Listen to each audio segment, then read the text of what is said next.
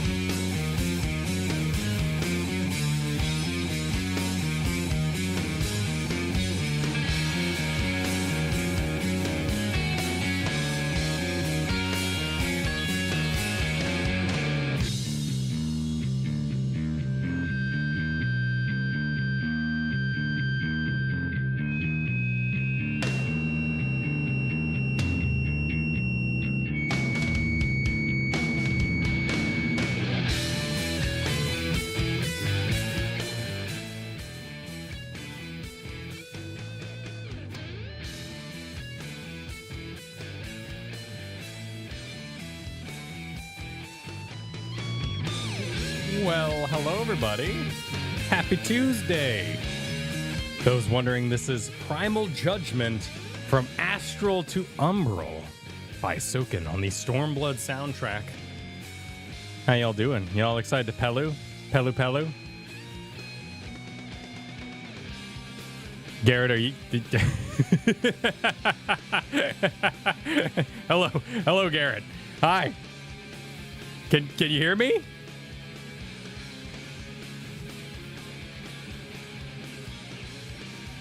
Garrett will be with us shortly. Hi, everybody. Happy Tuesday. Yeah. We're gonna get there. Oh. I'm having audio issues. Oh no. Can you hear me? Hello, hi. Yeah, I can now. Excellent. Welcome. Don't know what's causing that. Too much corn. Too much corn? Too much corn. Also, happy... Is this international? Let's see. What was directed to me earlier? It is International Sailor Moon Day. So happy International Sailor Moon Day, everybody. Grab your favorite magic girl and statement ends. That's the end of it. Yeah. Declare your favorite magic Declare girl. your favorite magic girl. There you go. There. I'm like, wait, I don't like where this is going. I didn't mean for it to head that direction. Please, let's restart that. There's got to be a sailor suit in game, right? I think I've seen a Rowan Limsa wear one. Surely that's happened. Yeah, there's a lookalike. Okay, yeah. There's definitely a lookalike, yeah. I guess I don't know if I've ever watched any anime with a character that would be considered a magic girl. Oh no, it goes places. Surely we can think of one. Rapunzel. Okay, but that's not an anime. No, but you know what I mean. Like all you said was magic girl. So there's plenty of girls that are magic. I said I don't think I've ever watched an anime with a character that would be considered a magic girl was my full statement. Goku is a magic girl? Yeah, Gohan's... We're already stretching the definition. Gohan's girlfriend, she doesn't... I think you have to transform into a super suit, though. I think you have to have a transformation sequence to make it work. What's a transformation sequence? Kill la Kill does work, actually. Yeah, that does have a... Okay, so I'll watch Kill It. Would Ryoko and Tenchi, because she's got like a super suit. Yeah. That count? I think that counts. Yuna. I have played 10-2. I haven't beaten 10-2, but I have played 10-2. That's basically like a magic girl video game. Does she summon a suit? True. Tenchi would count. It's acceptable. Okay. In 10-2, yeah, they like. I think the whole crew has full-on like outfit transformation sequences. I know Yuna does. I don't know if everyone does. My memory is really foggy. Excellent. Magic Knight Ray Earth? I have not heard of this. I think Free Ren technically counts because she's a girl who wields magic. Transformation sequence is the defining. Probably doesn't fall on. That's probably an insincere claim. Oh, the Magic Knight Ray Earth? I have no idea what this is. This looks cozy. Oh my goodness. Yeah, I don't know what I'm looking at, but it looks cozy. I got fed up with the wait for a Demon Slayer, and I'm reading ahead now. I'm never done. watched Card Captor. Froth and Foam Y'shtola. It's close, but there's no transformation. There's no. Yeah, there's no super girl suit. with magic is what we would have there. I mean, and the one time I can think of clothes being summoned for Y'shtola, it wasn't Y'shtola doing the summoning of the clothes. So I think that breaks the rule of Magic Girl as well. If anything, that makes Emmett a Magic Girl. He could have, obviously, with creation magics. Yeah. Shame we never met the ancient obsessed with changing their glam. I mean, every ancient at some point. For murdering the butterflies. Actually, all the ancients that transform, I mean, you could make an argument for every ancient that we've seen transform into a battle version. That is basically a Magic Girl transformation. Vothry? That's an interesting thought. Oh, shit. Yeah. I mean, it's like it seems more violent and less magical. Yeah. Like swords come out of his skin and it's more like a mutation empty husk behind. But I like where your head's at. You're heading in the right direction. I think there's an argument there. There could be. But yeah, I think we've landed on canonically that Emmett Selk is a magic girl. Excellent. Bring it. All right, that's my favorite Magic Girl, Yeah. Kyle, M itself. Perfect. Hey, I will have my support this answer. decision. I will support right. this decision. Delightful. Yeah. Hythlodaeus doesn't count. We haven't seen Hythlodaeus transform. Oh no, yeah, I haven't gotten a chance to hang it yet, and it's catching glare. It's catching glare. Oh my God! Did you unwrap it out of the plastic? No, it's still in the plastic. So let's do that. Well, that's part of the issue. Yeah, let's get it out of the plastic today. Because they specifically ordered the matte version. Yeah. No, so that it would not glare so bad. Oh yeah, look at that. That's a massive improvement. Yeah, is that revealing well? Oh yeah. Undress the Hythlodaeus. Slowly. Yes. Oh, it's bunched and become more powerful.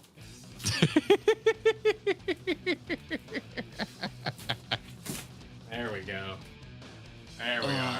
Vna Heideland, we haven't seen the transformation with our own eyes. Like Vna just kind of effed off and then showed up in full battle Heideland mode. That's more like a Gundam anyway. She's piloting it.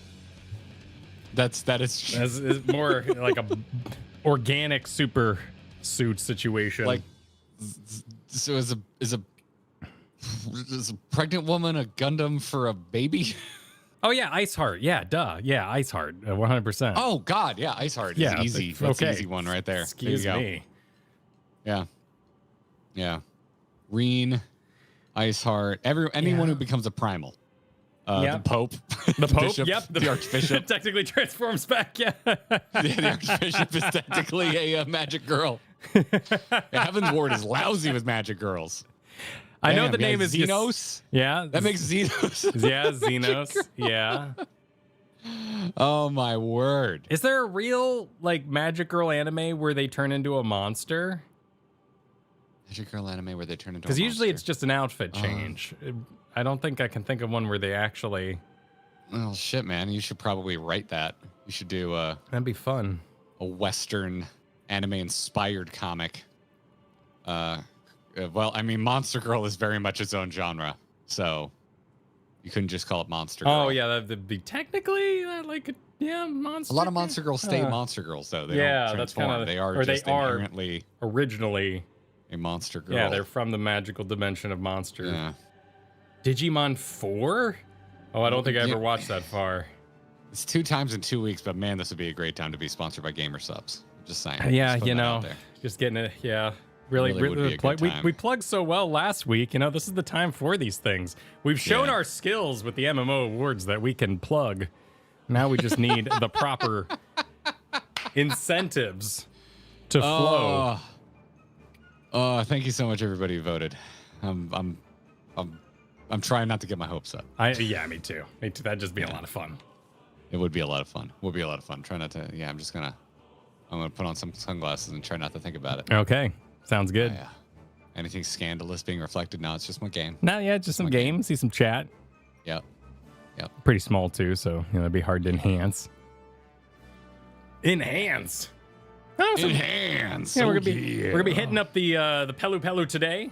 The title of the stream is the quest that we will complete, likely in addition to the corn servant business. So we are not going beyond that today. Depending on how fast we go through this, Yeah, depending on how fast we get the Ruid Pyromoto kicking us off with a membership at the start of this. Actually, at 10 a.m. this morning, just decided to become a member. Pyromoto, thank you very much. That's extremely kind. Das. Thank you for the super. Das is very, very, very, cannot be understated, very excited about Five Nights at Freddy's going into DVD. Not DVD, yes. Kyle I remember. Is. That seems like an obvious crossover. Good for them. It does seem about time. He sent it to me last night, and I'm like, first off, happy for you. Second off, this is going to be your personality from now on, isn't it? And third off, this hasn't already happened. This didn't happen? Already happened. Yeah. And he sent it while I was finishing season 1 of the Chucky show, which was like perfect. It was like perfect horror synergy.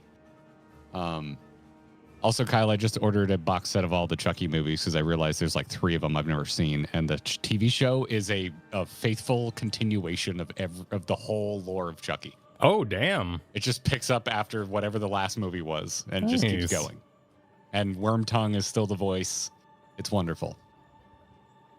Which, by the way, I didn't know if you knew that. Are you aware that Wormtongue is the voice of Chucky? Oh, that's who we were so we're 50 minutes into Return of the King. Last night, I was sitting there. I was like, I know some fact that this guy has voiced somebody, and I couldn't remember. There So thank you for refreshing my memory. Since the beginning of time, since the very first movie till now, except for that remake with Mark Hamill that I haven't seen because it looked bad.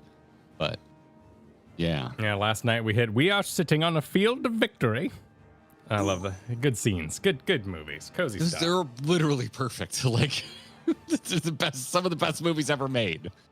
It's amazing. They're good stuff. Yeah. Gollum still looks great too. Like I could just because the mocap, maybe graphics wise a little rough, but oh man, still looking good. The eyes are a bit big. It breaks the uncanny valley for me, but I like he does that blink, where he sort of completes the transformation. I'm okay with it because of that scene existing.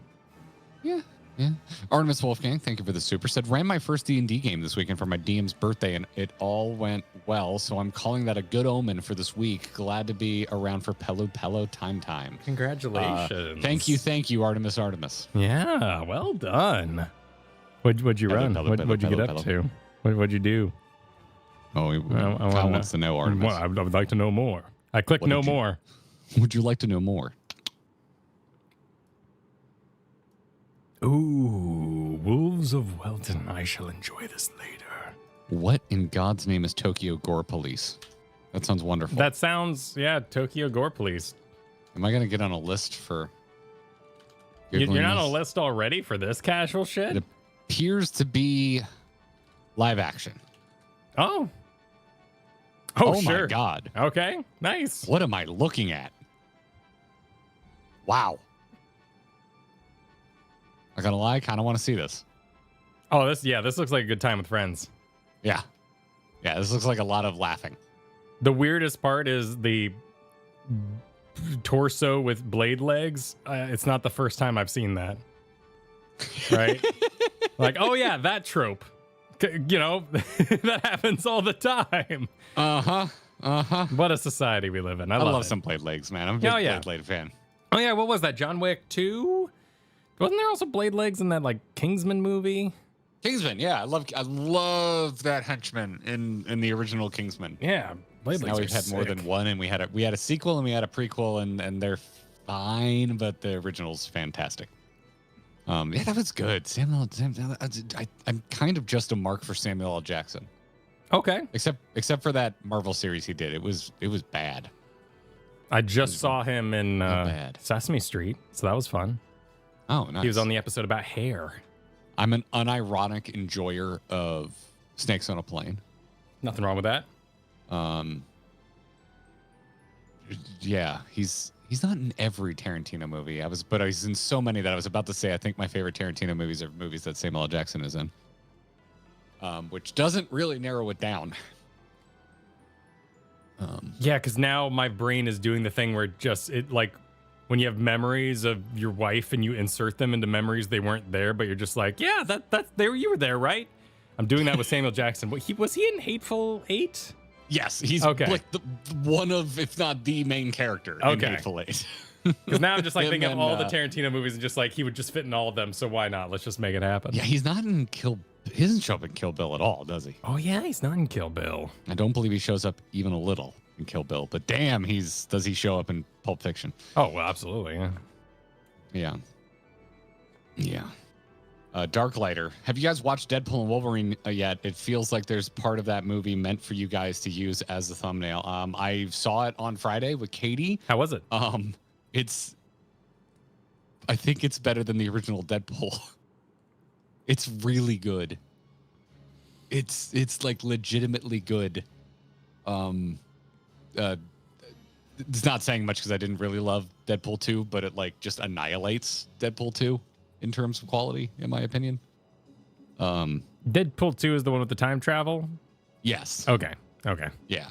Although it's a spoiler in that I'm confirming someone that doesn't show up. I was bummed there was no Domino, because Domino was one of my favorite things about Deadpool 2, and she doesn't show up in Deadpool and Wolverine. But a bunch of characters from Deadpool 2 do show up in Deadpool and Wolverine. Nice. So that was like my one thing. I was like, it's the only thing I kind of wish they got Domino back in this one. But yeah. I other than that, even though people on Twitter are spoiling the cameos left and right, I'm not going to talk about the cameos. There were many, and they take it so much further than fan service. It's awesome. It's just legitimately great. It's wonderful. Highly, highly, highly recommend it. I don't know what you're referencing though in terms of there's so many things. Like, I mean, Kyle, I would love to, just fight you in a Honda Odyssey. That'd be fun. Oh, a Honda Odyssey, huh? There's a great fight scene involving a Honda Odyssey. Weird. But yeah, I was really surprised. And it made me weirdly emotional for a period of my life where I enjoyed a certain arc of media that I didn't realize I cared as much as I care about. But the movie made me realize I care about something. That's fun. That's fun when that happens. Yeah. I was like, oh shit. Oh, this means a lot to me. Oh, I've been slowly desensitized by bad other movies, and now I actually realize I cared back then. I cared. That's slowly. Like, listen, I like the MCU, but there was some pretty cool shit before the MCU. Dude, that's why I always harp on that damn moment where Tony Stark walks in and complains about grinds in the drain. Like, just broke my heart. Why? It just the epitome of just like, what are we doing?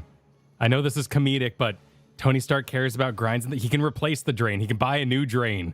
Why are we making him like this? He was fun, damn it. Granted, he wasn't having any fun too, but still, like, hated that moment.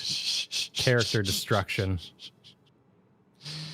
Yeah. KLG Chaos, thank you for 2 freaking years. Grats on reaching Pink Gang. Said thanks for all the great times these past years, and here's to many more. You'll be doing this until you're 90. I understood that reference. I see what happened there. I understood that reference. Luke E. supered, first rule of acquisition, once you have their money, you never give it back. More to follow. Wait, what? More to follow. The Pelu Pelu, are we getting into, like, their rules? The rules they live by. Weren't we talking about the Ferengi recently? Possibly. Yeah. Maybe Luke wants to acquire us. I mean, we can be acquired. Yeah. Yeah, we'll sell the rights to grinding gear. It's fine. It's all fine. For a price. For an absolute price. Well, that is the... Oh, shit. Excuse me. That's Ferengi? Okay, it's a Ferengi. I don't know. I don't understand Star Trek references. Unless they're Khan. I don't recognize Star Trek references. It's not my thing. I apologize.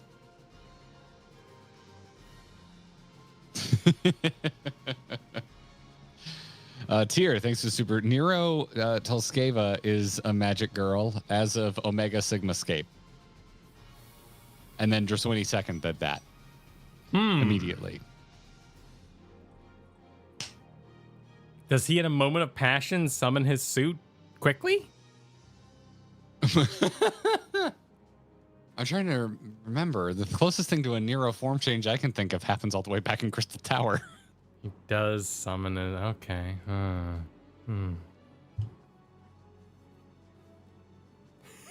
Male transforming character says, no, we're not arguing that. We're arguing the magical, and is it the suit, the technology, that which technically then you can get into is Kill la Kill suit technology. Yeah, no, the way I'm saying, I'm just going off of popular colloquialisms, and Magic Girl as a genre is probably the most commonly understood version of this, and so to me at that point it just transcends gender, even though it is a very gendered term.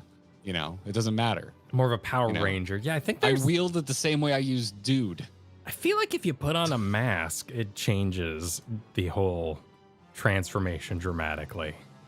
Put on a mask. Yeah. Are you thinking of an example? Well, just in general, you got your Sailor Moons, you got your Kill la Kills, you got all these magic girls we mentioned, and keeping your face exposed seems to be an important part of the transformation process. Whereas a Power Ranger or Nero, if you put something over your head, that is technology. Now, magic misunderstood technology. We can have all that argument if we really want to, but I think it goes into Power Ranger territory the second you put on a mask. I think it's fundamentally different. I think that's fair. Super Sideswiper, thanks for the 25 months. Said Emmett would say, I'm tempted to blast you into oblivion for this slight. Nah, he'd be into it. He'd be okay with it now. He's grown as a person. Fairlyn said, enjoying today's stream from work, at home, and weathering the storm. Cheers from the cat girl bard in green, far left. And yes, I voted. Nice. Thank you. Thank you very much. Hello to you. Good luck with the storm. It's finally ending here. Yeah. There's a lot of flooded roads here. Because my folks they live very close to the main river in the many cities that kind of connect us, and it flows their direction. They are expecting flooding tomorrow night. That's how long it will take their section of the river to receive all of our water. So, yeah, they're bracing for being cut off from the main road. Yeah. Dad went and borrowed a canoe from a friend, and he's going to park his truck on the road, which is elevated, and he'll probably have to take a boat from the house to leave the house. Yeah, Google was not updated today. It was telling me to take all these back roads and quick little turns arounds, and they were flooded. I use Waze when there's severe weather. It seems to be a lot more regularly up to the minute updated. More participated with by drivers and whatnot. So, yeah. Sure, Peter said, I argue about the mask because Tuxedo Mask exists and is a magical girl. Now we need to define the mask, Kyle, because I feel like when it's that type of mask, when it's just like a little, like, just, I don't know what to call it, but like shitty mask. Yes, that's very different. It gets weird real fast if I call it an eyes wide shut mask, but you know what I'm talking about. Like, what is that style of mask called? A domino mask, is that what it's called? Is it? That's called different. That? Yeah, it's not a full on basic, because the Power Rangers basically wear helmets. So I know what you're talking about. It's domino mask. Okay, all right. Is it covering your mouth that's fundamentally different? Is that the deciding factor? I guess Zorro. Yeah. Well, that's a costume change. So same with Superman. Used in a variety of settings throughout history, dating back to the 18th century. I'm gonna go down a domino mask rabbit hole later. Okay. Yep. Keys to the Kingdom. We got a birthday, Kyle. We got a birthday. Happy birthday, Keys to the Kingdom. Hope you have a good one. Sideswiper also hit us with super thank you. Any Fate fans here? 2 days till the release of FSN Remastered. Celebrate the madness? What is FSN? Well, my first thought was Fate's in the game, but are we talking like the I Fate? thought so too. No, this is Fate/Stay Night. Yes, Fate Stay Night. I have never heard of this. It is massive. Yeah, it's it's like the Tales. When someone's like, "Hey, you ever play a Tales series?" and the word is short enough that you think this will be easy to figure out. It's essentially like saying, "Hey, you ever play Final Fantasy?" You got to say which one, what year, what edition. So I watched all of Fate Stay Night, which is the one with like, I think it's the one that gets the most references and things like the Gilgameshes and all that kind of thing. The Gilgameshes. It's it's the king. Or you've probably seen her, Arthur, but wearing like a blue dress. So they've got Excalibur, blonde hair. Like it is a very. If you're doing like the anime lineup of like popular characters, there's usually like a blonde in the back with blue dress and a sword in there. I got nothing. I don't know. It was fun because they were like historical figures done as anime god. It's not all that dissimilar actually from what happened in the Raid series for Endwalker. There is a person and it's like your hero's Gilgamesh, and like Gilgamesh hangs out with you, or Charlemagne is personified by a burly anime guy that you can summon. By the powers of chat, I have found this character named Saber, and not ringing a visual bell at all for me. I have no idea. This character is not activating any memories. I mean, I can see it's a little generic in a vacuum. Oh, none of this is shade. It's just this is new to me. Okay. Yeah. Can confirm new to me. All right. I wouldn't recommend it to you. Nothing's wrong with it. It's a fine show. But, JoJo would be a further level up the poll for what I would like you to check out. Oh, okay. In terms of people summoning things to fight for them with names on them that are interesting. You're just describing Pokemon. Yeah. Pelu Pelu. Artemis, thanks for the super. If you like dark anime and don't mind gore and don't want to think too hard, I highly recommend Karis. 6 episodes with excellent English voice, including Matthew Lillard. I love Matthew Lillard. Karis. We're gonna slap that in. Oh, I've watched this. This is wild looking. I've watched this, yeah. I have not. I would have remembered this suit of armor. It's... Oh, I'm going to keep that open because this looks like something I would enjoy watching. So it was 2000... It was 2006? Yeah. So the suit is computer animated, and it can be jarring at times. It could definitely make you go, oh. Listen, I watched Blue Sub 6. I've seen proto 3D animation in my anime. Yeah. I can get in a mental time machine. I think you could do that. I can do that with like Vanguard. There are animes where I can watch. I'm like, oh yeah, and Chainsaw Man was really the one that made me go, I think I'm okay with this. I can handle this now. Really well, like really, really well. Plus that design is just so nuts. Could you imagine trying to draw that by hand constantly? Oh, dude, I watched the first episode of X-Men 97. Have you watched this yet? No, I haven't, actually. The animation's incredible. Really? Yeah, I don't know. It doesn't do the squashy, scribbly, sketchy thing that you like. The heavy motion. Yeah, but they do so much subtle movement. Like it doesn't feel cheap. It doesn't feel like they're holding on a character from a specific angle for long periods of time. They will just constantly change the camera angle. They will constantly have the character move in like within the space, and the characters, if it's not hand drawn, they are absolutely tricking me. It looks badass. Like old school hand drawn animation. Like Katie and I we're gonna finish it. It's we were really impressed. We came back from Deadpool and Wolverine, and I was like, I need more X-Men shit in my life, and we just put on episode 1. I was like, holy crap, this is amazing. Also, I kind of like Cyclops after episode 1. Hell yeah, there we go. Cyclops is cool. I gotta watch it then. 1. Hell yeah, gotta watch it then. Yeah. Cyclops number 1. Yeah. Tiger Bunny's good. Highly recommended. Tiger Bunny, I think there's too much burnout now in the I want to watch superheroes in a corporate environment, but I still enjoy that trope. I think that's a really fun trope. Das Super, by the way, Castlevania is in Dead by Daylight and is on the testing servers. People are gonna thirst for Dracula. I mean, people are gonna thirst for whoever they want. Welcome to thirst is a never-ending cycle. I mean, what year was Dracula? Since when? Dracula's been thirsted from time immemorial. 1897 started the Dracula thirsting, and it hasn't stopped since. Exactly. It's kind of his thing. Kane wants us to not forget to bring corny jokes. Pelu Pelu likes it. 100%. Okay. These jokes will be popping. Liminal celebrating 12 months. Said it's been a good year. Side note, got my acceptance letter for grad school this morning, so I'm pretty excited. Congratulations, Hell yeah. Liminal. Congratulations. I was really stoked when I got mine because UF turned me down for my bachelor's, and I got those bastards. Nice. Gotcha.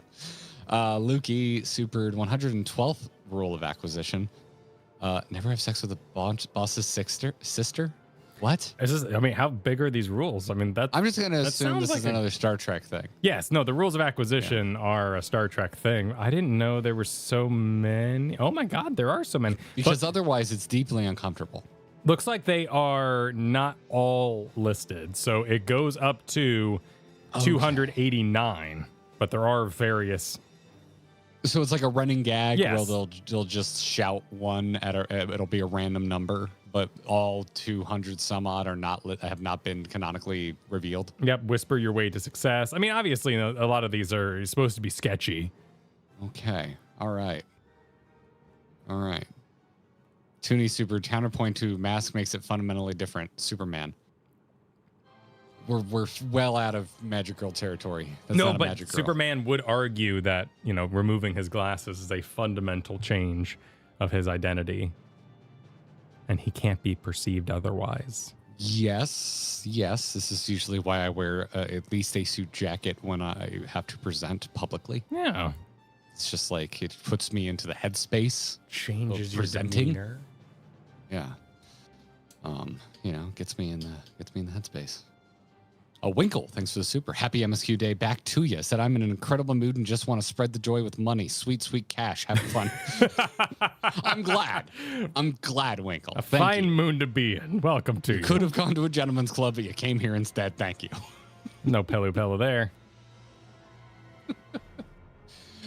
Wait, what? You don't know, man. Yeah, I don't know. I don't know what people are into these days. No clue. For all you know, the Final Fantasy theme night. All I can think of is, again, Stan Lee's cameo in Deadpool. Just, yeah. That's all I can think of. But instead of whatever song they played next, he puts on, Final Fantasy XIV music. Be great.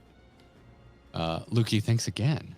Trying to explain the Fate series is the epitome of the Charlie Day conspiracy wall meme. Okay. Good to know. Yeah. Spoda Ziggy said, just remember when searching Fate series, it started as a sexual or a sexy visual novel series. Sure. Okay. There's probably. All right. Yeah. There's probably a lot of things that have done that. What doesn't start that way?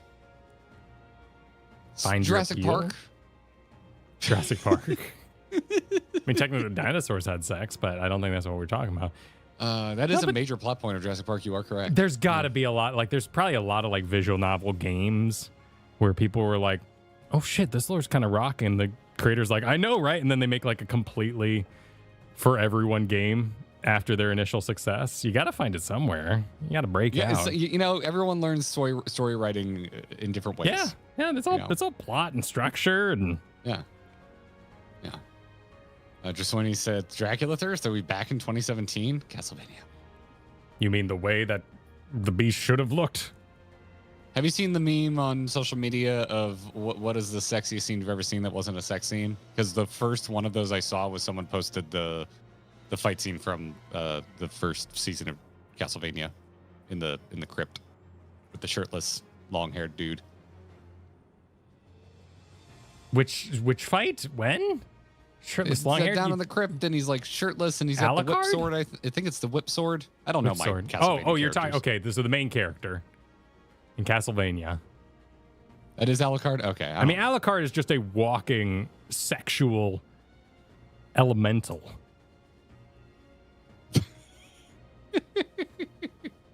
So that is Alucard versus Belmont. Fine. Yeah. Okay, cool. I've seen the fight. That's the last episode I saw before I got distracted by, I think, starting to play this game. I think that's what threw me off Castlevania. So, yeah. Me when Final Fantasy XII music set out. Okay, all right. I don't know if we're listening to Final Fantasy XII music. We are. Yeah, we were going through some old Stormblood music. Okay. So of course, that's a one-way reference because only Kyle can hear the There's music. a little bit of victory fanfare from Final Fantasy XII version by Soken. Are we going to get Warner Chapeled? No. This is a clean playlist here of my own design. Because we got by the last one you were using. Which one? The Bangers Only. Oh, that no. That one played the... Wait, you're talking about during... You're talking about our first Dawn Trail MSQ stream. The flamenco, right? I don't know what one got us. That was the flamenco dance. Oh, okay. It's from Final Fantasy something or other, but Warner Chappell believes they have a live version of it. No, this is something completely different. Okay. All right. Just checking. What's used as the dancer theme in Final Fantasy XIV. Warner Chappell believes they own the rights to it. Okay. Boy, folks, we have stumbled into the Fate fans. Eka, super. Do you want to know about Fate? Ask Zervon. Okay, all right. And then Sideswiper with a really generous super, explaining that basically Fate/Stay Night is essentially mages summoning forth heroes from myth, legend, and historical fact who fight in a battle royale to gain their greatest wish. They're finally releasing it in English for the first time ever on the 8th. There you go. Okay, what kind of game? Let me see this. What kind of game is it? What genre of game is it? It's a visual novel. Okay. Gotcha. Interesting. Wolfhorn. If Garrett's going to watch any Fate, he should watch Fate Zero. It's basically Game of Thrones, but dude brings a gun. Is it good though? Because Game of Thrones is terrible. I don't know why I watched Fate Stay Night at the moment. You watched it? You didn't play it? Is there an anime? No, there's an anime. Yeah, there's lots of animes of this. Yeah. Because the majority of my recommendations for things I get up to in the anime sphere come from my brother-in-law.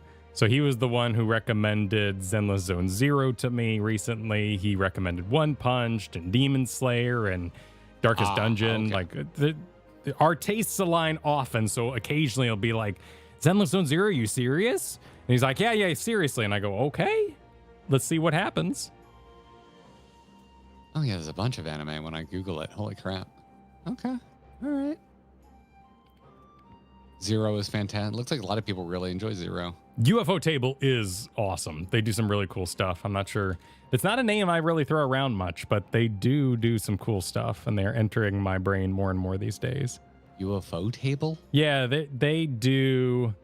They're the animation Japanese studio. animation studio founded in October 2000 by former telecom animation film producer Hikaru Kondo. So they do the Demon Slayer story arcs, like The Train or Swordsmith Village. Not that they're shorter stories, but they're smaller world and habit stories there. Interesting. They're pretty new too, but I'm sure they're made up of an old group of animators.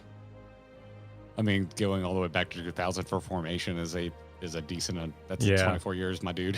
Like, and then having a history before that, apparently. Yeah, exactly. Yeah. Huh. I learn something new about anime every time we hit go live. Every time. Rihala, thanks for the generous super. Glad I could catch a stream before school starts again. Thank you guys for making this so enjoyable. Enjoy your journey to the fullest. That's our goal. I shall. That's our goal, Kyle. Which today, Val D's Moneybags is heading out to the Pelu Pelu. So I'm dressed to impress today. I've got my golden monocle on. You look like an extra in the Panic at the Disco music video. I want the Pelu Pelu to be like, wow, this man has such amazing inventions. I want to do market sales with him. And I will have maximum charisma bonus throughout today's adventure. You look like you're going to ask someone if they've heard of closing the goddamn door. I have rings on top of my gloves. That's how rich I am. I recently learned that if you get a halfway decent dive watch, that there's a micro adjustment on the metal band so that it can be quickly put over a wetsuit. Oh, sure. Oh, yeah, that makes sense. Because it would be slightly bigger. Watch thing, Kyle. I learned about a new watch thing. That's pretty cool. If I have to learn new anime facts, you have to learn new watch facts. Until this no longer is my hyperfixation. No, you continue, man. You just keep on going. Because I remember I had a cheap dive watch growing up, and it was a massive pain in the ass to get it sized when I first got it. And I guess they have sorted those things out a lot better since. Oh, where did Kyle go? I'm just over. It's time. We're sharing our local hyperfixations of the moment. So during the storm there, I worked on this little guy. Check him out. Here, eyeballs. Do it. You can do it. Shit. Lock on. Lock on. Really? You might be too close. Bring it close. There we go. There you go. Yeah, he's got little lava on his base. Dude, your bases are starting to look real nice. Yeah. He's a dirty little boy. You know, he's been rolling in the mud, making his way. Gonna go, eat some marine faces. But yeah, I'm pretty proud of this guy on his little lava base. I mean, he's got a gun, so he's gonna shoot them before. Yeah, he eats their but faces. the gun shoots bits that eat faces. So it all. Yeah. I'm just skipping some steps here. Aaron, thanks for the generous super. Glad you can join us live again. Said still haven't finished current MSQ. About to get to dungeon number 2, and I'm ready to die a lot. It's surreal that we are all current. Well, it depends on. I think we're all not current unless we've finished, right? Because isn't current mean you're like done with the MSQ? We're participating in the current expansion. It's wild that so many of us are getting to current at the same time together. Exactly. Yeah. And then Luke, what you got to? Oh, you got another rule of acquisition. Never trust a man wearing a better suit than your own. Okay. Ah, nice. All right. Fact checking that. Yeah, look at that. All right. The Ugh, bigger I the gotta smile, the do- sharper the knife. I have to do at least 2 trips this year to help universities with some live events, and it made me realize that my suit wardrobe is pretty outdated. But I don't want to buy a new suit, but I want a new suit. If that makes sense. I'm hitting mad Half-Life on all my clothes. I don't want to have to go through it. I think we're from the reading I've been doing, I think we're over really skinny lapels. Okay. In men's fashion. I think that's a bit of a dated look. I think we're going back to a more traditional, wider lapel. It would appear is where we're trending in suit fashion. I mean, can you just damn Final Fantasy 16 for being a period piece? What we need is a yearly Final Fantasy that does modern fashion, so we can all just copy that. And then you can be a reference while you're being fashionable. Sure. If Just do if the they work keep for me. doing 30-plus-year-old main characters in the style of Final Fantasy 16, because I don't want to try and copy the fashion of teenagers that save the world. I don't want to do that. You could wear a half shirt and a chest backpack and a baggy pair of cargo pants with some platform. A crop top? Is that what you mean by a half shirt? Half shirt, yeah. That's a No, I don't have the body for that. Well, you no. work. You got you put in the work, or you just rock it, man. I have enough things to do. Because, like I said, my wardrobe's hitting Half-Life, so I've been looking around on the internet. I've been trying to figure out, what I should be wearing, what would I look good in. And honestly, we've hit a wonderful new era. I'm happy to report, because everywhere I go on like Reddit fashion, someone will be like, "Hey, can I wear this?" And the first answer is always, "Do you have the confidence?" Okay, go for it. We have entered that era, Garrett. It's a beautiful thing, but it's also fun to get advice and wear what's modern and stuff. Yeah, I like learning about the history behind fashion and like why we dress certain ways and what's appropriate for what. It doesn't mean that I always adhere to those rules, but I find them fascinating. And I like to. That's been another thing I've been kind of getting into lately. But you, I mean, what you're wearing right now, I mean, you definitely don't need to worry about a skinny lapel. No. This is I believe this is Ishgardian in design. Would be the that sure looks like it. The localization of this One fine might outfit. say that sure as shit looks Ishgardian. Yeah, sure it does. Just have a grandfather clock on your back. But yeah, well, this is one of my favorite. I'm being fancy Astro Globes. Just the whole grandfather clock heading out the door. I want to pull up 2 armchairs to either side of that and have a cocktail. Oh, Val's Cribs episode is so good when he takes you into the back room and just all 30 Astro Globes are hanging from the wall. Here's my Astro Globe collection. Yep. Mel, thanks for being up at 3 a.m. Morning to you. Time to spread the glory of Val's outfit to a new continent. Let's go. Let's do it. Exactly. Quite legitimately. You want to go right now? You want to do it? Yeah, let's go. Let's go. Because we've already got the corn servant. I've heard that it doesn't unlock until we do the zone anyway. So cool. We'll just get to it. Which corn. Where is? I assume we go talk to the guy, right? Why is he? We talk to the Pello. Oh, there he is. Or not at the docks. Yeah. Yes. Also, I didn't notice we got bird taco right here, so we officially have bird taco. Oh, okay. I'm glad to hear that. This is another bar that we're passing on the right here, and it does have margaritas. They say the word margaritas, so in universe we do have margaritas. Okay. Perfect complement to a spicy meal, which my favorite complement to a spicy meal is coffee. So we need a coffee restaurant here. You like coffee with spicy food? Have you never had you're down in something spicy and then you take a sip of coffee? It's a really good combination. I have, but I guess I just haven't thought of it much. It doesn't help. It's not like yogurt or anything.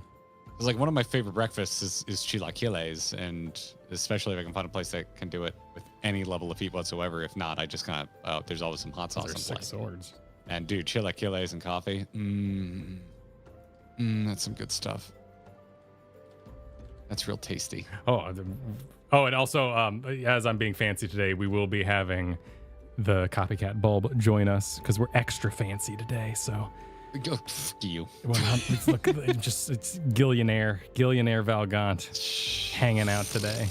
What's the going rate on Chewy these days? I'm assuming still decent. Probably still pretty rocking, coin. yeah. Yeah. I haven't looked because I was streamer privilege to the max the first week Chewy was available. I was very, very privileged. Very privileged.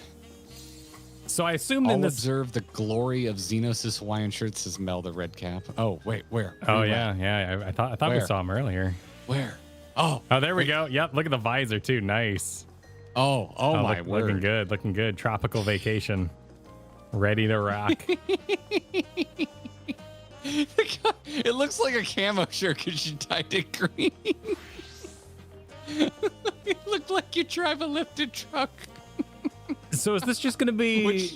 Which I don't think would be out of the realm of possibility for Xenos. I saw that picture you posted of the car. Oh, speaking of pictures, I did need to share. If you haven't seen this in the Discord, holy shit, look at this. Oh, Jay's art? Yeah, man. Yeah, that is so my jam in terms of like style and execution. I love this so much. Yeah. I want to just like get all my Magic cards and put this as the card back sleeve. Like it is so good. Yeah. Yeah. I hear there's a tuna on the way. Yeah. And, no rush, but I am waiting very impatiently. I cannot wait to see what tuna's going to look like in this style. Yeah, I'm really excited. That's seriously some of my favorite art that we received. It's lovely. Freaking lovely. Thank you, Jay, for watching. Also, please don't rush. Don't take my words to heart. I'm just excited. Jay Cougar, what's up? Thanks for the super. I value this particular MSQ stream at $1 in the tens column. Have fun, boys. P.S. At least Kyle's glam today is better than the monstrosity from last stream. Well, it was immortalized. Do you have that art at the ready? Oh my goodness. I need to get that. Did you see Jaffer's love that. Yes. Immortalization of your just horrendous glam? Yes. Let me. Oh my goodness. Yes. Yeah. Yeah. The art channel is very busy. Oh my god, it's huge. It's huge on the internet. Look at that. I believe your reply was, it looks like you were just about to insult me and someone walked by and complimented my outfit. I feel like I was in the middle of being like, you cannot go out like this. And then someone walked by and went, I love your hat. We also got one from Crystal as well, immortalizing a moment from the previous stream too. Here, let me get that up. Did you see the comic? I did see the comic, yeah. Crystal, this is fantastic. How do I close this?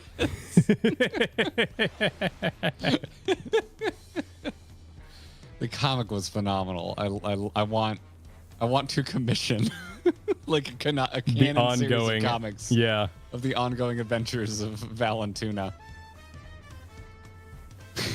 Stop helping Tuna, probably. Mel, thanks for a follow-up. Xenos absolutely drives a lifted truck with a bumper sticker that says a test of your reflexes on the front bumper. This is but one panel of the... they even got my outfit and hair from back then correct. It's amazing.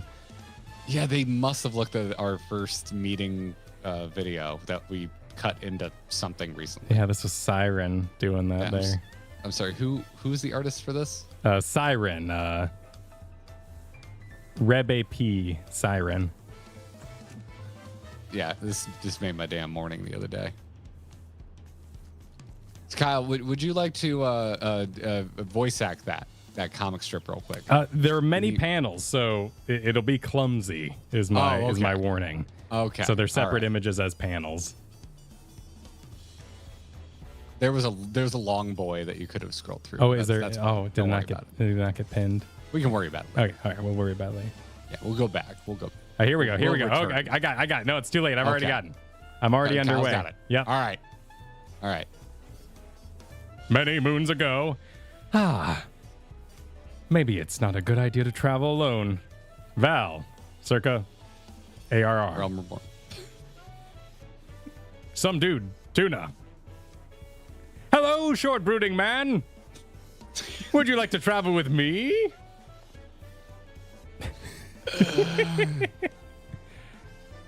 Yeah, sure. Yay! And so they did. They did. Beautiful. Beautiful. Delightful. Oh, I was just brought pineapple. How very on nice. point. Oh, I should bring you a pineapple because we have many that are ready now. Oh, yes, bring over Next the time pineapple. I see you. Next time I see you, I will bring you a pineapple. Engage the pineapple. Yep. Currently and future. And a payout. Thank you for the support, everybody. It's after the first of the month. We've been paid. All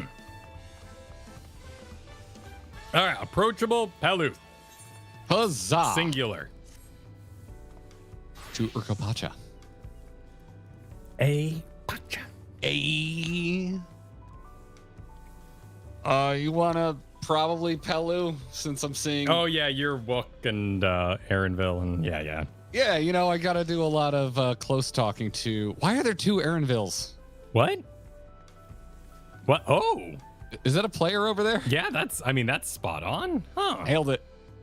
Were they Absolutely nailed it. Oh yeah, the difference is earrings apparently. Huh? How did you do that? Yeah, I guess. I guess Aaronville is just Made in the choosable options. I mean, I bet you it's one of those where they're like, oh, shit, we didn't realize it'd be so popular. Okay, that's time. Make a main character. Let's do it. Oh, I think that's absolutely what happened with Aaronville. Yeah, that's how you do it. Kidding when me? you DM.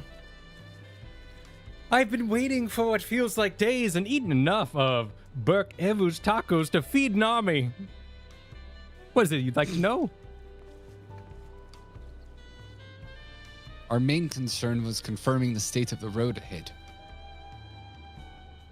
As I recall, to reach Urqopacha, we depart from the Arch of the Dawn, then take the road west at the first fork. Should we be wary of anything along the way? That is indeed the way to Urqopacha. After the damage wrought by the recent downpour, however, you'll be doing more stumbling than walking. This is, we're getting a 4D experience. Yeah, because this of is a where we live. little real. But do take heart. When it comes to rugged terrain, we have a most dependable solution available. Come with me. Alpacas? It's going to be alpacas. Alpaca. I saw a shaved alpaca on, I think, TikTok the other day. I had no idea they were so friggin' skinny. Their necks are ridiculous. Oh yeah, no, they're weird. They're weird They giraffe have beasts. skinnier necks than ostriches. Yeah, they're bizarre. Yeah. Google the wool-free alpaca. Sheared? I guess you would call that a sheared alpaca. Yep, sheared. Yeah. I've never sheared an alpaca. I've sheared a sheep before. Oh, that's cool. Yeah. I've never sheared anything. You just gotta kind of get in there. I've sheared burrs out of Zelda's foot fur. Sure. Yeah, sometimes She you has need long foot fur. the dingleberries. You gotta help with that sometimes. Mercifully have not had that issue with our dogs. Cutscene time. May I introduce you our most dependable companion, the alpaca.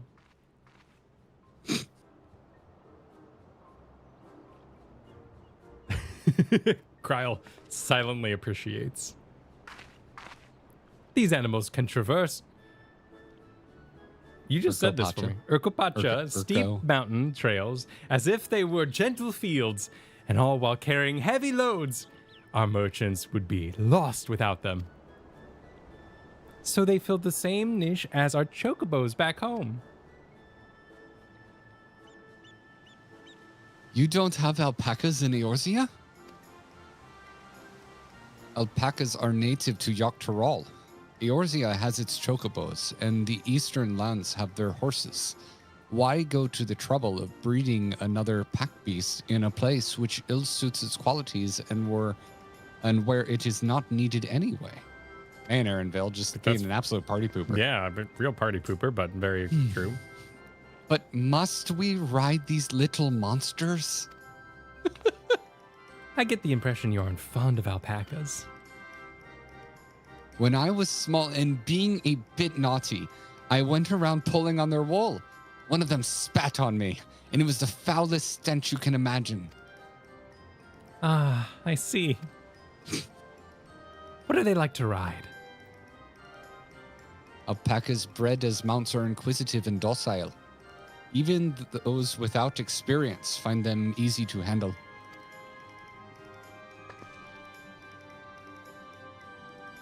We're really doing this then. So, was my information useful to you?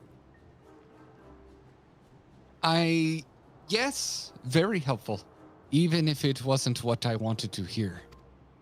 That's Good. a healthy statement. I'll take my payment now. You want me to pay you? Just push Urqopacha out of the way and it's like, listen, I was just on the 13th. This is how I'm just start just dealing out how many you freaking need. I'm not going through this again.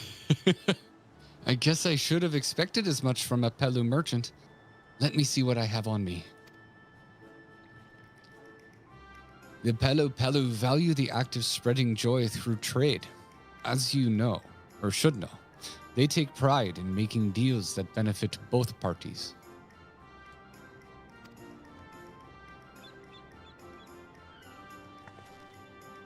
Here you go. A fair price for your fair trade. Or advice, damn it.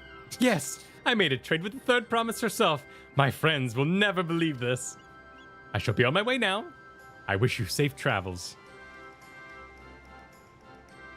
Off you go then, and thank you.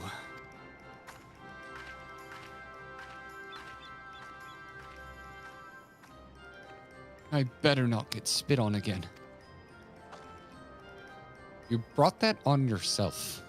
But remain calm and gentle, and so will they.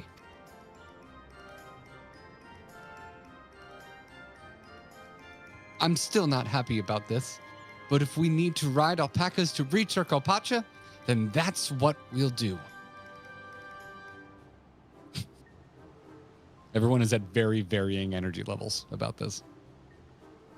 We got shrugs, we got fist punches, we have no reaction whatsoever from Alpha now. Big solo duty time. It's like Death Stranding, but with alpacas. Turali poets of yore sang of a mountain that would stand tall, even should all other lands sink beneath the sea. Indomitable and eternal, it arises from Urqopacha, the 100 peaks of time. Of all the beasts which crawl and fly, only the legendary Valigarmanda could hope to disturb the summit's serene majesty. Yet, with that flying calamity imprisoned by the Dawn Serpent, what great feat remains for those who would claim the throne? I think I saw agave, which means tequila exists. That makes me They said they had margaritas earlier, yeah, so we're good. Yeah. We're good.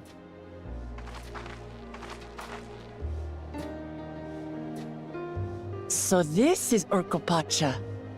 I've never actually been here before. This part's a little Christmassy. And maybe it's just the snow, but it sounds Christmassy. The air is so crisp and clear. Piano does make me think of the Peanuts, which makes me Mountains think of Christmas. everywhere you look. That one massive peak in particular has quite the presence. It puts me in mind of Som-Al. That is Urqopacha, the tallest mountain in Yogg-Tural. Its sheer height makes it an imposing climb. But there are other reasons the ambitious keep their distance.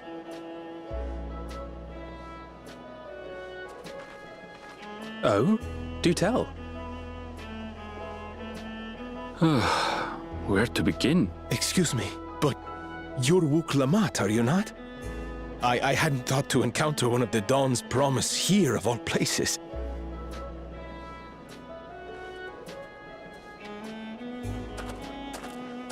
Wide shoulders.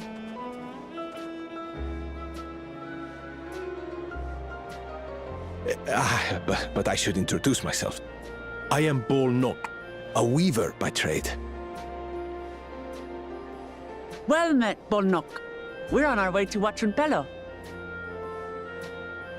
Oh, truly, I've just come from there, as it happens. I'd asked the Pelu who sell me their wool to give me a tour of their alpaca ranch. The head rancher and I shared a bottle of mezcal while he explained the finer points of wool production. I guess that's real. Mezcal, is that a local It's beverage? delicious. It's an Urqopacha specialty. A spirit made from distilled agave heart juice. Oh, I want to go right back on vacation. Yes, and it must have done wonders for my mood, for I tripled my usual order of alpaca wool. They did offer me a discount, though, so it wasn't a bad deal in the end. In there. But listen to me, boring you with my tedious stories. I will leave you before you are lulled to sleep. Goodbye, and safe travels.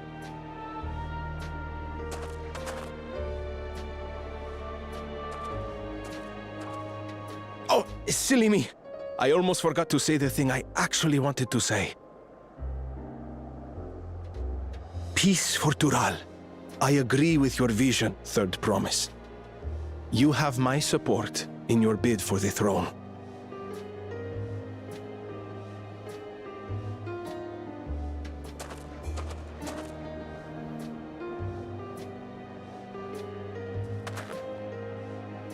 I gather from his tale we would be foolish to underestimate Pelu Pelu merchants. Yes, they do more than run the markets in Tuliyola. Pelu Pelu peddlers can be found everywhere in Tural, traveling from place to place on their sturdy alpacas. They are effusive and engaging speakers, and many's the customer who's been talked into spending more than they bargained for. They won't find this customer so easily charmed. Bullshit. Aaronville agrees with me. Watchun Pelo's down the path, off the main road. Don't get lost. So that was a lie. It's right there. Why didn't that get a chat bubble? It's too interactive.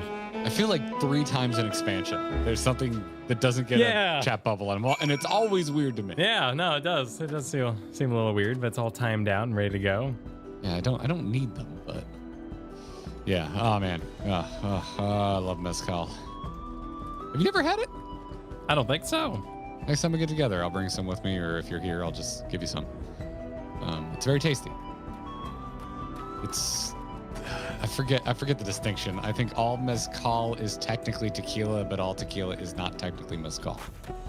I think it's like, I don't know exactly how it works, but I think like in the beginning of the process, like you kind of have to move through that before you get to more other way around. Oh, okay.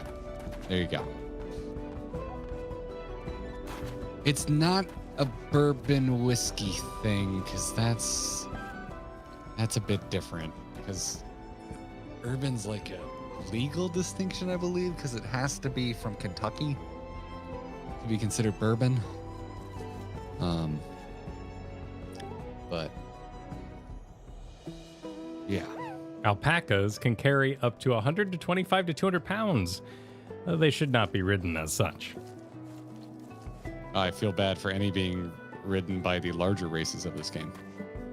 Well, they also increase in size. You know, like right here, we have a fine mythical, you know, like we got here. We got Cat Girl riding smaller alpaca. Okay. Alpacas right, increase. So... You know, these are magical, various sized alpacas, war alpacas, one might even say.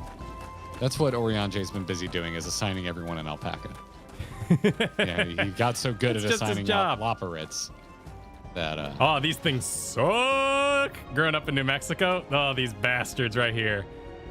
Oh, I mean, any type of cactus can be a real bad time. Yeah, but this one here, because what are the hairy. the weeds that will ruin like your clothes? They're so sharp. You talking about tumbleweed?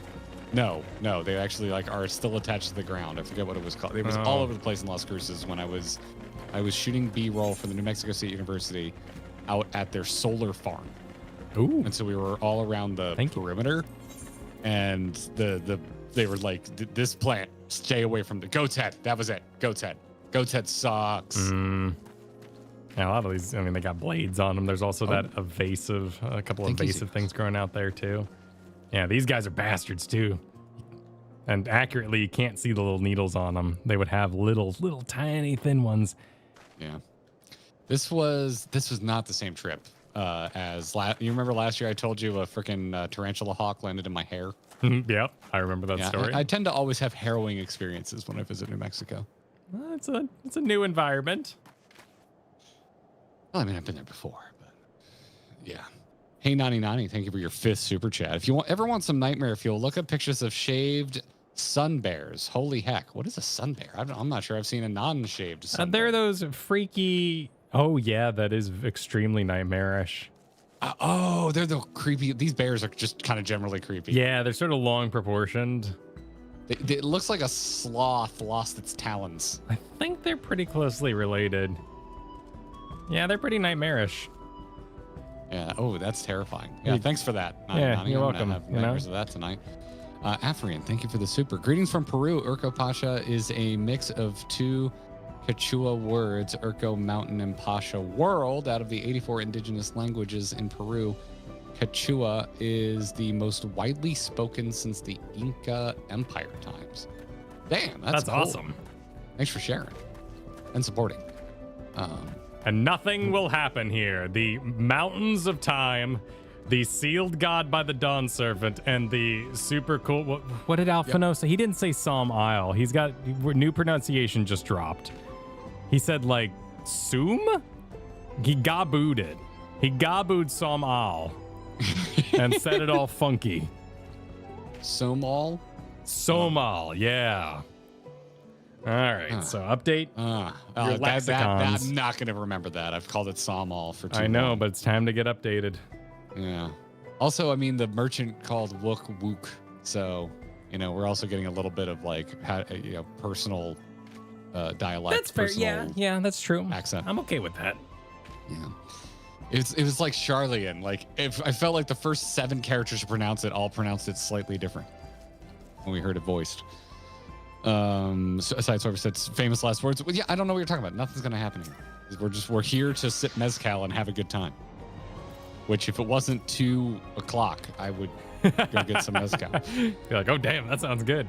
It does sound good. Rogue Mage, thanks for the super. Bourbon doesn't have to be made in Kentucky, but it does have to be made in the United States, and the mash must be at least 51% corn. Man, I am full of wrong information apparently. Okay, interesting. All I know is Jack Daniels sucks. That's all I know. What I'm finding out is that basically every type of alcohol is its own video game. You don't wade into Dota talking about League of Legends. You don't wade into Final Fantasy XIV talking about WoW. They can help you have reference points, but they're very deep and rich hobbies. Each one. Okay. All right. And then Gemstone's super. The cactus juice, it'll quench ya. It's the quenchiest. What is that a reference to? Last Airbender, when Sokka gets blitzed out of his mind in the desert. Oh, now I remember. I was going to go with Idiocracy and be like, does it have what the plants crave? Does it have electrolytes? No, that's an amazing moment in a kid's TV show. Carl calls taco with British contempt too. Thank you, Lyriot. Yeah, apparently that's how I was informed anyway. I don't know if this is true, but I was informed by the internet that is the British way to pronounce taco. So I thought accents are a thing. Yeah, no, but I thought Crowd was doing like a in-game pronunciation. What is a taco kind of thing? But no, it's apparently the taco way. Which would mean fajita is your boomer parents' could be a way to say it, yes, or just rambunctious college kids messing with the phone too order. Much Family Guy. Yeah, could be that. Yeah. Oh, you're in a cutscene already. I mean, I just clicked on Aaronville because he was standing here. Excuse me. This is it, Washum Pello, home of the Pelu Pelu. Urqopacha should have arrived before us. She was like 10 feet from... Okay, good. It's a reveal, Kyle. I know, but, for joke's sake, but she was right there. Like, I know we joked that she'd get lost, but if she actually got lost, That's not good. Uh-oh, she's getting a Stinian. You've come all this way for the right of succession. Oh, this means I'm exchanging words with the future Dawn Servant. But please, the outcome is far from decided, but it is a possibility. How fortunate then. I deal in cloaks woven from especially luxurious alpaca wood. Such a garment Cool. would look magnificent when draped over the shoulders of our budding ruler. I love the idea of alpaca wood. And a nation's ruler should dress her best for adorning people, yes? What? Best for adoring people. Ah, I see. Finery Adoring, yes. for our finest lady. That's right. Come, third promise. My well-stocked shelves are but a few steps away. Finest lady? I like the sound of that. All right, I suppose a quick look wouldn't hurt. What did we just talk about?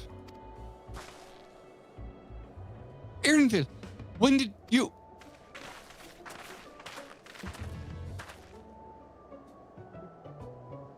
Ah, a Shidona from the far Saktaral. Northern winters are bitterly cold affairs, I'm told. I cannot imagine how you survive without a lovely warm cloak of quality alpaca wool. No, thank you. I'm not in need of new clothes at the moment, and neither is the third promise. Perhaps another time. Of course, of course. My shop door is always open. This is always how I make ill-advised purchases, drinking mezcal and shopping. You were saying something about not being easily charmed? I was just... As I mentioned previously, the Pelu people live for bringing happiness through trade. They won't cheat you or sell you defective goods. They will, however, disarm you with their deft turns of phrase, and unwitting customers like Urqopacha fall prey to this affable approach time and time again. It's almost like streamers hoping to get donations. Your only recourse is a clear and firm refusal. They won't pursue the matter should you make your disinterest plain. A valuable insight into the minds of the Pelu Pelu. Let us all take Aaronville's words of caution to heart. Garrett can't accent this much. You're doing wonderful. And spend it all. Actually, I hope there's like a glam vendor. That'd be great. I'd love a cloak. Oh, I should have ponchoed today. Yeah, well, you know, now that we know it's cool, she'll probably walk us into the city, so I'll talk to Urqopacha first. Traders of happiness.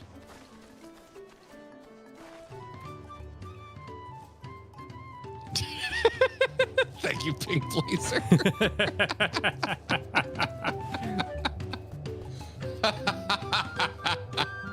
Is it working?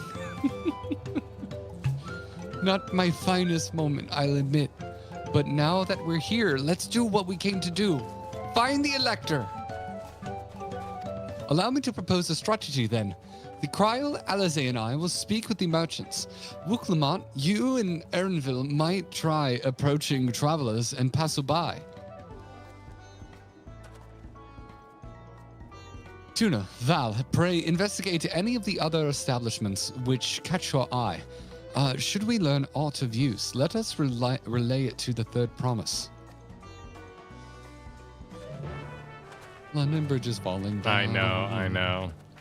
You all ruined this for me. I mean, there's, and then we're trying to talk to Peliplo, but I just want to sing Woohoo DuckTales. It's tough around here. Keep a straight Life face. is but a misery. Also, I wish Duckburg. I wish we had more ancient structures in America, because something about draping cloth over stone is just so freaking cozy. I love that look. The whole place is freaking cozy. Oh, I mean, we do in America. It's just South America. Oh yeah, that's true. That's it.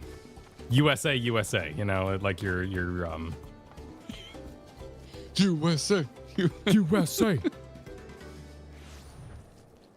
Well, there's a distillery worker here. Allow us to go. Beatrix says, Pelopello exists, Astinian. I cannot financially recover from this. That is true.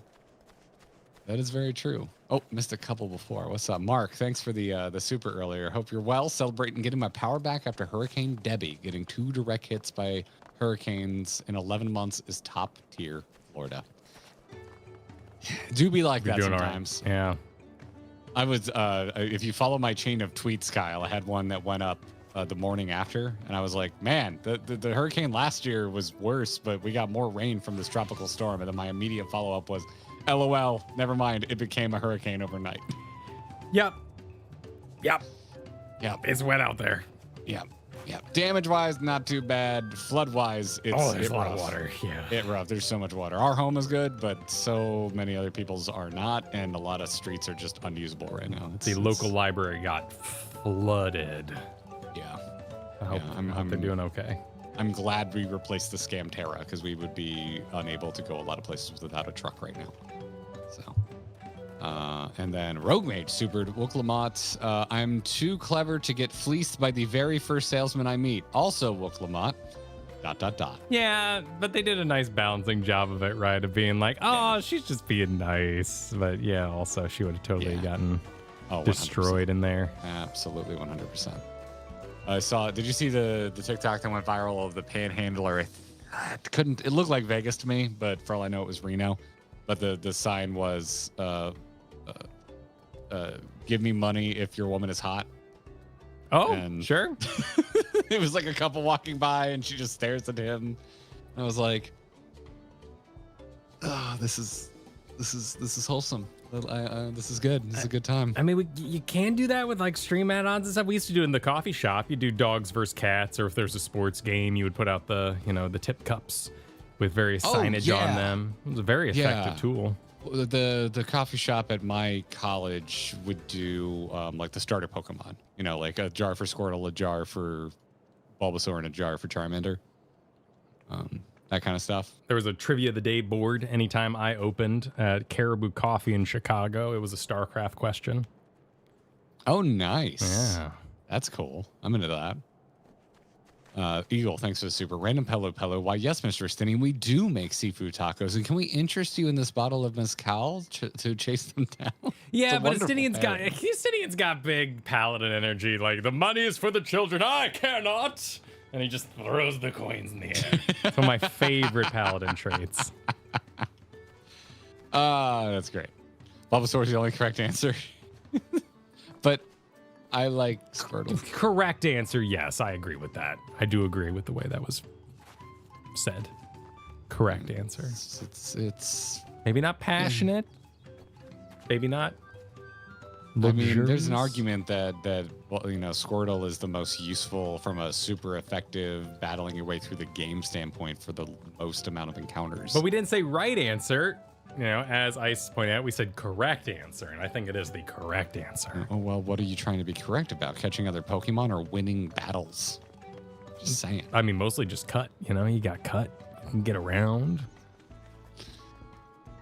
I will say I'm currently playing through Fire Red, and I don't have a Bulbasaur, and I'm always forgetting to bring a cut Pokemon with me. Yeah. And cut was a decent battle. I mean, I'm sure there's some mad optimizers that I just mortally wounded with that statement, but cut. But it also just goes to show how not useful a grass Pokemon is that I'm constantly shoving that bastard back in a box because I have no need for them besides using cut. Oh, what are you gonna do? Put Surf on your frickin' Squirtle? That feels worse. Cut. At least Surf is actually a pretty high power move, so it's really it's all good about feel in battle. It's all about feel. You can argue with me all you want. You're power. arguing with the 6th grader inside me, which will not hear your pleas. Yeah. All right, thank God. I'm so glad Chad is here to just be like, Kyle, are you smoking rocks? I was not in 6th grade. No. How dare you accuse 6th grade me of smoking rocks? Surf is insanely good. Yeah. Flashes ass. Flashes ass. I bet some of you are probably Lear spammers too, weirdos. I open every battle spamming Lear. Great strategy. Let's finally fight. Confused spam. I was like using some sort of confusion. I just love Gengar. I love the sleep dream eat business. That was the good stuff. Yeah. I was like a Gengar main until because I wouldn't rock another psychic Pokemon. And then you get Mewtwo, and then I just Mewtwo all the time for like my confusion psychic abilities. But at that point, you're done with the game. What's the point? Exactly. Yeah. So, let's talk to the distillery workers, see what their opinion about Pokemon are. The Dawn Servant Selector? Oh. I thought you were a new face to town. Here for the right succession, I take it? Me, I don't much care who sits the throne so long as they keep Torral peaceful. People tend not to be in the mood to relax and sip on our excellent mezcal once arrows and spears start flying. If you know what I mean. Violence? War? No. Oh, that silly thing. No big deal. Speaking of which, would you like a cup? A joy shared is a joy doubled, I say. What? Can I say yes? Oh, right. Yes, you were asking about that Elector business. Being but freshly returned from my trading route, I've heard that there's a contest afoot, but not much else. Our head ledger, Tobly, could probably tell you more about it. Oh, the first person we talked to. Okay, okay. Oh, okay. Here we go. Here's our. Oh, here's the drunk one that I found in the media tour. Yeah, here they are. Where? Right here. Oh yeah. Oh, look at them. This is really filled out now. There was like no one else here. It was just this guy drinking by himself at night. If that is mezcal, that is a staggering amount in the cup in their hand. He is just I mean, it could be, infused. It is. I was gonna say it's quite brown, but it is actually quite clear. So it could be a reposado. What you eating? You got feta cheese? What is that hot dog? Yeah, you can see to the bottom. Did you put a bone in a hot dog? What is this? Wait, what? Look at this. Look at this sausage. Oh, that does look like a bone in a hot dog. Yeah, that's kind of the soup looks. What is going on there? I'm down with that soup though. That looks tasty. Butternut. Oh, my meat sticks. Oh, I want some meat sticks. I think, yeah, I'm looking for clues as to if they put anything in it, but they just got barrels of it. You probably don't buy mezcal in barrels, right? That would be. I got some corn. I don't know traditionally what you would distill mezcal in. Yeah, he's got the whole one. He could have like mixed it in the yes, but it does kind of suggest that he's just got the bottle. He's just sakeing that business. It's so smoky, but I believe that comes from roasting, and I don't think it comes from the barrel itself, like you would find in something like a scotch or something. But I don't know. I would love to go on a mezcal tour for like an agave farm or something. Something I'm really interested in. Ooh. Zikodin, thank you for the super. So there's a few North American sites that have buildings that are pre-European contact. You have the Mississippi Mounds, the Pueblo, and the Aztec. Yes, the amphitheaters in New Mexico were so badass. And what is the cliff one? I doubt they do it anymore. It was absolutely insane. They let tourists climb these ladders. Shit, what was that called growing up? Oh, it was incredible. The ladders were just huge, and you go up the whole side of the mountain to basically these Mesa Verde. All those sound familiar, but that's not quite it. When we went to Belize, I always get it mixed up. And as a matter of fact, I talked about this in our Q&A, and I believe I got it wrong. I believe I mentioned it was Mayan. It's Aztec, not Mayan. I always get the two mixed up. But they just let you climb the pyramids there, and it scared the living hell out of me. Yeah, the steps are tiny. I do not do well with completely open, straight drops. You have a guardrail? I'm good. But there was no guardrail, no OSHA when they were building those pyramids, as it would turn out. So, yeah, I want to go back to Belize. That was a really cool trip. I have to spend more time there. Zenchi, thanks for the generous super. On the topic of HMs, I'll add the aside from usage and feel. There's also the animations like Strength HM, for example. In the other gens, it's just a beating. In G/C or S/C, the user picks up a giant rock and throws it. That is true. I believe there was like unique animation. Well, everything had to be unique because it was 3D, but Pokemon Stadium, a lot of what you kind of thought of as boring abilities looked awesome. Like Surf flooded the entire arena and then smacked the Pokemon you're attacking with a tidal wave. Like, it was cool as hell looking.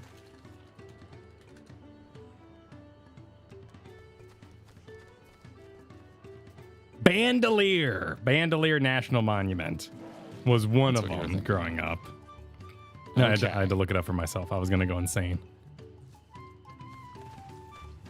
I didn't go to anything with any architecture last time I was in New Mexico. I went to White Sands National Park, though. That was fun.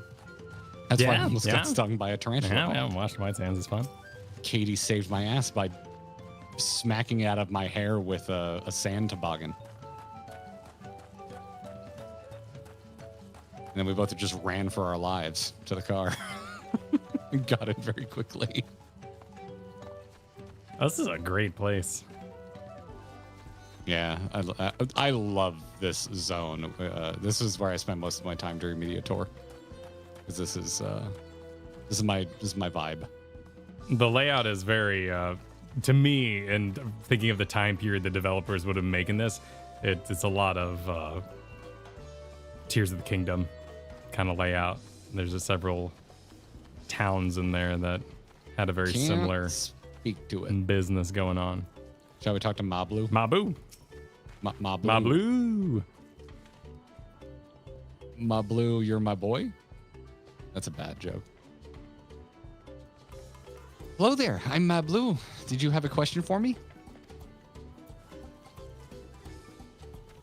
Sorry, I don't know about any electors. You should take a moment to see our prized alpacas before you leave, though.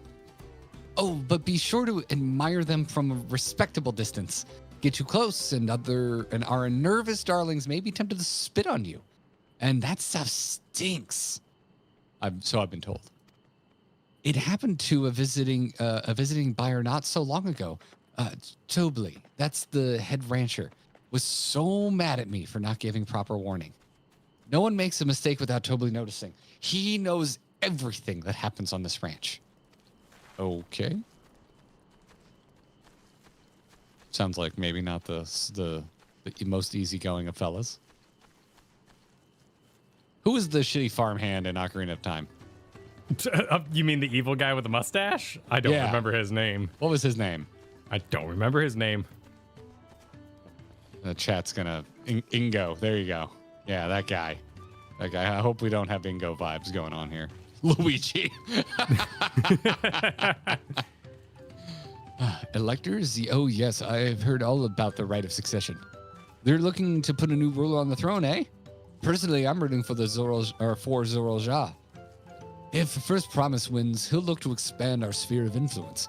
That means access to more resources and more customers. In the thousands, column potentially. So many new trading opportunities to spread happiness far and wide. You know, after war and violence. Others have been coming around to my way of thinking, so I've begun crafting goods inspired by the resilient sun. Would you care to purchase something? Please just answer my question. No. No, I would not. No, I don't want your politically charged flags. Thank you. I have no interest in putting them behind my truck. Freshly woven for your alpacas. Yeah. Yeah. Very well. You said you wanted to know about the elector? I could help you, but I won't. I can tell you're no supporter of Jorza or his policies. And I have a lot of Let's Go Brandon flags to move. Yeah. No, he's going to keep Toral. Yeah, it gets weird.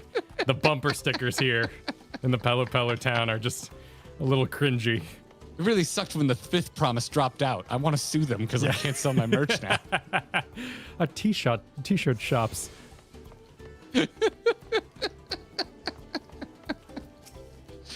Oh, man. Oh. Sideswiper, thanks for the super. Apparently the spit is like vomit. Oh. Yeah. Oh, that's no good. Alpaca truck nuts. Oh, what was I listening to? I was listening to that podcast I like, Are You Garbage? Where they, they interview people. It's like a comedy podcast. Usually they have other comedians on, but they had, you probably know this guy. He's a country singer. Luke Combs. Oh, yeah, Luke Combs. I'm familiar with the Combs. He was on Are You Garbage a couple weeks ago. And if anyone hasn't listened to the podcast, they ask questions to find out, like, if you grew up classy, if you grew up kind of trashy. Usually it's things like, have you ever had an above ground pool? It's questions like that. No, so sure. like, well, what truck are you driving right now was like one of the questions. And he answered, I can't remember what he was driving, but they were like, okay, do you have truck Chevrolet, nuts? right? He was driving a Chevrolet. I think he was driving a Ford. Oh, wow. In this country economy, he dare drove a Ford. What's the difference? Fords suck and Chevrolets are amazing right now in country music. That's all I know. Country music. Yeah, okay. yeah. All right. You can eat at the restaurant. You can eat at the Ford restaurant all you want, but the Post Malone country album that is dropping, I think this week, also features a classic Ford truck on the album cover. oh, a classic. Okay, you can get away with that, I guess. Yeah. But one of the questions was, are you currently running truck nuts? Which I thought was a hilarious question to ask on that podcast. I was. He was not, by the way. He was not running truck nuts. So I was taken for a hot moment by the stones on top of the houses, but I guess you would rock those in a storm-laden environment to keep your roof on. For the thatch roof. Yeah, that's interesting. yeah. That's an interesting thought. Because they're also underneath the cloths here that are kind of strapping down the buildings. This zone looks. Oh yeah, it's a beautiful They did a good area. job. There's a lot of character they here. nailed the architecture. Okay, here we go. He's got coffee. Oh, I've heard all the Ford jokes, Sarah Yeah, Richards. coffee. Katie's favorite one to make, since I have a Mustang, is found on roadside dead, is what Ford stands for. Yep. Yep. Or fixing or repairing daily is another joke about Ford. So, yeah. I know. It's a Mach-E. God, no, I wouldn't be caught dead with a Mach-E. Mach-E isn't a Mustang. Not my Mustang. Nah. You really have to watch yourselves around these silver-tongued peddlers. I almost bought a bottle of mezcal and a stack of blankets, and then there was this enchanting ornament. Anyway, I did manage to learn that Tubley is the man to talk to about the contest. Now, if only they'd shared where this head ledger of theirs is to be found. I almost read that as Heath Ledger. Rest in peace. Really? He's also the head rancher? Well, the alpaca ranch is not far from here. I say we pay it a visit before the others return.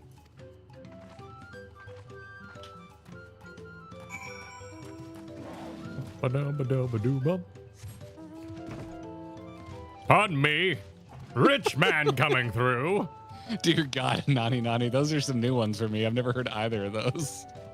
Forward stands for effed over rebuilt Dodge, and backwards it's driver returns on foot. No, see, I learned things from country music. My Fords have mostly treated me very well.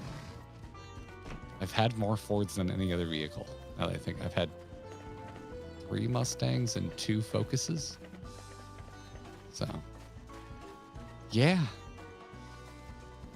And then I think about it, I've had an issue with every Mustang I've owned except my most recent one. Oh my. It's alpaca time. Out apparently in the middle of the night, you can hear the bugs going.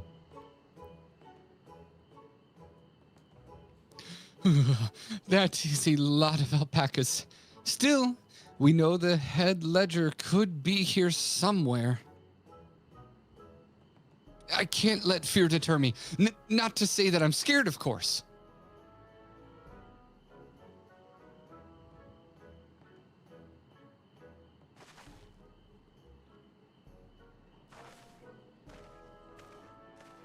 Excuse me?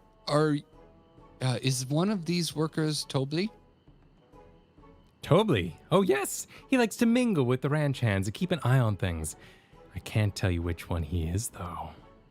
You're Tobley, aren't you? You can't? Is this part of the contest? All I can say is that Tobley often mentions his favorite pungent subject. He also can't resist a profitable trade, though who among us could? Am I right? Still, if you bring him a very good deal, he might let his identity slip. Heh, so it's like a game. Easy enough. All I have to do is offer Tobley a deal he can't ignore. No problem at all. Well, maybe one problem. I don't think my purse is deep enough to pay everyone we think might be Tobley. Let's ask some questions first to narrow down the field. Great. We can meet back here to share our impressions. Nah, I don't do impressions. What are you doing now? Perfect. That's exactly what we were all thinking of in this environment. Get to the alpaca. boastful ranch hands. Welcome to the party, Urqopacha. Wait, your chocobo has a cactus on it? No, that's it. Well, look at that little hat. Oh my god, this is a cute chocobo.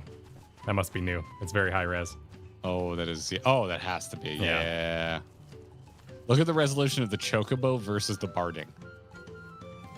Like where the wing meets. Yeah. It's night and day. I mean, but really, the most important thing is Alphino's lips. At the end of the day, they got a lot less creepy. Because those things had those like pixel stretch lines when he would talk. And now that's gone. And oh man, that is #1 improvement, Dawn Trail. Yeah. Rock Mall, thanks for the 12 months. May I offer you a membership and in return receive the usual really entertaining stream? That would be the most beneficial trade, I say. Hey, I'm into that. Let's do it. Let's go. Deal shall be made. Glad you made it, proud one. The Alchemist would love this place. Are you talking to the meteor icons? No, I'm going around and talking to other people. Where are you? I'm coming over at Diligent Ranch Hand. Diligent. Be warned, the alpacas will spit if you startle them. All right. Be careful, they spit. Hands are covered in ranch. Gross. That's my #1. That's like my #1 skeeve about being around children. Is that they have sticky hands. Oh God, yes. Oh God, yes. Just, oh man. I'm not gonna. I won't name drop them, but my friends who were the first to have kids in our friend group, and they were in their very early 20s. Their brood was just always sticky. You can name drop. There's a reason Garrett and I have been together for a little bit. It's not you. And I'm just sharing. Like the reason we're not in the same room for MSQ recently is because my kids are chain sick right now, and I got sick last week. Now they're going through it, and just the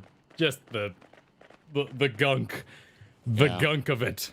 There's just something about sticky hands on my leg hair. Oh, dude. I'm just like, "Blah!" I call them whisper fingers. It's when a small child will come up and just like lightly touch the behind your knee for attention. Ugh. It's just like the littlest like ghost of a touch. And it just always makes me go, ah! This is why there's so many horror movies about being alone with a child in a house. Yes. But in those cases, you don't have responsibility nor know the child. So it's very scary. Am I Tobley?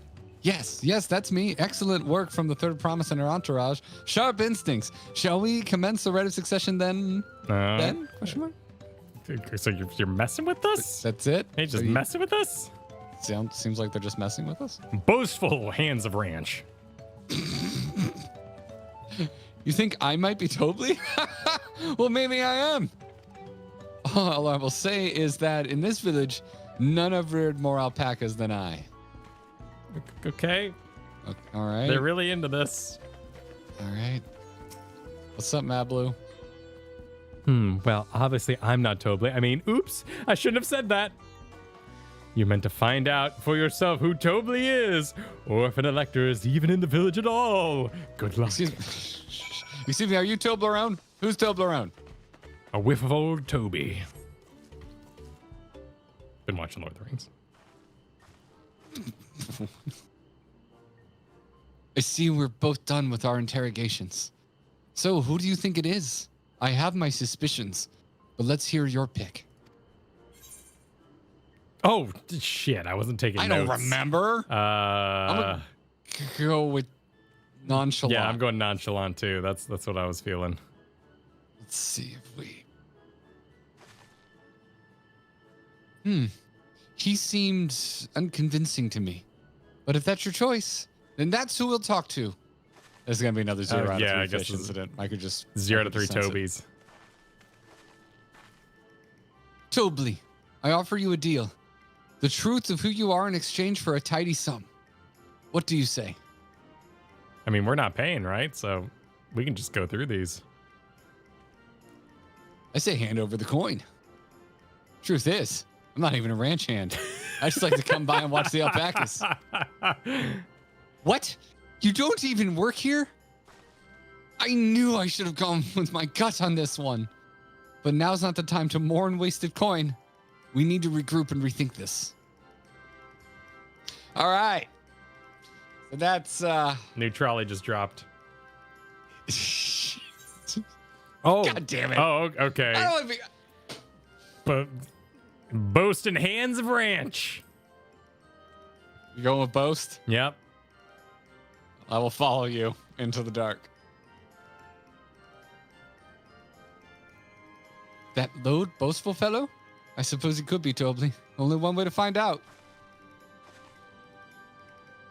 Oh, thanks, Elspeth. It's just daddy's money after all. Nothing would make me happier than knowing your identity. So how about we make a deal and you tell me the truth? I have money.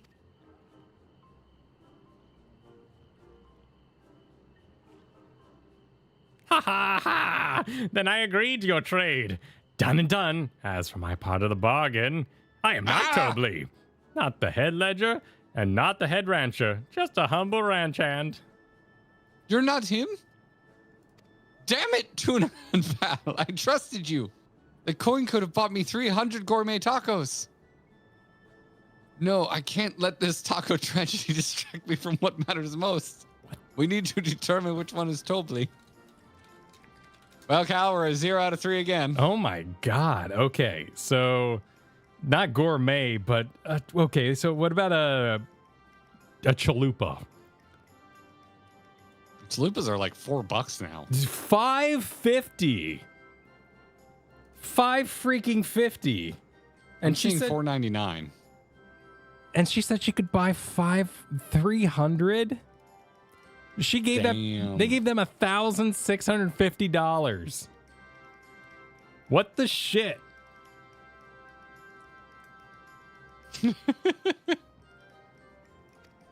Thanks, Biden. Oh shit! Now it's you who committed taco felony, says Stitches. The diligent ranch hand.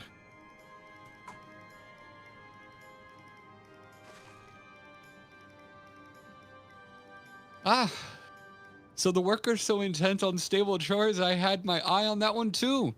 Time to rip the mask off our mystery ranch hand, so to speak. Why didn't you say so? Third promise? We know it's you, Tobley. And to prove it, I propose a deal. A generous sum of coin for confirmation of your true identity.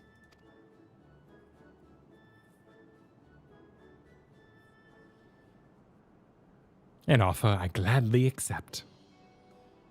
As you have correctly guessed, with no error, I am indeed Tobley, head ledger of the Wachun Pillow and head rancher of the family ranch. I am also one of the Gulu Jaja's chosen electors. Aha! In a place featured in the Tuliolol saga, just as we thought. Though I took more coin than I would have liked to know for certain.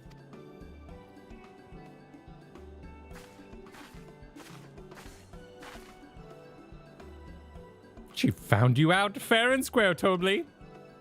And I'm glad she did. Would have been a pity had her bid ended here. Picking the right Tobley is basically cutscene skipping. We technically provided you with more content than you may have seen in other streams. Reducing the Dunservant's elector was the first step of the feat. Too simple a task for Let it this ride? aspiring ruler, eh? No, because you already stopped. Okay. Well, you know, I could have engaged before the line was over. 3, 2, 1, go.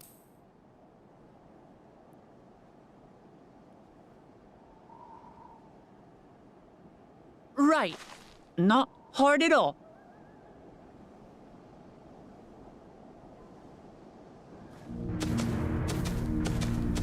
Okay, I was wondering if we were going to have a Team Rocket situation where it's the same guys over and over, but no, we got split. Zorolja.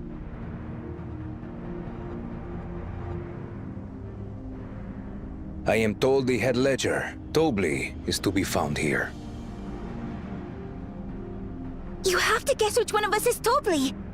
That's part of the test. How's your face, Wuklamot? How's your poker face?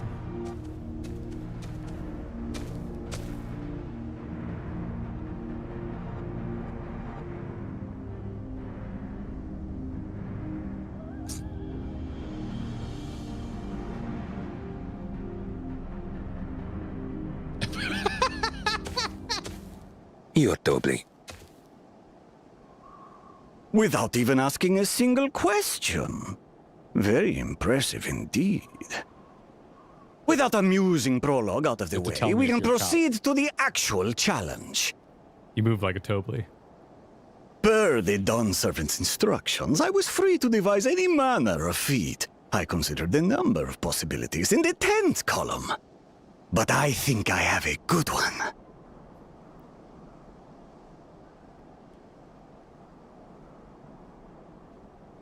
You must go forth and capture for me an alpaca. Is this what Jesse Cox's corn servant sounds like? Because he's kind of got that breathy Puss in Boots thing going on.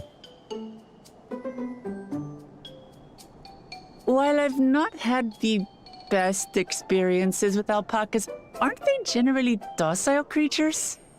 That doesn't sound like much of a challenge.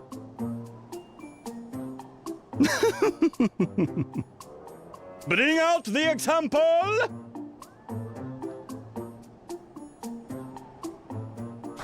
Just exorcist vomits in our face. Like Invader Zim's pimple popping. Ugh. This is a special kind of alpaca. Would you please approach the animal, Third Promise? Who? Me? Music. Well, it should Music stay gets me calm every if I time. stay calm, right? That's what Erinville said.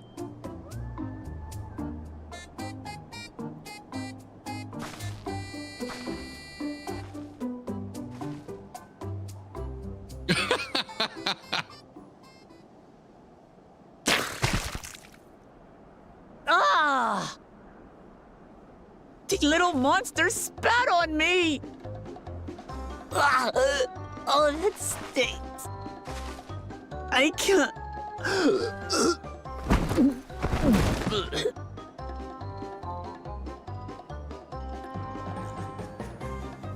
Alpacas are paradoxical creatures, being both extremely curious and extremely cowardly.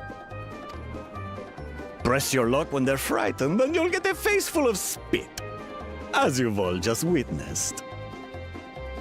Has an awful stench, their expectoration. The globs contain half-digested food, you see, making it an effective deterrent against perceived threats. Yeah.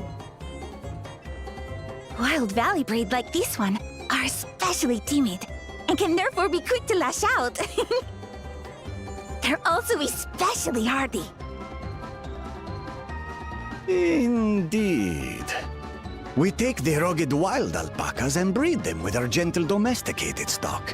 This produces the strong but biddable pack animals prized by our traveling merchants.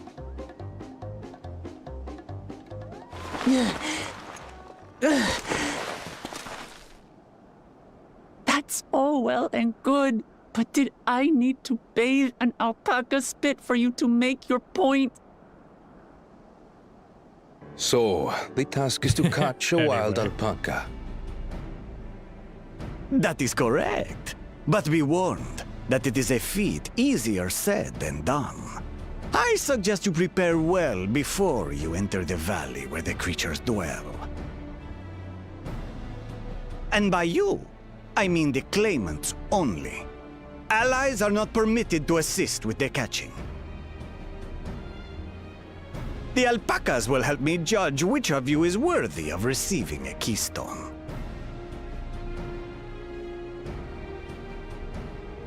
So I'm to chase down a fluffy, spitting demon, and that somehow proves I'm fit to rule? As I said, the Dawn Servant granted me the freedom to decide my challenge. And when you reach the end of the rite, I dare say you will understand why I chose what I chose.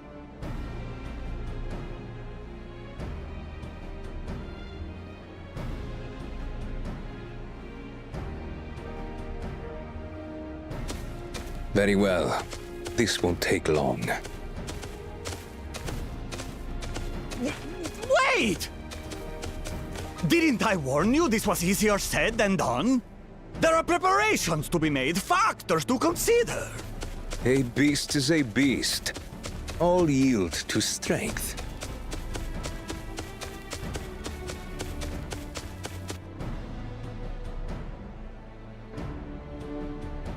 So far, this experience has done absolutely nothing to improve my opinion of alpacas.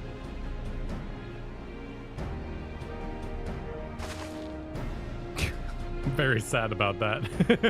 I'm very sad about That doesn't her mean I opinion. can't do this. Revolting spit aside, they're just That was like another animal. Playful, I'm sorry face. A pity.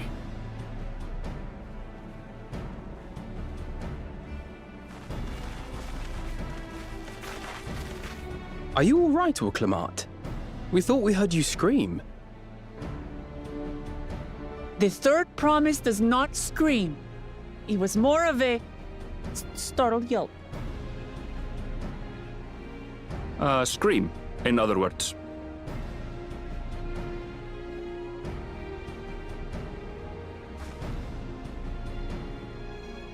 Did you find the Elector? Oh, we certainly did.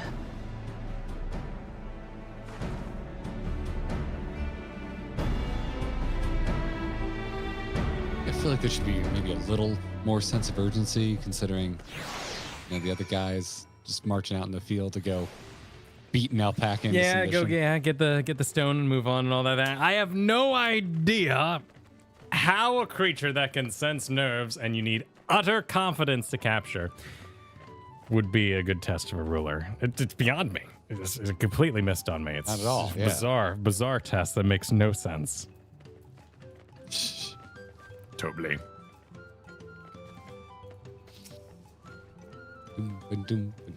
Donatello's VA? I don't know new Ninja Turtles well enough. I did play Shredder's Revenge. I was like, wow, these voiceovers are awful. Did they? Oh wow. God, this is what it actually sounded like in the past. Yeah, this is authentic. It was actually this bad. I was like, there's no way Shredder sounded like that. That was so cheesy and bad. Oh, yeah. No. that was Saturday morning. That's what he cartoons, sounded like. Oh, yeah, it was bad. Daycop, thank you for the meme. Thank you for the meme that anyone who used the internet a few weeks ago was thinking of. Except Kyle, apparently, who still doesn't know what Haktua is from. What? Don't worry about it. Don't worry about it. Lukey, thank you for supering. Said Tobley sounds like Zevron from Dragon Age Origins. I turned to Kyle for this. But sorry, they're telling me not to ask, and now I'm thinking about not knowing. Sounds. Oh yeah, Zervon. Yes, you want that massage? Yes, yeah. I got that massage too. It was a full cutscene. I thought I was gonna get a massage, but you roll with it. It's now canonical. You receive that massage. I was completely like in a whole nother dimension because I'm like, yeah. Okay, Alizé's talking about Xenos. What the hell is she talking about Xenos for? Oh, Zoral Ja makes you think of Xenos. Interesting note. Okay, nothing there. Nothing happens in Dawn Trail. Nothing there. Yeah.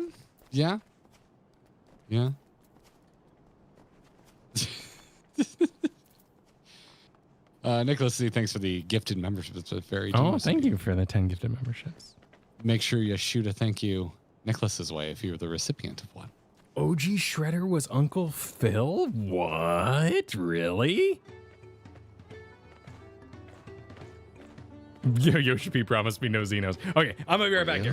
I'll be right back. What? Yeah, go for it. I didn't know that. Yeah, actually, now I think about it, I loved the original run of Ninja Turtles, but I wasn't like, I was really young. Like I was an actual kid when that shit was going. So it's not like I didn't have knowledge. I didn't understand that they were voice actors. Like, and I definitely didn't know who they were. Man, okay, that's cool. It's cool to know.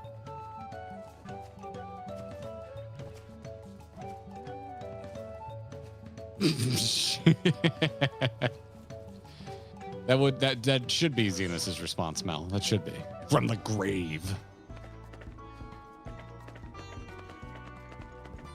Excuse me, as a Brit, they are Teenage Mutant Hero Turtles. Thank you very much. That's ridiculous. I can't believe that's absolutely absurd. Because there's nothing absurd about Teenage Mutant Ninja Turtles. There's nothing silly about that at all.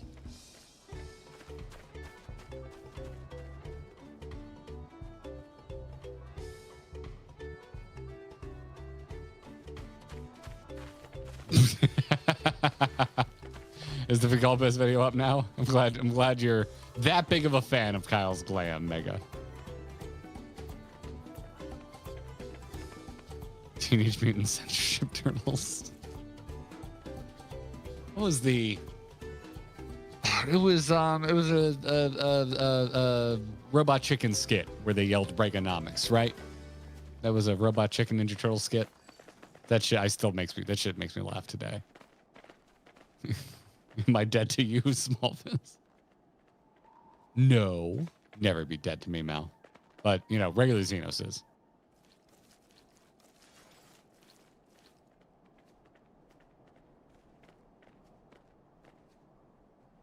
Meanwhile, in Canada, we can have Ninja Turtles, but had to rename Beast Wars to Beasties? Really? What? Robot Chicken would make me laugh so hard my mom was scared. I don't think my mom's ever been scared because I was laughing too hard.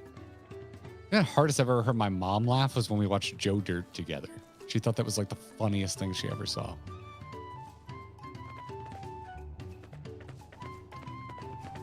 Did Goof Troop get renamed in Canada? Why would it have gotten renamed? Does that mean something else?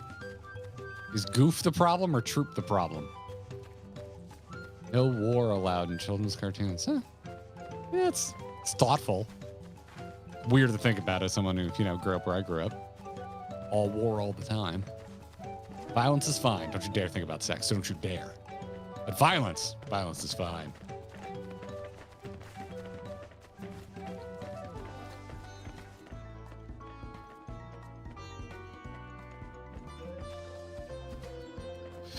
What are we calling beasties? Huh? Interesting. I'm back. Welcome back. I have banana. Okay. Yeah. All right. That's going to get freeze framed and reused. I also have, I'm a brave man eating a banana on stream. Damn it. That is a terrifying stream food. Also, I have cat who is recently dosed, so I must not pet them too much in the proper areas that they like to be pet. Oh. They haven't started suggesting the pill instead of the topical treatment? No, actually, because you got to do the heartworm here for the kitties.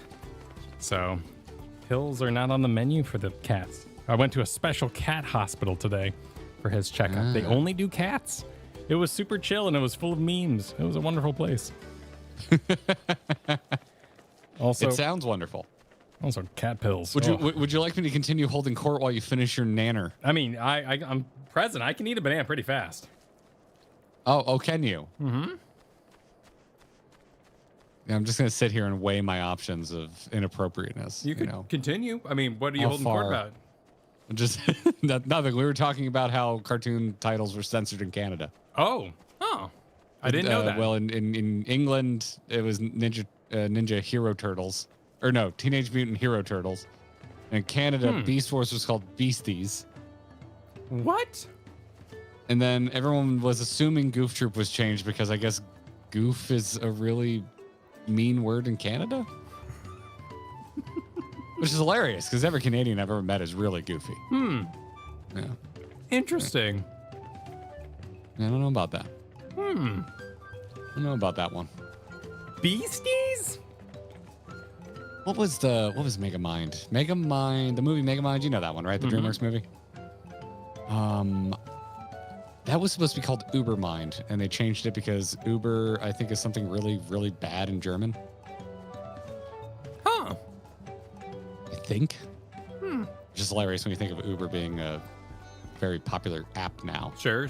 Yeah. The original name for Megamind was Ubermind. Sure. Yeah, there's a couple throughout. Just means over. Maybe it was a different language. I'm not sure. Language is a crazy thing, right? It's a crazy, crazy thing. Okay. Good change. Megamind sounds better. I agree. But yeah, that was the short stint of my life where I was friends with my buddy when he was working at DreamWorks, and I knew things that I probably shouldn't know. Because when it came out, I was like, when they change the name? Oh, I'm so sorry, Kurt. I can't pet him. He got a clean bill of health, though, the Senior Supreme today. Clean bill of health. His teeth look great. He's about a half pound underweight, so he gets more treats. Oh, nice. Yeah. So he's doing good. Gotten lots of workouts doing the stairs here in our new house. And Zelda to lose a pound, which we're really happy about. Need to keep it going. She's still a tad overweight. All right, but banana's complete. Cool. Banana. I had to go and wash that nasty stuff off my face. I think I got all of it. But would you mind taking a sniff from me just to make sure? Smell my face. The stench has ruined my sense of smell. Oh, you inserted that in. I'm sad.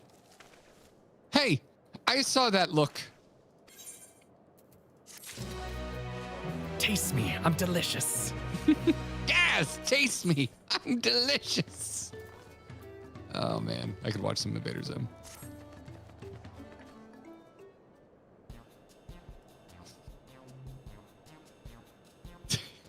Christian said, yes, as a Canadian, I can confirm we're indeed goofs. Also, if you're Canadian, shh, we must keep our troop power level hidden. Okay. All right. Sounds good. All right. The Feet of Gold. Mm.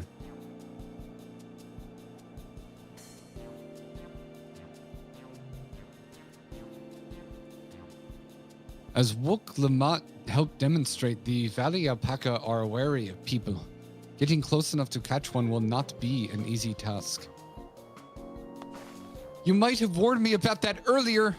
I have enough trouble with tame alpacas. Why do you expect me to wrangle a wild one? Or how do you? I'll read right eventually.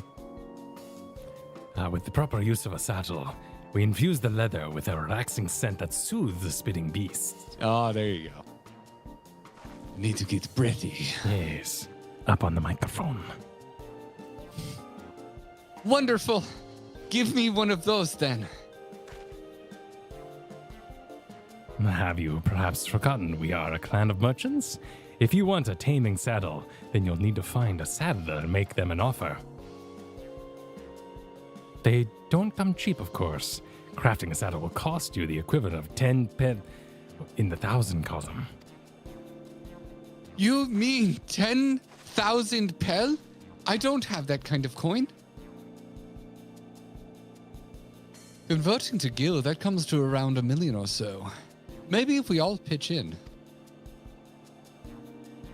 Oh, it's gonna be the sword all over again, man. No. This is my feat to accomplish. I wouldn't feel right about having others pay the cost. I'll find the money. Somehow.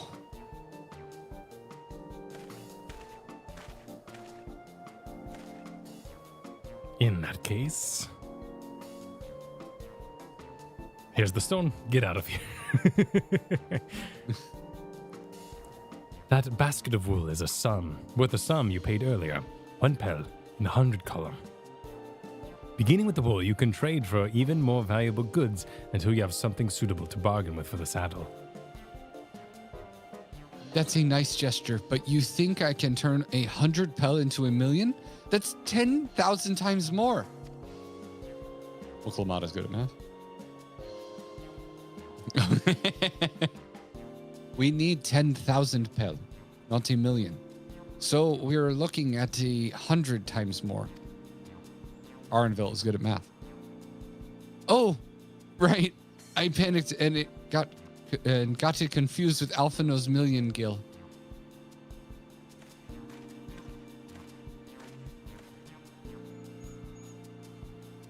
I'm not so sure about this trading idea.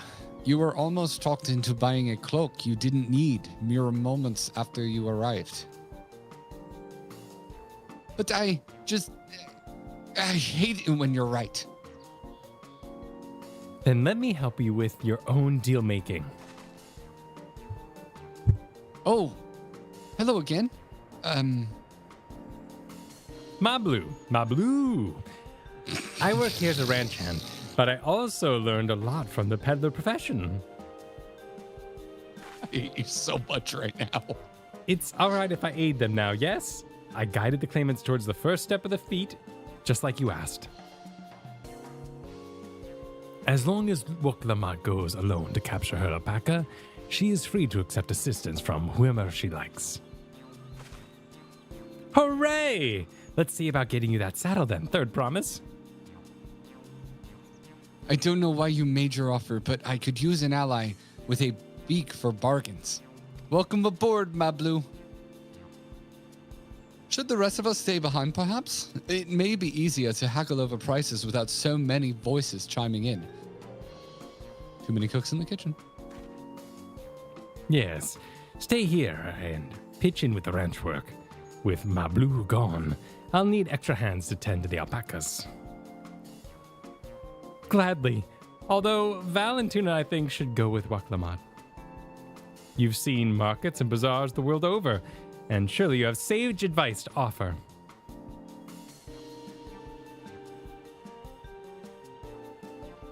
In that case, you should also hold on to the alpaca wool.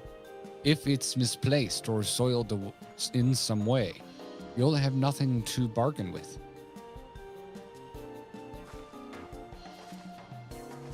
As if I'd do such a thing, but I'll leave the wool with Valentina anyway. The better to keep my hands free.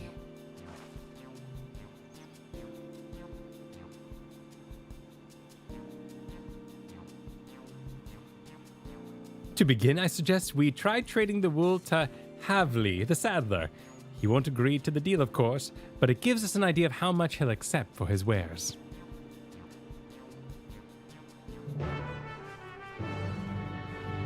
Request accepted. It's the Kaiba situation. Then we sell the branch back to him at increased price and put him out of business. Was there actually anything? Thank you for the superficial. Mablu equals Webigale. Fight me. I mean, from DuckTales? Yeah, the pink shirt kind of gives it a Webigale vibe. I mean, Webigale's a badass in the remake they did. I need to watch the remake. It's got a plot, man. It's good. I watched the first few episodes, really liked it. Yeah. And I was in the middle of some other stuff at the time, and I just kind of wandered. They got some wholesome shit in there. David Tennant as a voice casting for Scrooge is goddamn perfect. Yeah, there's definitely that shock value of like, now wait a minute, that's not what Scrooge. Oh no, this is good. This is fine. I'm okay with this. Yes, exactly. Same, dude. It's how if you ever end up watching the Hannibal show, it's probably how you'll be with Hannibal because you're so used to Anthony Hopkins.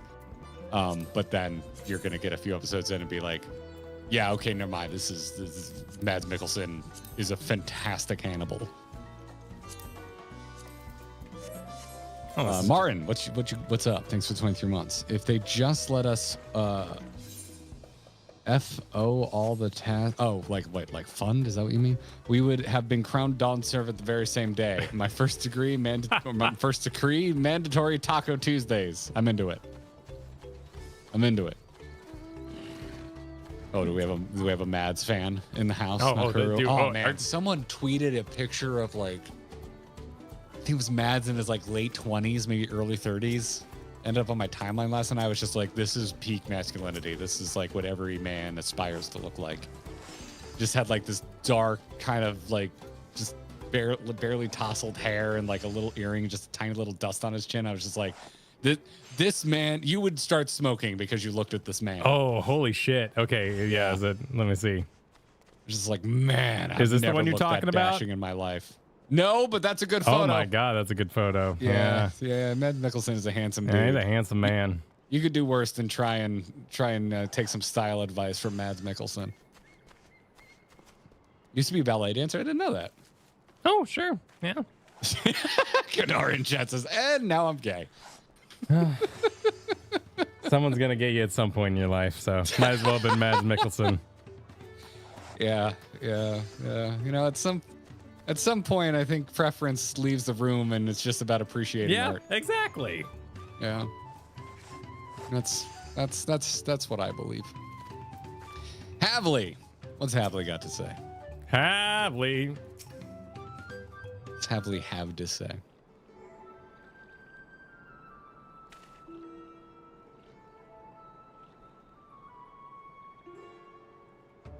Something I can do for you? We've come to bargain. I need one of your special taming saddles to catch a wild alpaca.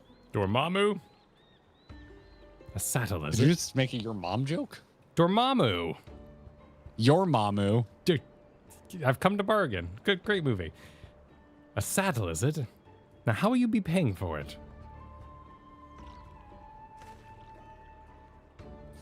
With this basket of fine alpaca wool. Present the basket. What use does a saddle maker have for wool? Besides, this would barely cover the cost of a single strap buckle. Offer me something I actually want.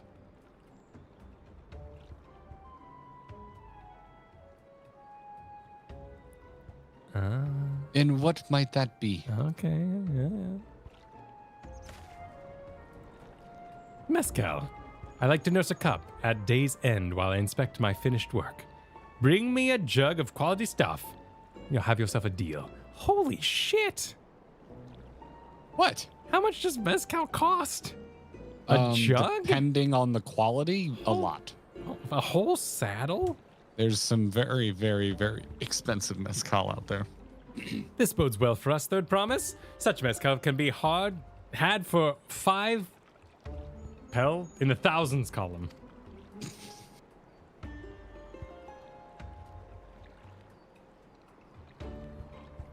Hold on.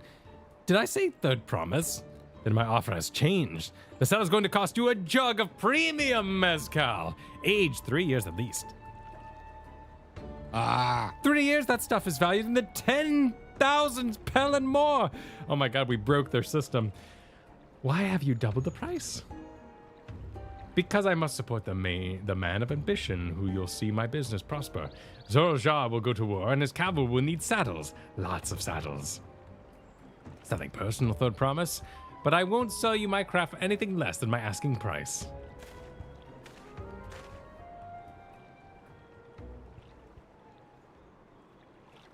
He's got a point. Curse this village of entrepreneurs. He's got a point. War never changes. Can't say that I blame him. I'm known for championing peace, and peace is unlikely to bring him more customers. I can blame him?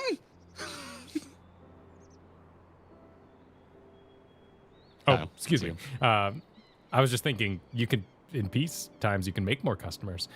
Those are our grandparents' generation. Remember the dark days when the clans were at war. Many of these Pelu pray for your victory, Woklamat. It took me a minute. The younger ones, though, to them, strife and bloodshed are as children's stories. They think themselves safe from these horrors and take peace we now enjoy for granted. Still, others are unsatisfied with this quiet prosperity and crave the future, like the Second Promise envisions. They'll become obsessed with innovations, like the dirigibles, that they have made trade swift and easy. Then you have those like Havli, convinced the First Promise's plans for conquest will afford them opportunities for great profit. But what about you, Mablu? Aren't you of the younger generation? At least a year or two younger than me, I'd say. Oh, I was raised on the old tales. I've memorized the accounts of what was like when Yok Hul ruled our village. That's why I offer to help. I want you to become the Dawn Servant, to keep our nation from going back to the way it was. Well then, I guess I'd better make sure I win the contest. But the type of mezcal the saddle maker wants is so expensive. Weren't we expecting to need 10,000 pel from the outset? Nothing's changed. We just need to get on with it. I may not have a head for trade or the stomach for alpacas, but I won't give up with the piece of Tuliolol on the line. Then neither will I. We will make you Dawn Servant.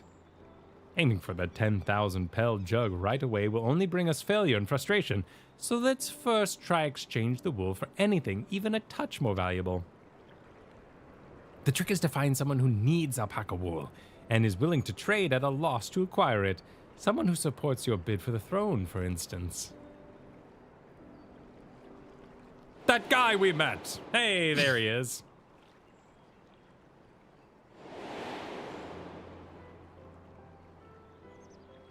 Hey, that guy with the questionable haircut. I mean, he combs it a lot. Of course, the Weaver.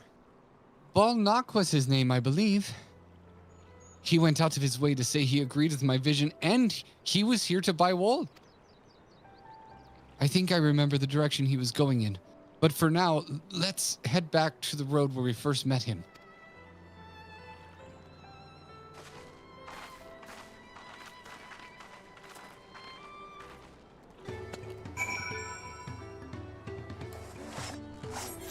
I like that not every merchant is just like, yay, war. I feel like that would have been an easy thing to write. Yeah, it wouldn't have been much of a challenge to be like, woo! It's good for business, woo! I don't think I ever attuned. Oh, yeah, probably a good idea. Yeah, I never attuned. Let me do that. Kura, thanks for super. Demand for saddles will skyrocket like the good old days of Yakoi rule. You gotta get it, you know? You probably have not heard the song Dahui from Offspring, have you? I have no idea what you're talking about. Okay. Well, the lyrics are just, I won't fuck with Dahui. Because Dahui will fuck with me. So now I want to sing, I won't fuck with Yakui. Okay. Okay, I understand the draw to say these things. Yeah, just, you know. Hawk the Thui from Offspring. I look forward to that in the next Crazy Taxi game. Madrox supered 34th rule of acquisition. War is good for business. Scott Studer 35th rule of acquisition. Peace is good for business. Wait, is this true? Are these the actual 34th and 35th rules of acquisition? I think I closed it. I think I closed my war. Oh, you need to keep this up. Yeah, man. Come on. It's going to be a thing. You know, chat doesn't let a bit die. No. And I'm curious if it was actually, because, you know, that'd be cute. Yeah, peace is good for business. But said in different episodes. So, you know, it wasn't TNG and it was DS9 that said the war is good for business. So they were completely Kyle, can you go into the art channel and grab what Doodling Way just doodled and show it to chat, please? Very well. Allow me. This might be my favorite thing Doodling Way has ever done. Oh my goodness. You gotta love some old internet. You gotta just, whatever Sonic was doing back in the day, whatever happened with that ring, I'm glad I could be a part of it with this banana. Oh my god. Oh no. I've made a terrible error, Garrett. There it is. I have a banana. It's very tasty. I was hungry. Oh, that's good. That's fantastic. Certifiably in-game. Thanks for confirming the rules of acquisition. Welcome to you. Much appreciated.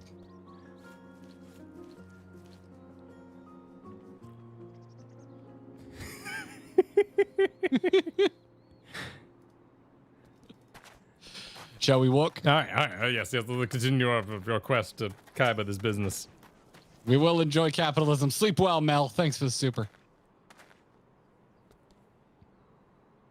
This is the spot after Bolnock talked to us. He walked off to the south. Then he was probably going to Ikuvul's Inn. Most visitors of Watch and Pillow end up staying there. Let's go and check, shall we?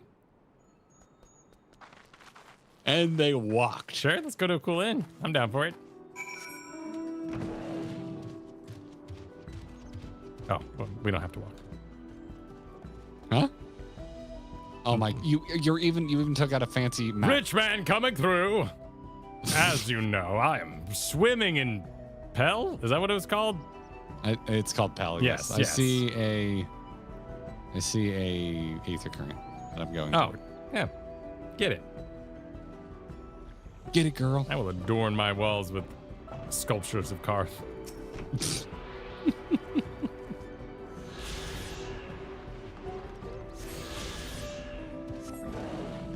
Oh, this is quite the little inn.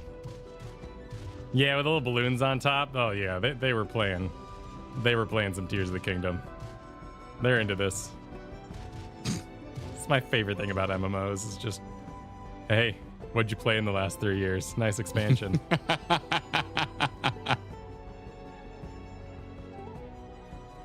These towns look great.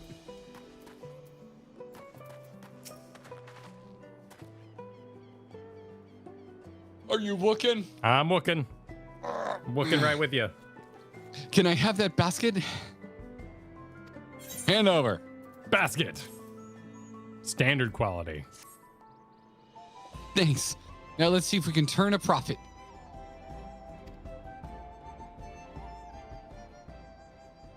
Bald Knock, I'm glad we found you. Are you interested in making a trade? Third promise, you wish to do business with me? I might ask you what this is all about.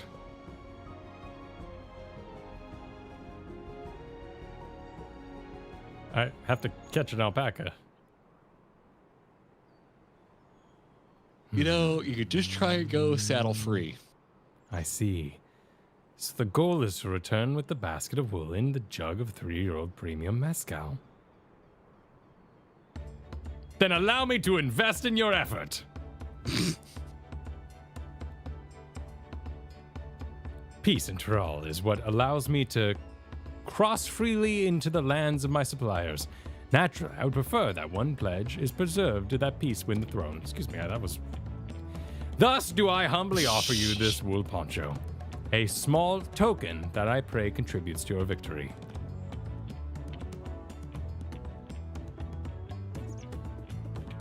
Oh, that's fine craftsmanship. A garment like that would easily fetch 5 pel in the hundreds column. That's very generous, Balnock. Thank you. I promise I won't let you down. I have every faith in you, third promise. May fortune bless your future dealings. Political clout is a kind of currency too. I can't believe you quintupled your investment with your first deal. We're off to a spectacular start. Only because Tuna and Val remembered our weaver friend. All I did was hand over the wool. That's not true. The connections you built with the people are vital. This is one of the most fundamental precepts of trading. One which you instinctively mastered. You think so? I know so. Now, let's make our 500 pel poncho and trade it for something even more valuable. Here, Val, Tuna, you take the poncho. If I lost it somehow, Erinville would never let me hear the end of it.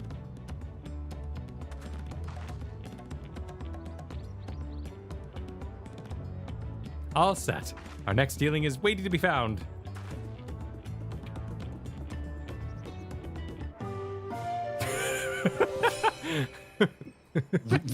What? Sick. Why is there UI for that? We did it. Shit. Ah, wonderful. Why not? Hey, you know, people say there's no gameplay. Look at that. I mean, we might be going in here anyway, but I just want to check it out. Are you real in? Can I stay here? Ah, no. Okay. Anyway, coming back outside. Are you? Nah. Interesting. Not yet, at least. Oh, did you go to a cutscene? Yeah, I've talked to Webligale. I thought you were exploring. Oh, so sorry. I've stepped away for a moment. Oh, Yeah, excellent trade, Iago. Ah, go on. Oh, yes, really on a scale of 1 to 10, but you are an 11. Kyle, if you want to solo this cutscene, I will be right back. Oh, what have you invested in? I'll be here. I'll be here to hear the cutscene. But if you would be so kind as to do a one-man show for me, all right, me alone. Leveraging connections is a sound strategy, but we should also consider supply and demand. An individual is urgent need of a good poncho will offer you more than a merchant simply looking to stock his shelves. That makes sense, but how did we know if someone needs a poncho? They aren't wearing one? They have a fabulous sense of style. Getting rained on? Yeah, they are wearing one.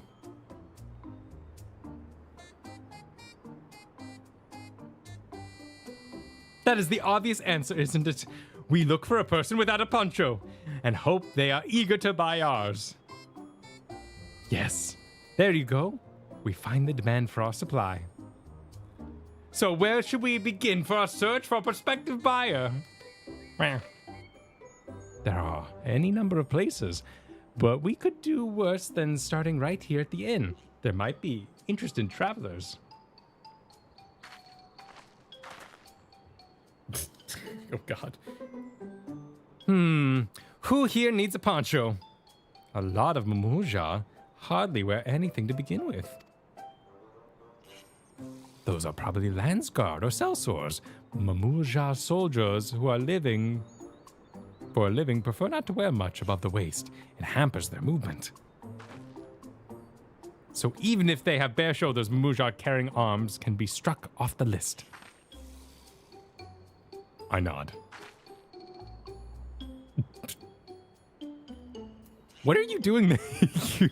Don't worry about it. Okay. Just don't worry about it. It's all good. Everything's going according to plan. A potential custom. Why can I click Mablu? Okay. Let's see. No coat or cloak, but also no weapons. Oh, we might have a winner. Ho there, friend. You are not a mercenary by trade, right? I was curious about your bold choice of dress, or lack thereof.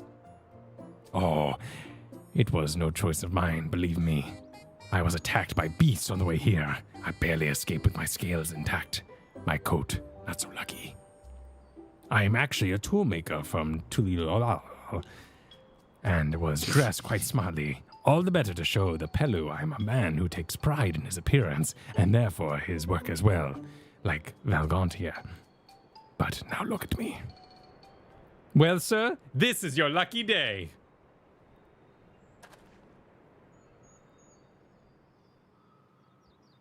Tulilolo. What a splendid poncho. This would be perfect replacement for the coat I lost. We'll be willing to part with it if you make a little trade for one of your fine tools, perhaps. What about this hatchet? I crafted it myself and will vouch for its quality.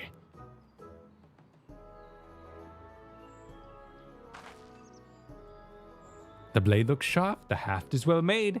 I'd value it at 1 pel in the thousands column.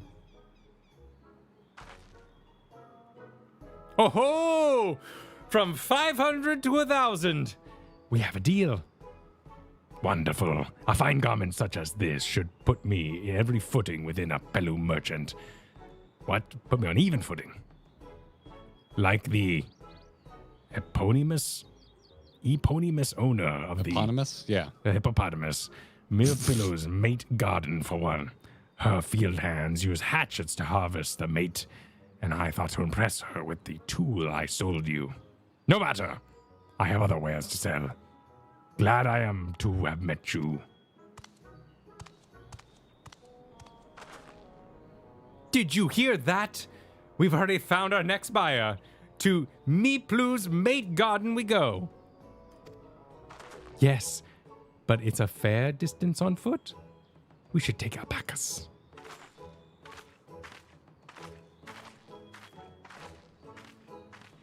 These ones will be the calm type, right? I've caught up to you. Nice. Success. You trade a 500 pel wool poncho for 1,000 hatchet.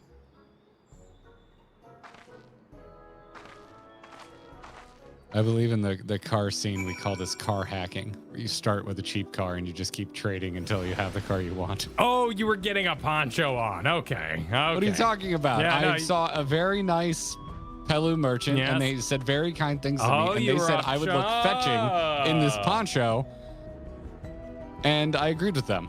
Very good. Don't ask me how much I spent on it. I won't. I won't. I won't ask how you spent on your dog either. Oh, the dog was a gift. I'm keeping it, Todd.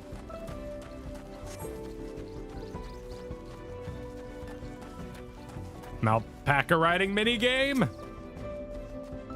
Well done recognizing the toolmaker as a potential customer. If you are a mind to change professions, you make an excellent merchant.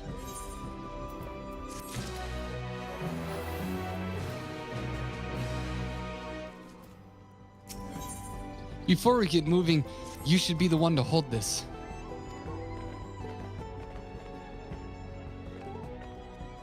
With that, I suppose we should hop on the alpacas Mablu has so kindly provided. God, every time. Every time. Every time. Ready to go? Let's mount up. Ride the palca. Let's do it. Oh. Come on, ride the train. There we go. And it's off to mate fields we go. Please don't. You'll be fine. These ones are accustomed to people.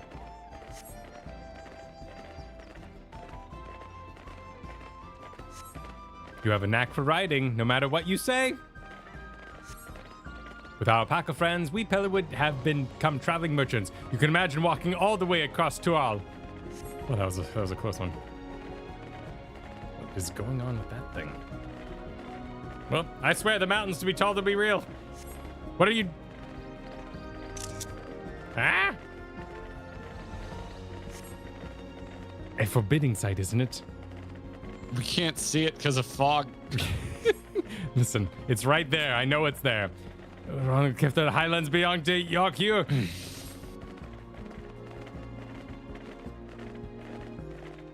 It's beautiful. Breathtaking. So, Mablu, you said you learned about the Peller's profession. You don't care for ranch work? No, I love it. I love working with alpacas. But becoming a Peller has always been a dream of mine. It's just, I'm not sure I have the talent for it. If I can help you buy the taming saddle, though, then I'll be proof that I can do this after all. In that case, you best be ready to be a merchant. Look, we're almost there. I was getting some UI-free beauty shots of us running an alpaca, so I appreciate you doing all the reading. Yeah, you're welcome. You're welcome. The way the saddle was traded for a tool. I don't remember that coming up, Kura, because I was only half paying attention to what Kyle was saying, but thank you for the pronunciation. Mate? We made it, and without a single smelly incident. I sent the alpacas back to Equalviz Inn, so we'll walk along the main road when we return to the village. Speaking of roads to travel, you were adopted by the Dawn Servant, weren't you, Third Promise? What? No, he just gave birth to a cat girl. That I was. Then perhaps you understand. I was an orphan too, you see. Tobley took me in. He took in all the ranch hands, actually. All of them? Yes, and everyone works hard at their chores, grateful for the opportunity to repay the head ledger's generosity. Yet here I am, the only one wanting to go off and be a merchant.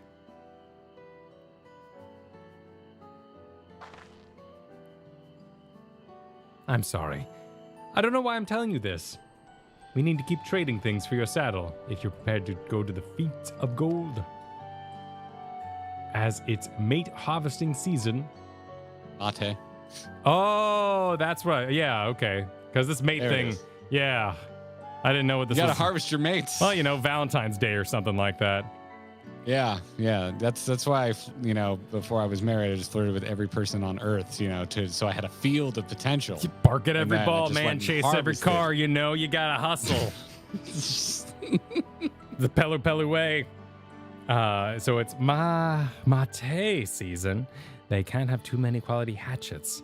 Add to that Walk Lamont's way with people who should have no trouble making a favorable deal. That's Niplu herself over there. Pass the hatchet to Third Promise, and let's get to bargaining. I do not want to go to the mating fields. That sounds like it would smell weird. Mate, on the other hand, I will visit. There's just a bunch of British guys drinking.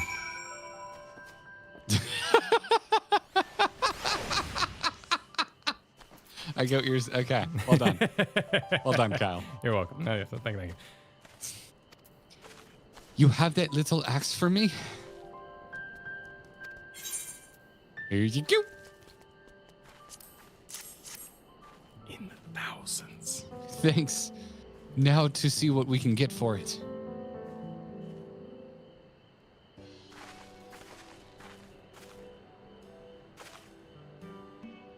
You're Miplu, the owner of these fields? I have a mine to trade if you're interested. Well, the third promise. I might be convinced to entertain a proposal. What do you have on offer? This hatchet, forged by a seasoned artisan. The razor edge of this exceptional tool will make light work of your crops. Oh my God, I want to do this with Billy Mays' voice. Just like, Billy Mays here! You can? Meeplu, do it. No, I mean, but when Urqopacha is trying to sell the tool. maybe, Yeah. yeah. Yeah. Billy Mays, the corn servant. That's his name. That's his real name. Billy Mays. No. Yeah, oh, see? God. Yep. Rest in peace, Billy Mays. Oh, my Jesus. Oh, God. Did you see his son on Twitter posted a picture because it was the anniversary of him passing away last week? And he was visiting his father's grave, and someone left a bottle of OxyClean on the grave. Oh, my God. I mean, it's kind of sweet. When Yeah, you think about it. Hey, that's called celebrating life right there. Exactly. Yeah. I hope, I hope you leave copies of games I like at my grave. Please, thank you. Will do. The quality is acceptable, I suppose. I offer you a large sack of mate leaves in exchange. Sack of mate leaves is valued at 1 pel in the 1,000 column, the same price as the hatchet. This deal would bring us no closer to the mezcal. If I may, Mistress Meeplu, it's harvesting season, is it not?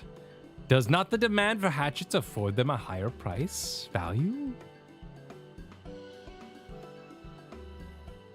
It is indeed the season, which is why I procured an ample batch of tools well in advance. Get wrecked. We've missed the window for demand. In that case, we'll have to fall back on connections. Think of it this way. A generous deal here would put you in the third promise's good graces. Surely that's worthy of consideration. Ah, here we go. Here it is. The political backsliding. Yeah, I rub your back, you rub mine, and... I don't wish to give offense, but I must tell you that I stand with the second promise. His innovations will improve every aspect of our lives, I believe, including farming. And I will no longer have need of hatchets. I assure you that I have nothing but respect for Urqopacha. That is why I'm prepared to purchase a spare hatchet at a fair price. I suppose it gives fair given your reason, but we ourselves would be no better off in the transaction. How about this then? If we were to help bring in your harvest, would you give us a better deal? As a matter of fact, I would. Until Kona's reforms come about, I can always use more hands in the field. We can talk about you leaving next after the harvest. What I'm screwing up my Star Wars quote, Kyle. What? What's the Uncle Owen? Next season. Yeah. Next season. Power converters. Then you can go ahead and add our labor to the bargain.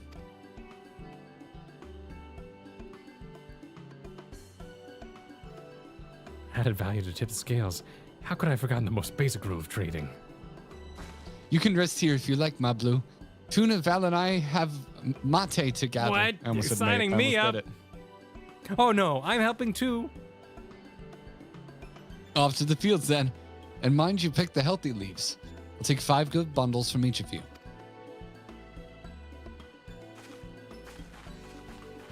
This is how my cousin and I would barter passage to concerts from my dad before we could drive.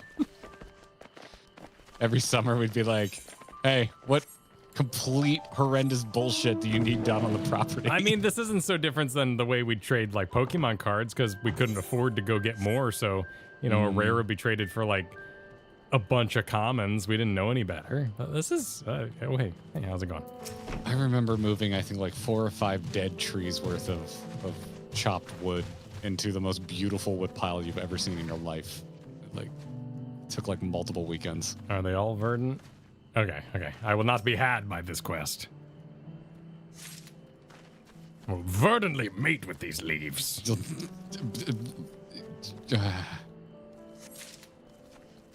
Whole bundles.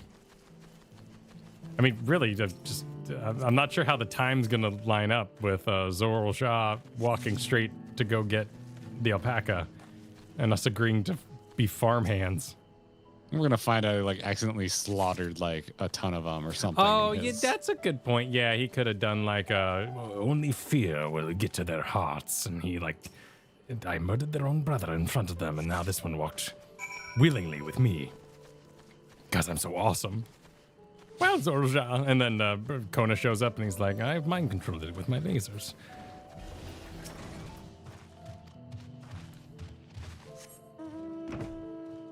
I can't keep up with how your brain works today. Well, he's in the other zone. I honestly thought we were going to have like a Team Rocket situation where everyone was everywhere at once, but I'm glad they split the promises. Because we really only dealt with the Daddy. Yeah, Jaja and Kona. Yeah, last time in Kona. You brought me some leaves then? Here you go, buddy. An acceptable harvest. We'll see how your companions fared before I make any decisions, though. Music from Living with the Land starts playing.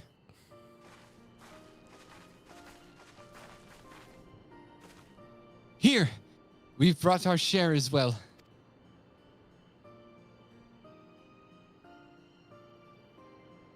Thank you, Third Promise. This is more than enough to hold up your end of the bargain. Now it's time to honor mine. After adding the value of your labor to the price of the hatchet, I am prepared to offer you a full sack of our highest grade mate leaves.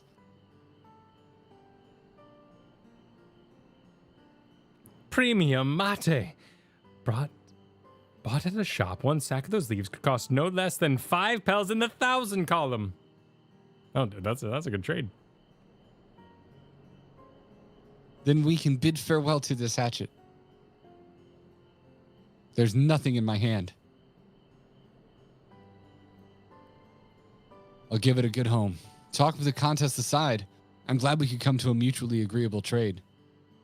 As am I. All the best with the rest of your harvest. I can't read. Can't do it.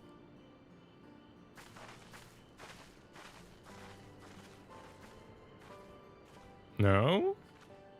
Do we not get the now you've made trade me up? expect. Oh, okay. Yeah, now you've made me expect it. Mask comes off. It's Asahi. Mablu, what's wrong? It's as I was saying before. Even after everything Tobley's done for me, I'm planning to abandon it all and become a merchant. But then I needed your help after forgetting a basic rule of trade. How can I expect Tobley to accept my decision then? You even told him? Bottom one's a bit defeatist. It could be encouraging if I do a fist clap. I'm gonna go top. You don't even know he's always gonna react. Like, Not exactly. I want to prove I could succeed as a peddler before I declared my intentions. I seek to follow in my father's footsteps, but because he expects it of me. But not because he expects it of me. I want to preserve Terral's peace, and becoming Dawn Servant happens to be the best way to do it. You should live a life of your own choosing, and I wouldn't be surprised if Tobley held the same opinion. So talk to him. You're right. It's better to find out for sure than worrying over what he might say. Thank you for the advice. Cat smile. But first, we have a saddle to buy. I want that success under my belt so I can be sure of my decision. What's next then? We tried to trade our tea leaves for something halfway to 10,000 pel? No. I think we're close enough now. I say we go straight for premium mezcal. Barking our way into double the value, eh? Think you can do it? Trust me. I will make this trade work. I admire you, Third Promise. That you're holding your own against such strong competition for the throne is inspiring. Am I really holding my own against Kona and Zuralja? Damn, just dismissing Jaja. Wow. Well, they're the only ones she kind of has respect for. Yeah, just throwing him out. I mean, of course I am. I'm Wuklamat of the Dawn's Promise, after all. Hmm.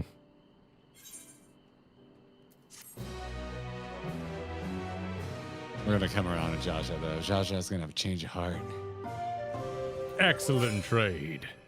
Ooh, was that little pan flute I heard? Mate. Success. You've traded 1,000 pel hatchet for a 5,000 pel sack of top-grade mate leaves. Just jealous because Bakul is too cool. Too Bakul for school. Yeah. You know it's going to be a quest name at some point. Hopefully. I'll be right back. Okay. Need to use the restroom and get a drink. Hi, everybody. How y'all doing? Good to see you. Thursday, we'll be continuing this adventure. First dungeon on Thursday. Tomorrow, the patrons have selected over at supportourromance.com that we'll be playing Jackbox games. There'll be a code posted on the Patreon. Hope you'll join us. We'll be giving y'all audience codes while you're watching, so you can vote for the various doodles and happenings in said Jackboxes. Next Wednesday, I'm very excited to admit, haven't posted yet, but it's going to happen. Next Wednesday, we're going to finish Control. Control game from the makers of Alan Wake. Going to finish out Control next Wednesday. And continue this fine adventure. I got a message from the MS curator during the stream that I have not read, so I don't know how long we're going to be on the MSQ train until we stop for video making, but I know we're going to keep going for a bit here. But what y'all been up to? What you watching? You playing anything? I'm playing games mostly with my 4-year-old, so I've played Gigabash. We fired up Gigabash last night. That was basically a remake of Godzilla Destroy All Monsters. That was pretty fun. That was kind of neat. Sadly, the Godzilla and all the name Destroya was all like a DLC, so you have to pay for that stuff. That was kind of a shame.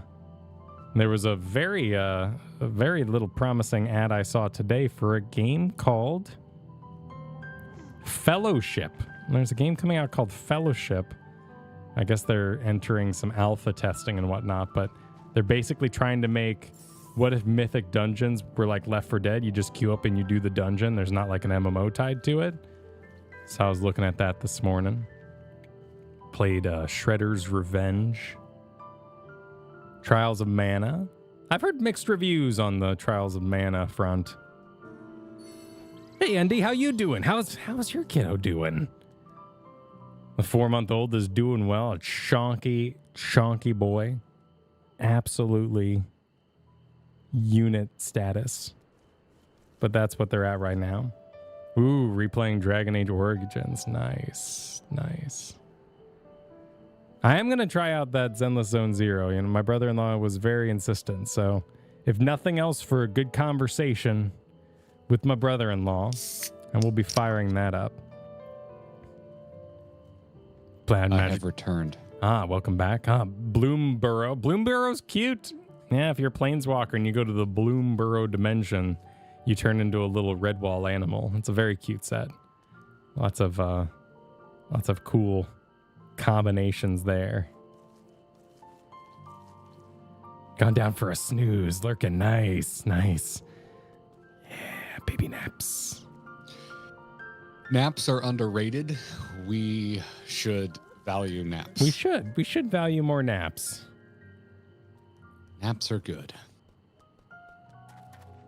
The last time I took one, it wildly threw off my sleep schedule because then I couldn't fall asleep that night. Finally going to start Mass Effect. Ooh, good call. One of my favorite It's a good one. series. Wrath of the Righteous. Nice. Sadly, vacation's over. We haven't gotten to any more Baldur's Gate. I think, life got busy without all the free time.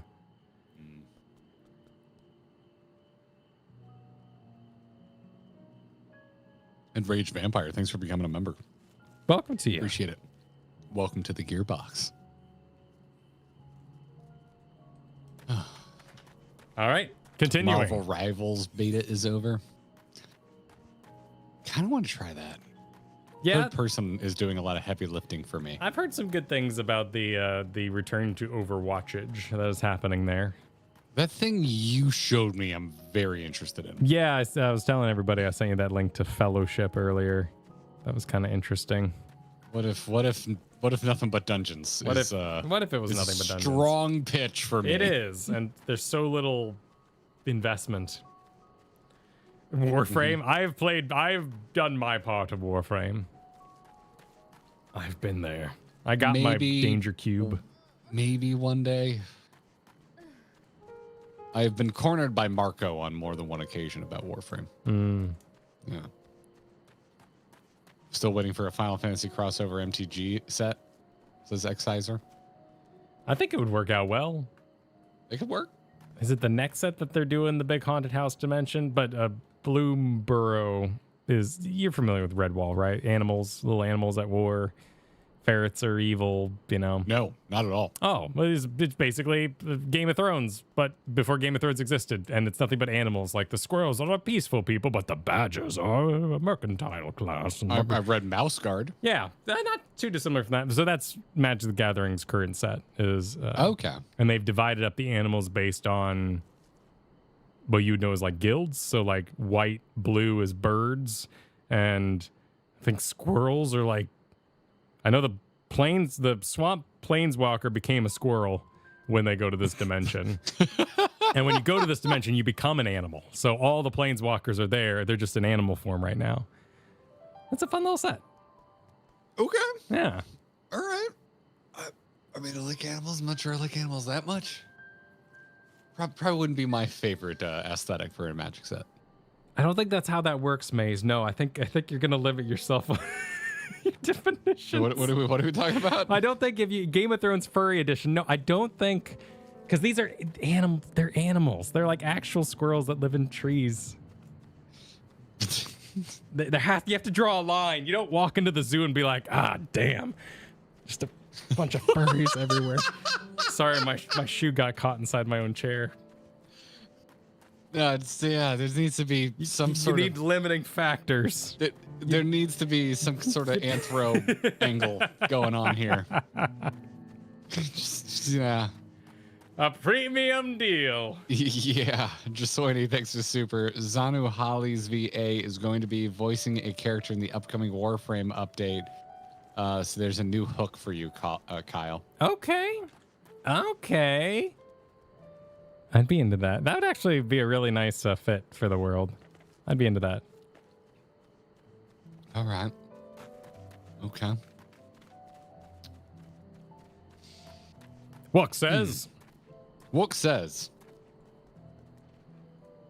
Before we go, let me give you the mate leaves. I don't need to risk proving Erenville's point.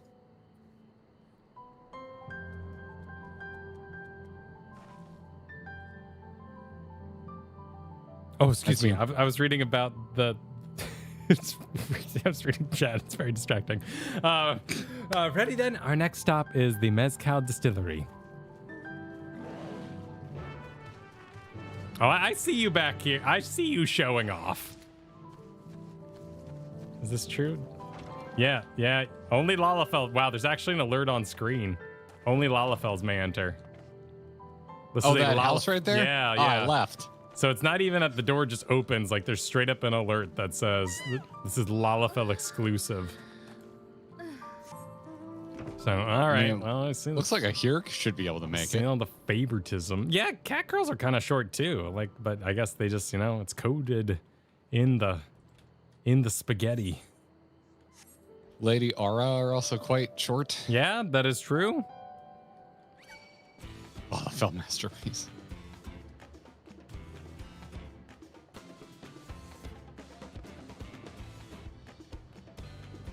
Oh, we got clear night. Maybe I can see the mountain. Yep, I can see it up there. Listen, if I eventually got into a leadership position in a game studio, I too would add a few things in the game that only my character could enjoy. Yep, exactly. I'm just gonna say I respect it. You know, if you're gonna play the game you make, you might as well make it fun for yourself. Otherwise, what's the point? Exactly. A game for everyone is a game for only Lalafels. and so Wait, on and what? so forth. That's not no. Did you not get a teleport offer? Let's take a source. Oh, I was just riding because there's like the coffee, and it's a night sky, so I could see the mountain finally. So I was taking a look at the mountain up there. Okay. I was just kind of digging on the environment, enjoying the night piano, I'm tickling the digging you. keys. I mean, you know that Lalafels are from their own shard, right? Like that's just lore. When Vana did her walk, there was no Lalafels, which means they only showed up on the source after it collided with another shard. Lalafels are all from another planet. They're all aliens. And that's what we're going to explore in Dawn Trail. That's why there's so many people that are mad about Dawn Trail, because so many people hate Lalafels. Exactly. That when there was the big Lalafell lore dump in the final act, they're like, what is this crap? Yep. That's it. That's why people are grumpy. Some people. Oh, this guy's drinking too. What do you say? Just one more cup, he says.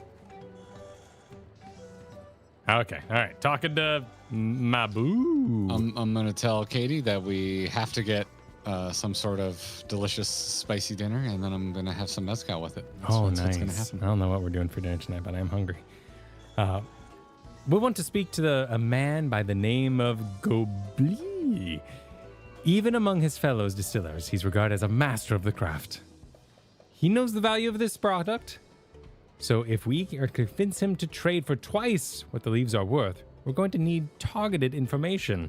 That means asking around and taking in the gossip. I mean, gossip is talking. If you could talk to the people here at the distillery of Valentuna, perhaps Waklamot could do the same at the village entrance. Meanwhile, I'll head north side and see what I can learn. Thanks, Mablu.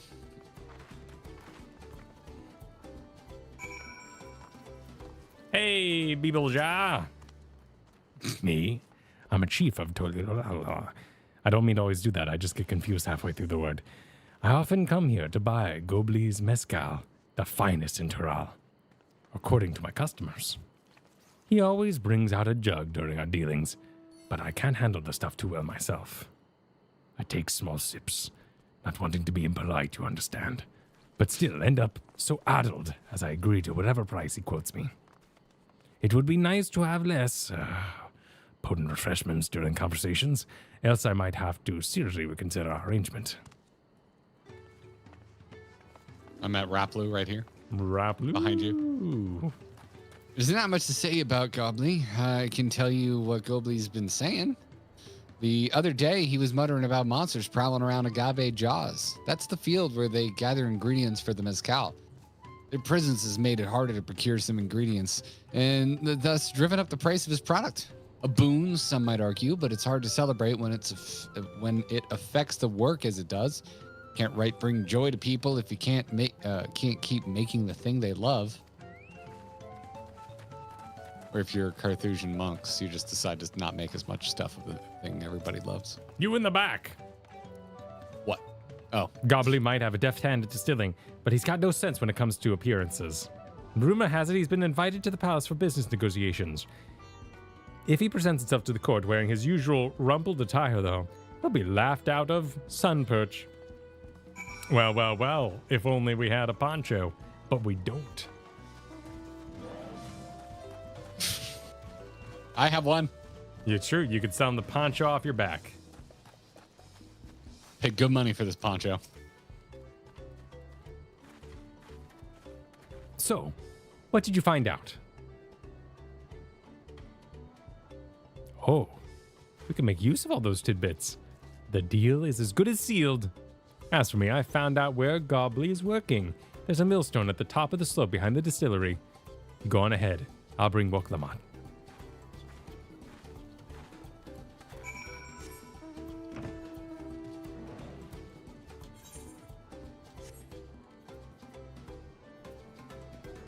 Where we were earlier? Oh, nope. Nope. Yes, I went up here willingly earlier. Yes, the place you were at earlier that you didn't need to be at. Yeah. Now you need to be there. I like this little area. Yeah, that's cute. You have business with me, sir? Why don't we talk down below so as not to distract the alpaca from his work? You just want me to drink. I'm going to go down to where I can sauce you up and make you buy more sauce.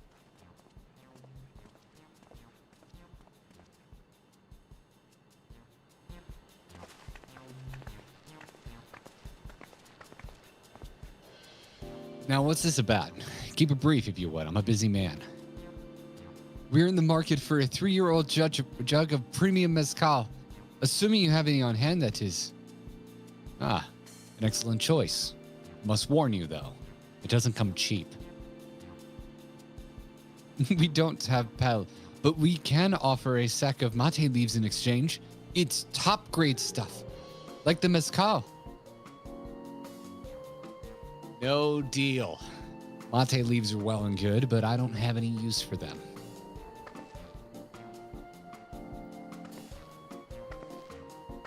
No deal? Just like that? Still, I hate to send you away empty-handed. Why don't we sit and chat a while over a cup of mezcal? Now the real deal bargaining begins. Which of our cards do you want to play first? Oh, oh.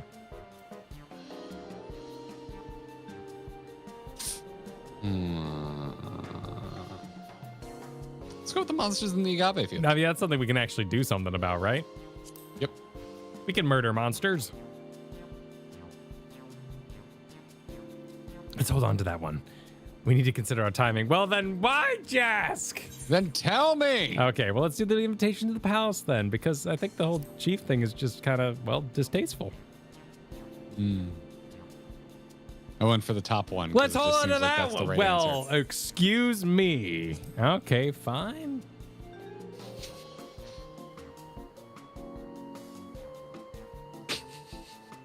Kyle's so annoyed. I appreciate your hospitality, but I'm afraid I can't hold my drink. I've heard one of your regular customers, a Hobigo chief, is the same. Seeing as not everyone can enjoy mezcal, I wonder if you might benefit from having other refreshments to offer. Something like mate tea, for instance? Brewing from the finest leaves, of course.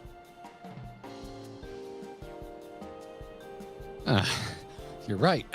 Absolutely right. I had noticed a growing reluctance on the part of my Hobigo friend, but did not realize I myself was to blame. I must endeavor to be a better host. Still, even with that added value in mind, no sack of leaves is worth the mezcal you're after. Don't ask me which one we should do next. Just do it. Just take this over. Should... Also convinced Booklamont doesn't know how to whisper. Full volume, then. Should we offer to call the monsters causing them trouble?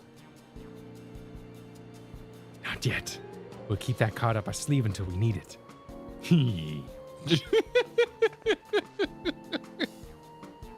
As I expect you are aware, the rite of succession is currently taking place. That's why the third promise has graced us with her presence. When the contest is decided, the subsequent ascension Oh, I ceremony... think this is still me. Oh. Yeah, we're just sorry. slowly zooming in on his shocked face. Banquet will be a Apologies. prestigious affair. If your mezcal were served there, it would bring your distillery immeasurable fame. Wait, could it be that your rumored invitation to the palace is to discuss that very possibility? Oh.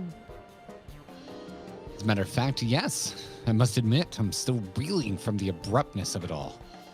It would be a great honor and opportunity if I can secure the deal. Well, I should think your exceptional mezcal would speak for itself. That said, there was no such thing as being too prepared.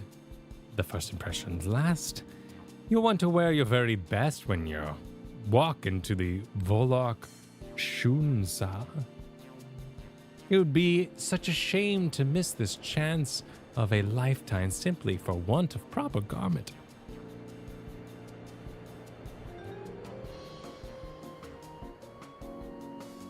I'm literally dressed the same as everyone else. That it would. Are you saying you have garments to offer? Something ideal for court? We have no garments on hand, I'm afraid, but we can provide you with the next best thing, an introduction to a weaver. His name is Bolnok, and his works are highly regarded in Tulilolol.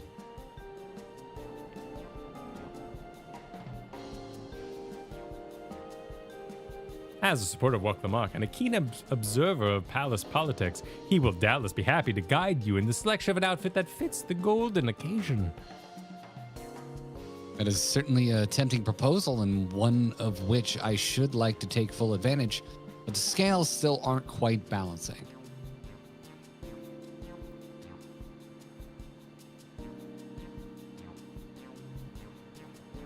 Say, weren't there monsters running amok in Agave Jaws?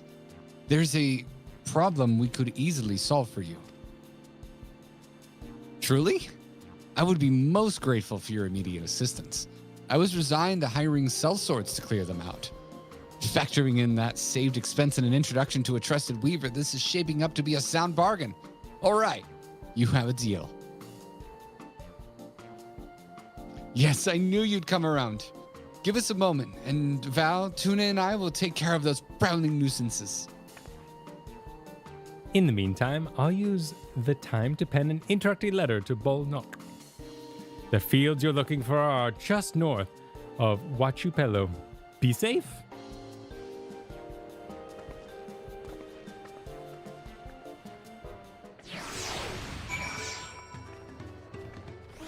Wow.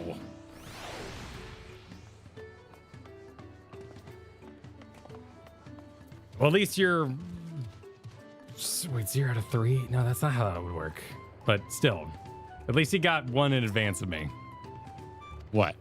Oh, you selected the next option correctly. Oh, yeah. Whereas I was completely left to the whims of the video game. Yeah, it'd be like time to correct answer. Star Johnson, thank you for the generous Strainer Super. In honor of our friend Faye, go hug a friend today. She loved us, and it's on us to carry on the Faye napping people for housing tours, being there to chat with a friend in need at 2 a.m. Love you all. You're all like a family to me. Thank you for being a part of my life. Well freaking said. Well freaking said. And back at you, Ed. Yeah. If you haven't heard that bit of news, posted in the Discord over the weekend, but huge part of the FC, Faye, passed in their sleep last Tuesday. And there isn't a single part of this game that I'm not currently bumping into that it hit me really hard, to say the least. I log in every time my inbox or my there's any space in my inventory, I log into more crafting supplies sent my way. As quoted from them, I see space, I fill it. And they were my crafting teacher. We talked nonstop. It felt like one of those amazing friends who you can just not talk for a week and you answer the next question and you get right back to talking. And that to me is just such a comfortable friendship. And I'm gonna miss Faye immensely. Yeah, it's been sad. News broke for us and the rest of the free company pretty late Sunday, right? We got that news. Yeah. So yeah, we made mention of it at the end of yesterday's stream, and yeah, it's just been tough. I still have multiple parcels in my in-game inbox from Faye right now. Yeah, it's been sad. Yesterday, said at the end of the stream, and I'll say it again here, like you got some buddies that you've made friends with through games. Like, tell them what they mean to you. Because I've been thinking about that a lot last few days. It's been tough. Absolutely. Yeah. Thanks for the really kind words there, Ed. It's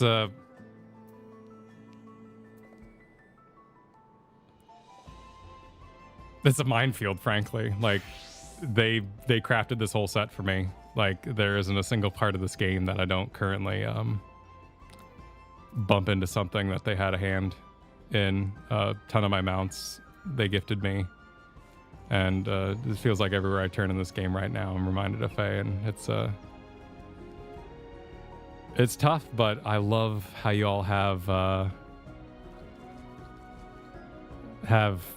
reacted, embraced the free company chat and the Discord there. I love seeing y'all making plans. We'll certainly let y'all know when there's plans of, Faye 8 and Faye 1 through 40, and they bought another PlayStation to make more ults. This game was insanely important to them. The Faye napping is when they would show up in your chat and say, you want to see something cool? And they were a absolutely prolific apartment designer as well as a home designer. And they would take you around to just some of the most insane things you've ever seen done in this game. Everyone ended up in the void at some point, if you know what that is.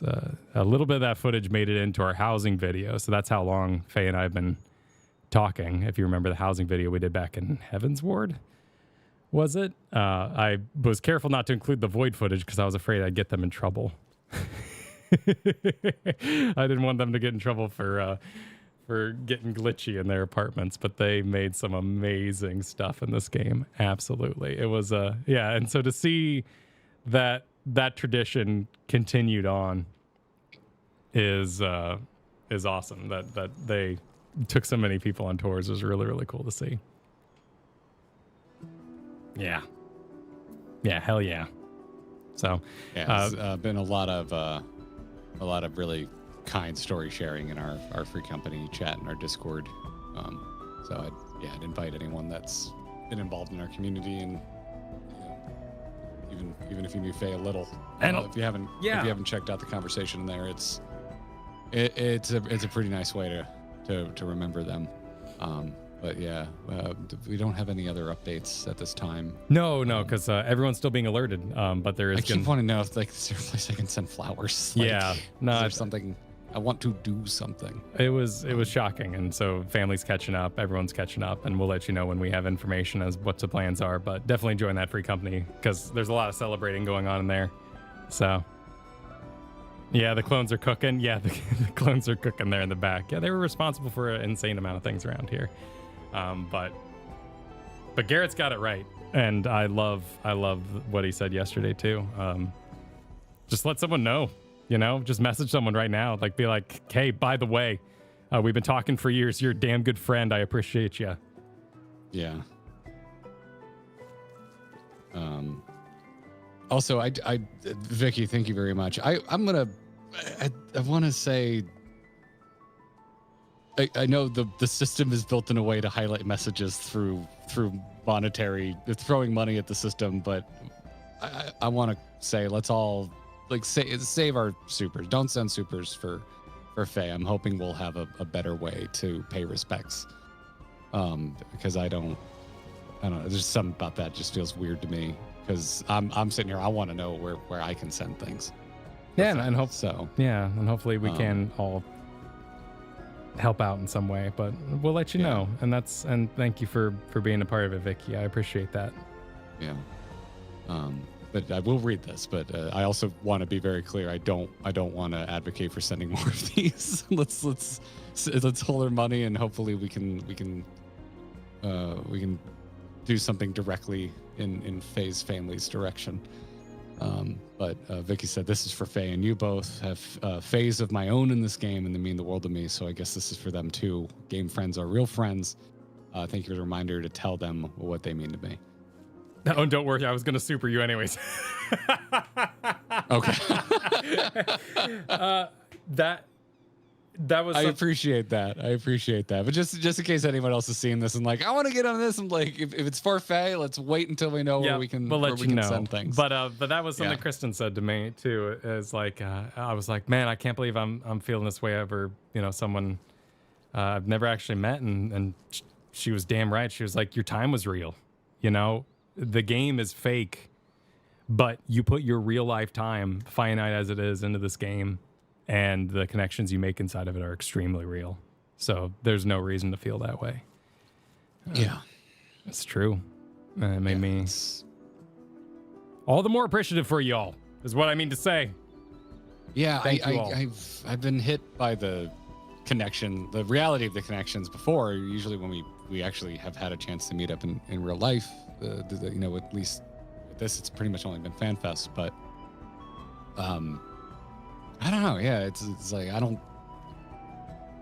think about that real life is. I don't know how to verbalize this other than I don't think about the fact that we're all real people that can pass away behind the characters that we play in these games, because I come to the game as an escape. Like I come here and I try not to worry too much about real life. And then you remember, oh right, like, or the reason I'm drawn to this, which is because it's real people. Is that they are, well, the other half of that is that they are real people.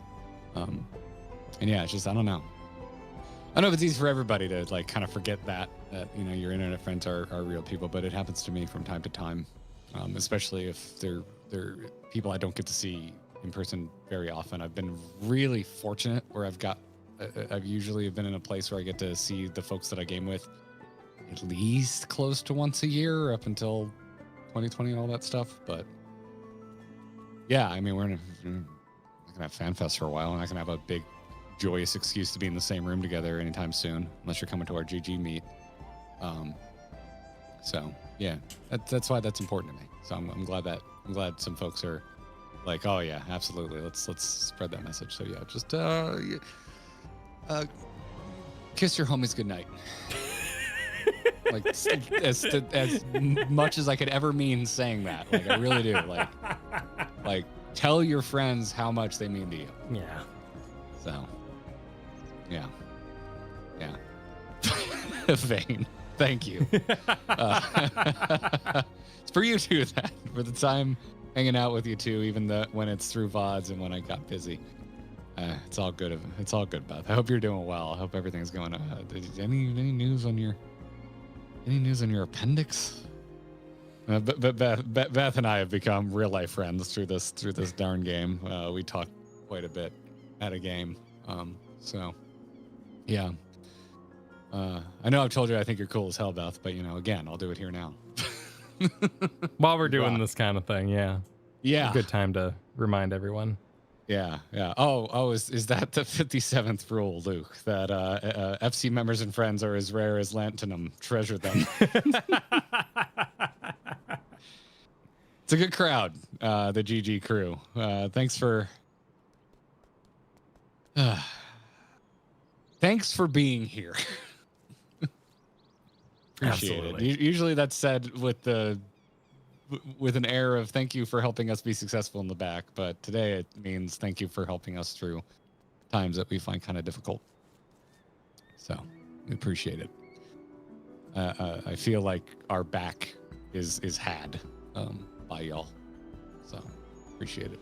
As for Dude Ruiner says silence 03s 4-3 fish is talking. Yeah. No, my outfit, it is my, yeah, Suna, you're not wrong. This is my bargaining glam. I was hoping to impress people today, but I don't know a damn thing about alpacas. Also, apparently my monocle disappeared, so maybe let's blame that, shall we? My golden monocle at some point today disappeared. There we go. Surely things will go better from here on out. After all, we're have to murder things in the bushes. I would say that that's a bad negotiating tactic. You know, go to buy a car, maybe don't dress super nice. You don't want them to think that you have more money than God. No, you don't think that like as someone who's extremely rich, I know a good bargain. No. Okay. No. Jesus, thanks. Good to hear from you. See ya. Good to see you. Good to hear from you. Two things I was thinking of at the same time. You just left Panama Beach. It was a beautiful place. Love this question area. Are we in Stone Talent? Oh my God, Jesus, damn it. Damn it, Jesus. How dare you? Good old Stone Talon. Oh, Suna right now saying, after face passing, I called my real life friend to hang out suddenly this weekend. You never know when it will happen, and I lost count to the times I never said a proper goodbye to good people.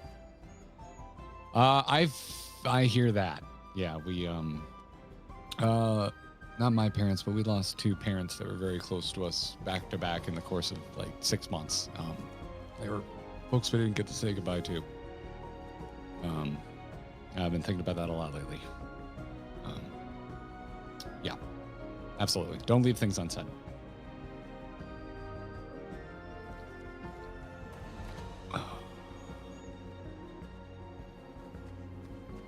Okay. But also be goofy on the But internet. yes, but also be righteous goofy goobers. But also find a way to still, make your friends laugh when times are sad. And forge ahead with bad Urqopacha impressions. Let's do it. Sweet. That should be Agave Jaws just over there. This will go faster if we split up. Come and find me once you've finished clearing out your share of the pests. These things better be cute. They better be not, because we're gonna kill them. No, like a cute in a shark way, where they got dead eyes. They're clearly predators. Get caught in tornadoes. Eric, thank you. That's really kind to say. Get caught in tornadoes. Yeah, I've watched a lot of Sharknado recently. Ugh.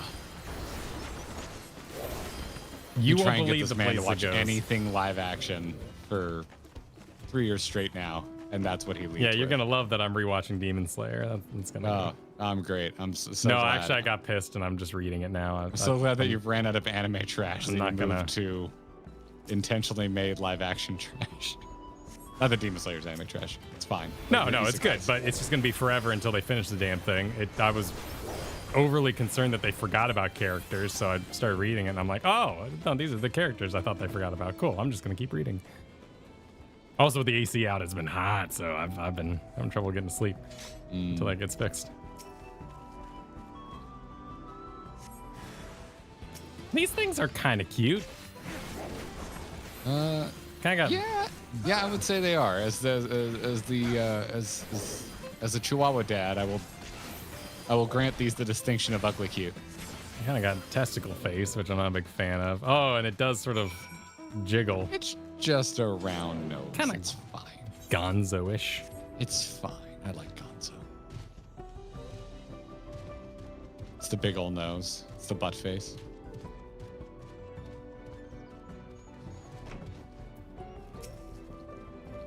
Compared to the creatures I hunted with Papa, this was no challenge at all.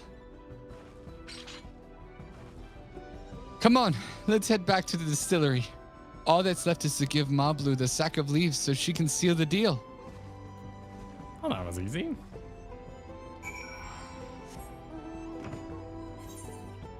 Returning probably would be effective.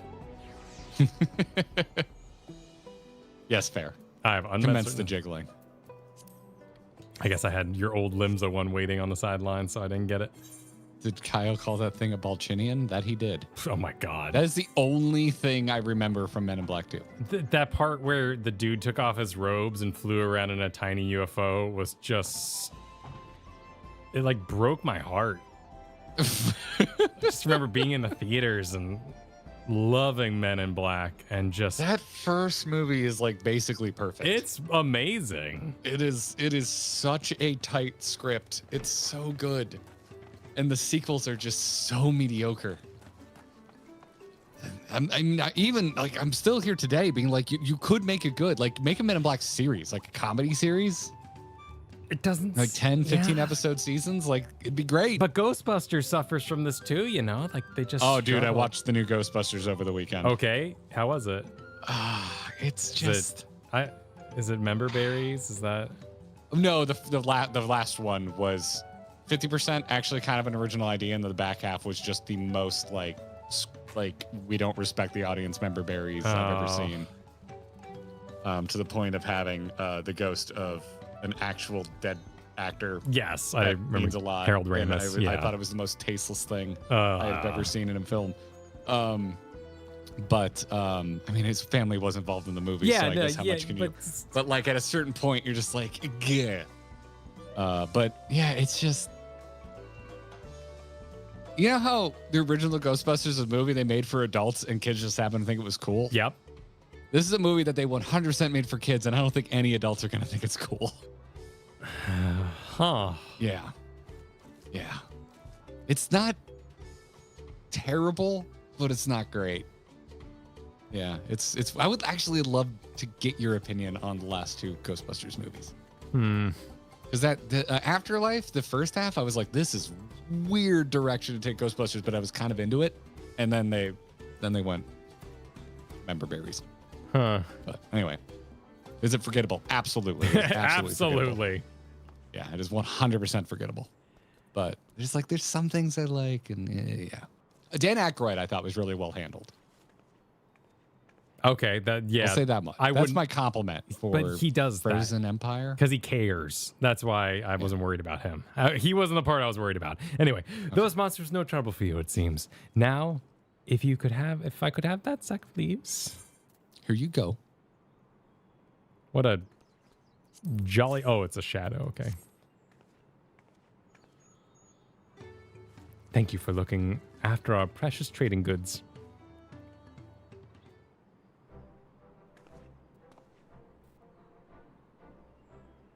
Your monster problem has been resolved, Master Gobli. Here are the mate leaves and a written introduction to Bolnok, as agreed.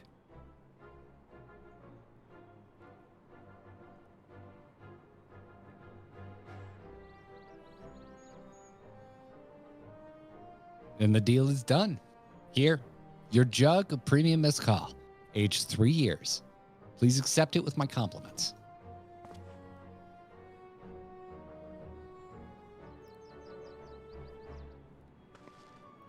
Yes, we finally have the mezcal.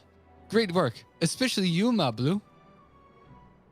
You were the one that inspired me to come this far, third promise.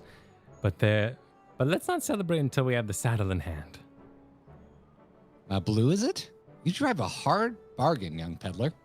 I look forward to doing business with you in the future. Thank you, but truth be told, I'm just a ranch hand for now. Should I ever become a proper merchant, though, I'll be back to strike more deals with you.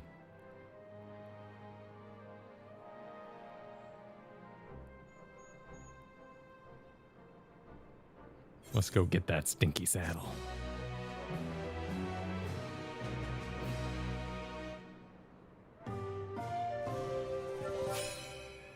Excellent trade. And now we are truly living with the land. We did it! Except buckle him on the saddle. That is a good point, Christopher Clayton. I guess both Men in Black and Ghostbusters did have TV I series. love that cartoon growing up. Both Ghostbusters. of them. I even like was it the Extreme Ghostbusters? I watched the that Extreme quite a bit, Ghostbusters too. is all right. Yeah. It was solid. It was freaking solid. Kylie, Eduardo, and Slimer. Even at the palace, I don't think I've ever had a 10,000 pel jug of anything before. My hands won't stop shaking. Here, you better hold onto it until we get to the saddle maker.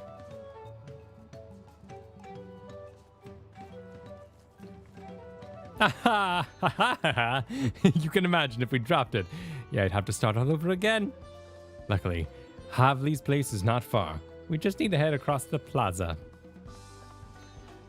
My inventory's so magical across dimensions, so I'm confident. I got confident pockets.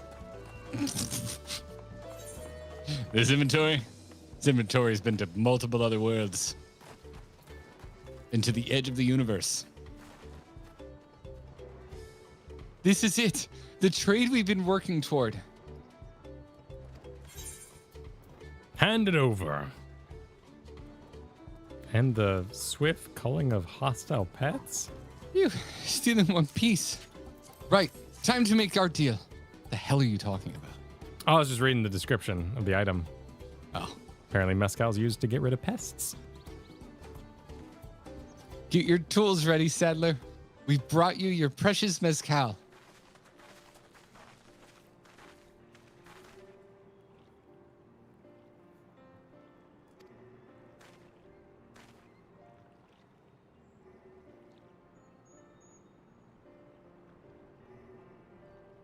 Wait, you actually got your hands on a jug? But you have nothing. A few measly clumps of wool. What we had was an aspiring trader with a gift for negotiation.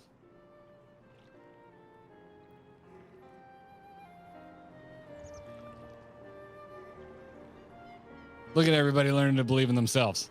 Look at all this personal belief happening in this room. You grow, damn you. Get loved. Although I'd sooner aid no claimant but Zoroja, I cannot go against the guiding principles of the Pelu Plelu. The trade is a fair one. I will craft your saddle, third promise. Great! Stay and wait if you'd like. I have all the requisite materials, so this won't take long.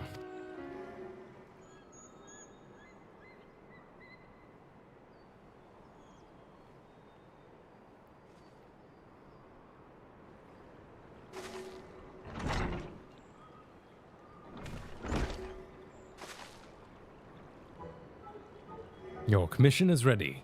Catching a wild alpaca is never a simple affair, but you'll have an easier time with one of my saddles. Now, if you don't mind, I have other work that needs finishing. Ah, I can taste that smooth mezcal already. I will judge you based on Eorzean time.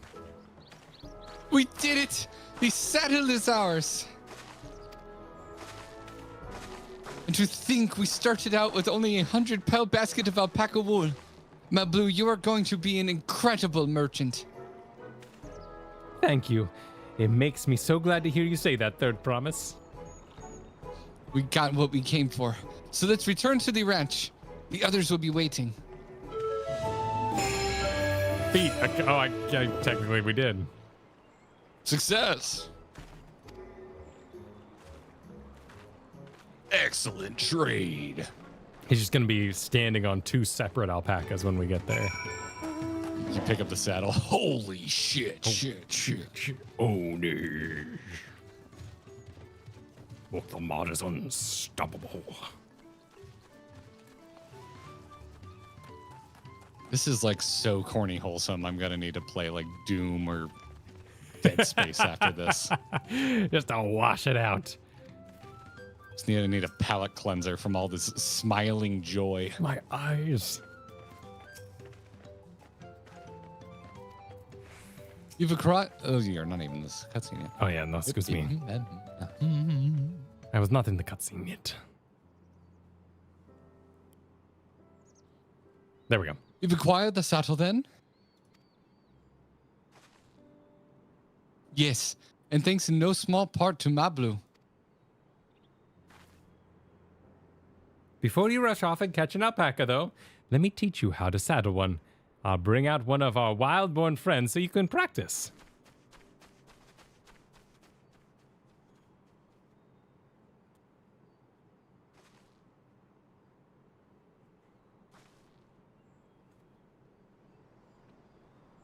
I know. This is something I need to learn.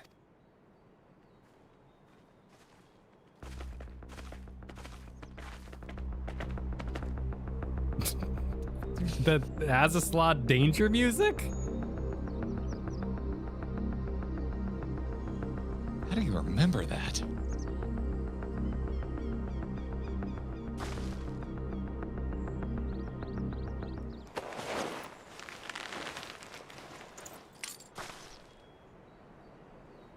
Great sunken gods, I did it!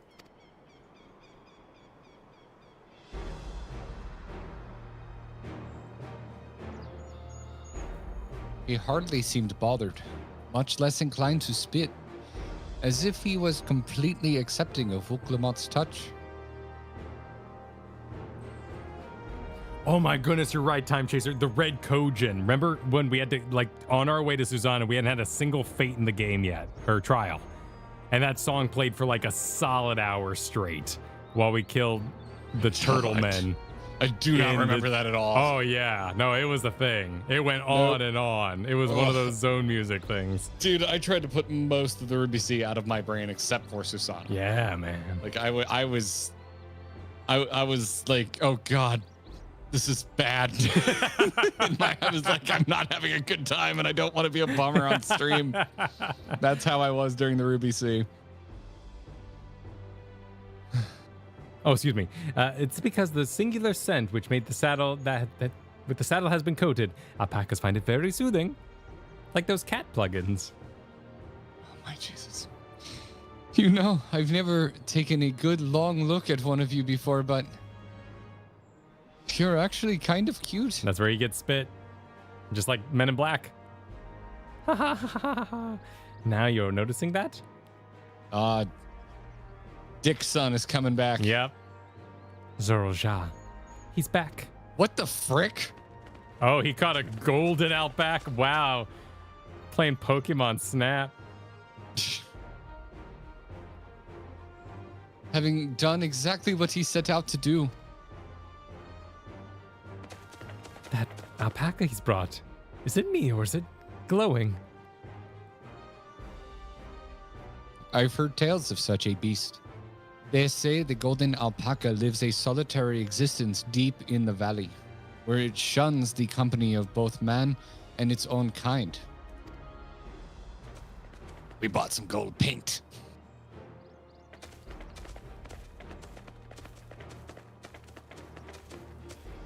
How did he manage to snare a prize like that? A beast knows Beast knows its better. Yeah, Sorry, do it. were No, you bring this it. guy? Yeah, Was I bring reading it. this Bring guy? it. I did the last Lizardman. Go for it. Faced with overwhelming strength, it will yield rather than risk death. An apt illustration of how greatly the power of the first promise exceeds yours, Urqopacha. Zorojah number 1. Woo. Strength alone won't win him father's throne. I'll be the one to find the Golden City, and then Taral can remain at peace. Well, This is actually Zorojah speaking. Legit Zorojah. An everlasting desire for peace can only be forged in the fires of war. Check out my back muscles. To unite as one people. So strong. The people must be taught.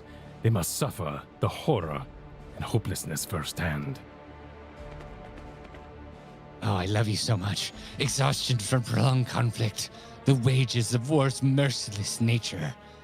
These are what moved the clans to join in the founding Tuliyola all those years ago.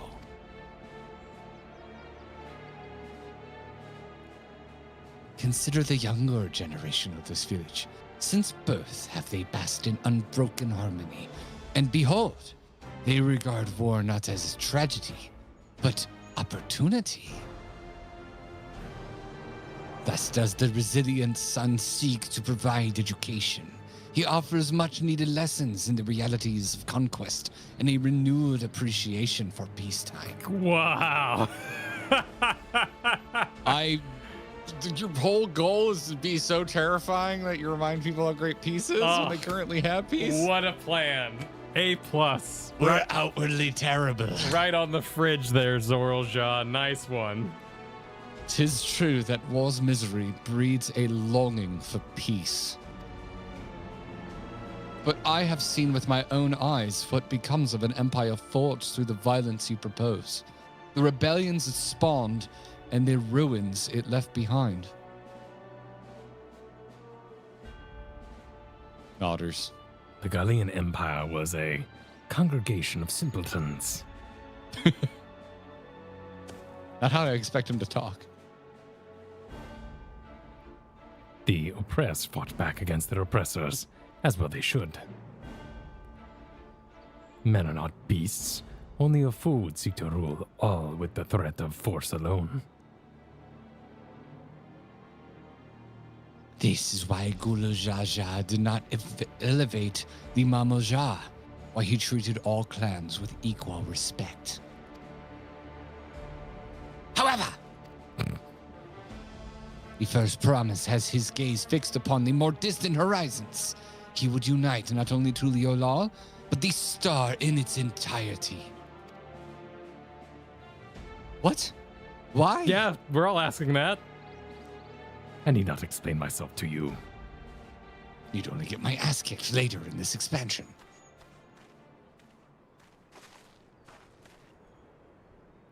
Oh, well done indeed. The first promise has completed the feat of gold with a appropriately golden flourish. May I present you your much-deserved keystone? Was I interrupting something?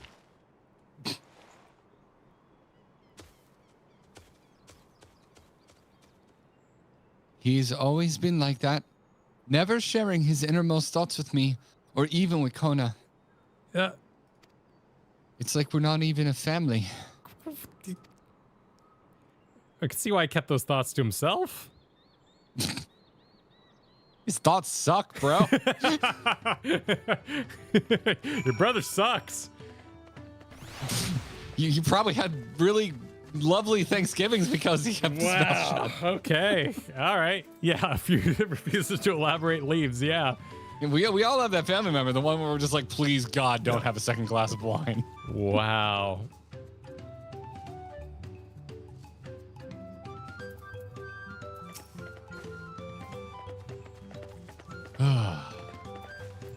It's an uncle in our family.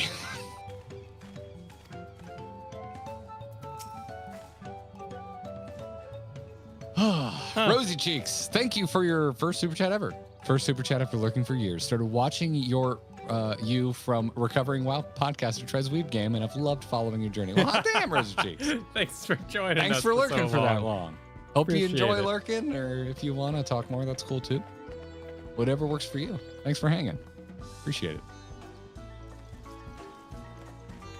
I'm also going to just take that as confirmation that you agree that Zorl's thoughts suck. Oh, yeah. Yeah, sure. Yeah. You know, in the moment. The wide-eye alpaca here is like, I just saw some shit. Soft as school goes, it's always an uncle.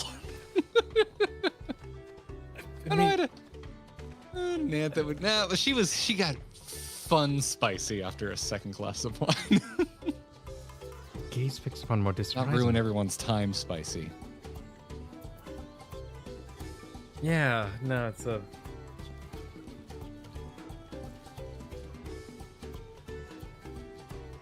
So I guess the important part, story-wise, to take from there is that he has something else. Men are not beasts. Only a fool would seek to rule all with the threat of force alone. So we know he wants world domination, and he has an additional tool to do it. He doesn't intend to do it with an iron fist. Cool. That's the important information. We already knew the rest of it. Nurho, I like this super. It's like a presidential debate between Zoral Ja and the other contenders. Quick question, Zoral Ja. What is your plan to cross the ocean with an army without ships, or deal with Limsa's navy for that matter? Right? Which means he's probably accounted for that, and he has what he believes to be an army. I mean, maybe he thinks Kona will help him with airships if he wins. Could I think he's just thinking ahead because he was made in the genetic lab or something like that. But how would he know that unless he was told? So I will just have to wait and see. But either way. Also, Kyle, you don't like airships. Yeah. Well, we're airship dirigibles. I don't mind hovercrafts. Okay, or like speeder bikes. Because all weekend there was like a mummy marathon ripping on some channel, and we just had it like as background noise across our weekend. That's the formative I Hate Dirigibles movie. Really? Yeah, that's the one that made me hate it. Yeah. Because it's kind of awesome.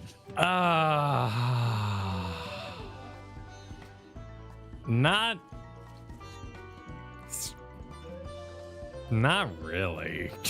Oh wow. Wow, do I disagree. You underestimate how much I love the first Mummy movie, and I wanted to like the Mummy movie so much, the second one. Like how hard I fooled myself into thinking it was amazing. I like the second Mummy. What's wrong with the second Mummy? It's got some holes, man. There's nothing wrong with the second Mummy. The kid's not great. I mean, the kid isn't great, but kids kind of ruin everything. The airship pilot, he's not funny. I like the airship pilot. How dare you? The fact that they even brought the same mummy back and they found him in a complete... There's just so many... I like the fight on the UK bus. That's good. When they fight on the bus and the skeletal warriors chase them while crawling. You know, they did wall crawling in the previous movie in the background. Kids kind of ruin everything. I like the kid in Iron Man 3. I thought that kid did a good job. That's a good counterpoint because that's the only good thing about Iron Man 3. Yeah, that might be true. That movie's kind of shit. Otherwise. If your girlfriend gets superpowers, you let her keep them. That's the biggest problem with that movie. I know she might have exploded one day, but you could cure that. Let her keep the fire powers. It was just an issue. Yeah, but but Rachel Weisz in that costume. I'm just gonna, I'm gonna win. What was her costume different? Because she had like the ritual. She has those visions where she pictures herself in the ancient Egypt scenes. Oh no! Oh, the scenes are wonderful. I love them. No, that was cringe. I didn't know cringy existed as a word, but her being related to the past by chance when in the first movie she was just a Bembridge scholar, way too convenient. Really bothersome. Listen, and she fought the Nox to the Moon back then as a like Raphael ninja. It made no sense. Listen, sometimes you can polish a turd in a way that's really fun. And that's my closing statement for The Mummy 2. It is a really fun polished turd. Shit, I forgot about that part. This is exquisitely polished turd. Wow. Yeah. Rule of cool bebe. Exactly, Anna. Exactly. Exactly. The first one. This so man good. watches isekais and he just intravenously took in every Sharknado movie ever made. There are more than enough.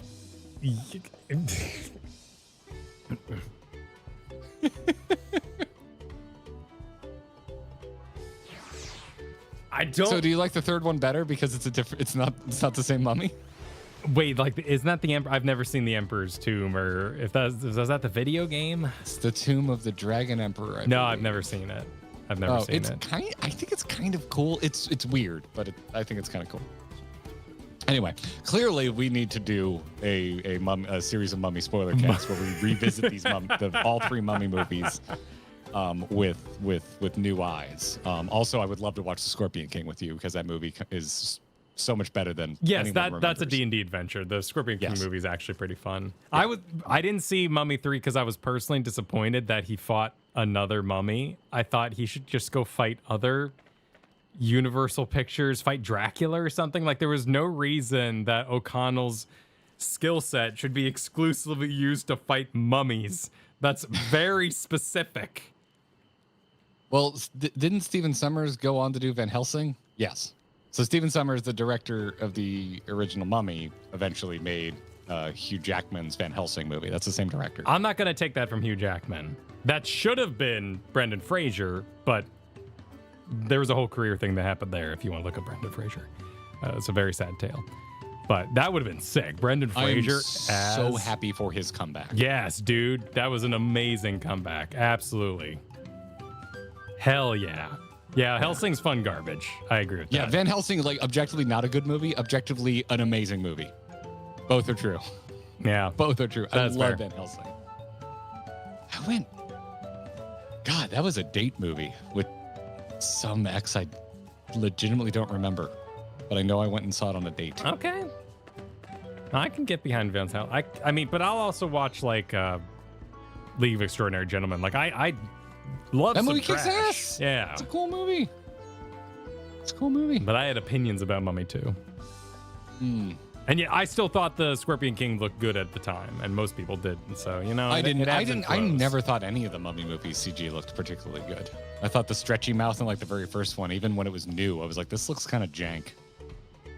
The Sands stuff was great, like his face appearing in the sand and all that, but that's because they didn't need to be too detailed. They were smart with how they wielded their special effects there. It was hit and miss for me. Like some of it I thought looked cool, some of it I thought looked real hokey. But Van Helsing was your bi-awakening. I love that for you, E-Rock, baby. I mean, honestly, the Mummy, it seems like, is a lot of millennials bi-awakening, if my social circles are to be believed. Like, I can't find it. Damn, I was looking for the meme. When you have that friend that like can't even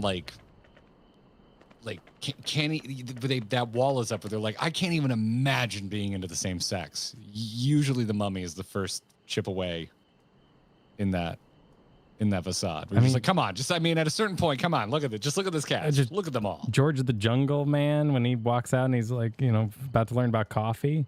Like, just let me guess, spring cleaning, and he just throws a freaking chair at the guy. Like, The Mummy is one of the best movies ever made.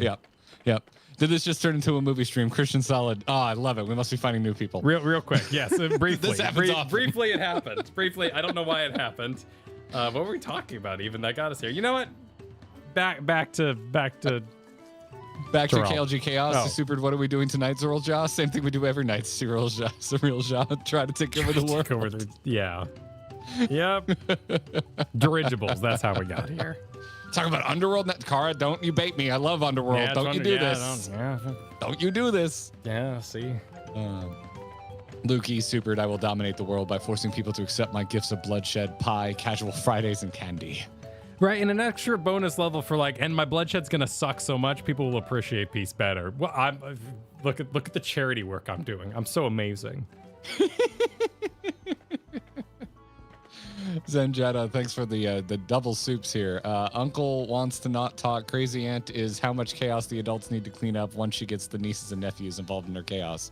Hey, that sounds like an okay family dynamic. Yeah? People know their roles. And then you follow that up with, I define my sexuality and taste as a millennial bisexual as the entire cast of The Mummy. See, this is what I'm talking about. This happens all the time when I talk to fellow millennials. Millennial. It's just, yeah. Yeah. Luke E. Supered, Mummy also had a kids cartoon series. I did not know that. It was hideous. Remember Wild Thornberries? Yes, I quite enjoyed. Like the Wild Thornberries. or there was that the Ace Ventura cartoon show. I also quite enjoyed the Ace Ventura show as well as the Mask cartoon. There were 2 Jim Carrey cartoons. Wow, yeah, okay, I found it. Yeah, this does not look good. No, it was not good. This looks very on a budget. It was extremely cheap. Like the Capybara. What's that one? Mighty Max had a better budget. Mighty Max was kind of sick. That show was pretty. My memory of it is very rosy. I'll say that much. Background paintings are kind of cool in The Mummy, though. Jackie Chan Adventures was straight up the shit. I love that show. We've talked about this before. Yeah. If you want to make Kyle stall with 0 warning, you just shout Jackie Chan Adventures. Let's just talk about all the talismans, man, and their combos. I'm here. Oh my god. Lethia, thanks for the super. We used to do a shot every time someone fell off a precipice in Van Helsing. It was always a good time. Oh. By the way, Kyle, next time you watch, what's the first one? Mask of Zorro with Antonio Banderas? Yes, The Legend Has Returned, yeah. The next time you watch that, it was directed by the same director who did GoldenEye, and keep that in your head the next time you watch it because it ends the exact same way. Like, defeats the bad guy, horribly maims him, and then he falls off and then the thing falls on him with the camera attached to it. Yes, the ending is the God. bad guy dies in the exact same way as Trevelyan in I think they GoldenEye. use the same fire sound effect, that roar as it sweeps across the ground. Oh my God. It is the ending of GoldenEye with Zorro. Yeah, it's the exact same shit. Nice one, dude. That's crazy. Like, it bothered me as a kid. It was the first time I ever linked a director. Yeah. Oh yeah, Mummy's alive. Good show. Good show. There he is. Tracker, thanks for the super. Soldier, quote, I'm going to kill so many people that the peace we already have is going to sound even better to them than it already does. Yeah. Okay. About that. This is my first rodeo with this, right? Like, this was the line the Fire Lord did, as played by, who's the dude with the chin? Hellboy. We've had 3 Hellboys now. The main one that people like. The one everyone likes. Yeah. Crap. I love that actor. Can't think of his name. Ron Perlman. Ron Perlman. Yeah. As played by Ron Perlman. I believe he was Sozin. But he was, we have such wonderful peace in the Fire Nation. Why not spread this peace? We spoiled Mask of Zorro GoldenEye for you. Well, Mask of Zorro was 98, so you've had more than 20 years. I still apologize. You've had some time. You had some time. I think you could still enjoy it. I think you'd still have a good time. I've rewatched both of those movies recently, and I would say that they, except for Jean Grey orgasm fighting, hold up really well. Yeah. Yeah. Yeah. Anyway, what Lamont says. Yes. Now we're talking about Pirates of Dark Water. We officially reached the end. We're good. Okay. We've done a lap of millennial favorites. Yeah, we did a quick run. Yep. Quick run around. We're good now. Okay. Yeah, if you don't know what I'm talking about, watch Goldeneye. That was not a spoiler for Deadpool and Wolverine. I'll ponder Zurl and his mysteries later. Right now, I need to think about finishing the feat of gold. I have my saddle. I've practiced how to use it, so lead on to where the wild alpacas roam. The valley of... Oh, wait, that's you. Where the heat is intense. The valley of Urqopacha is northwest of here. Come on, everyone. Even if we can't enter ourselves, we could see Urqopacha off to her hunt.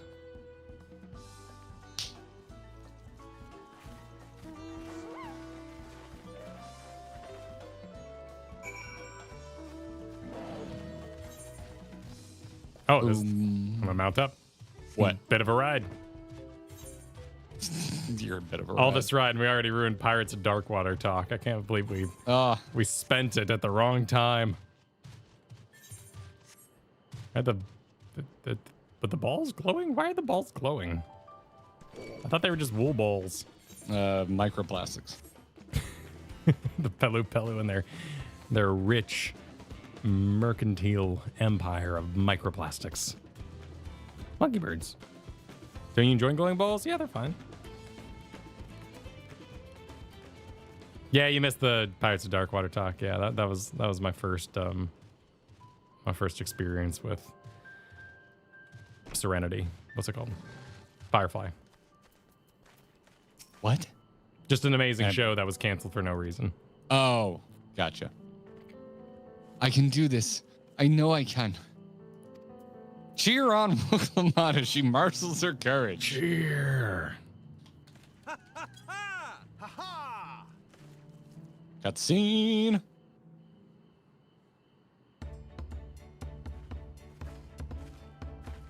Good luck there, Promise! Thanks. I'll need it. Truth be told, still not sure I'll get about you on this one. alpacas. I'd rather not go near one if I can help it. All right. 3, 2, 1, go.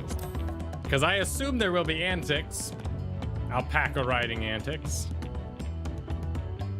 But if I'm to rule this nation, then I'll need to learn how to live with them. Tural is their home too.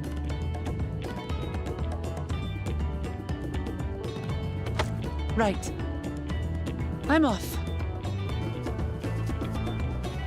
Sounds like there's a Geiger counter in the background.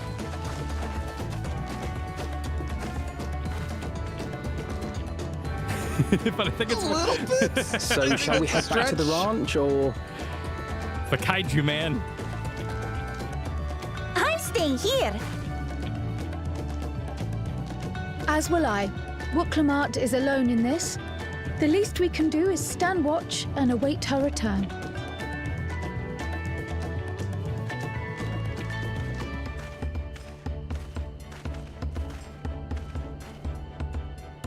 It may be a while yet. Help me pitch the tent. Oh my.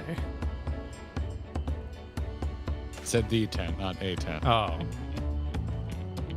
Sorry, Kyle. Not damn. I mean, really, we all lost.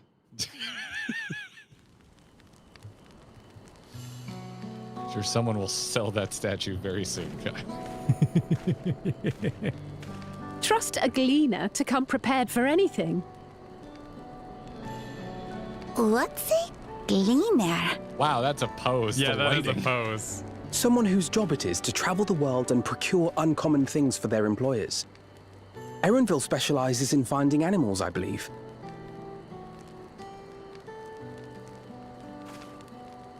But aren't you a Shitona from Shak Tural? Why did you cross the salt? Oh, here we go. Here we go. When I was much younger, the thought of leaving Tural never even occurred to me. But then, some years ago, my mentor tasked me with a difficult hunt.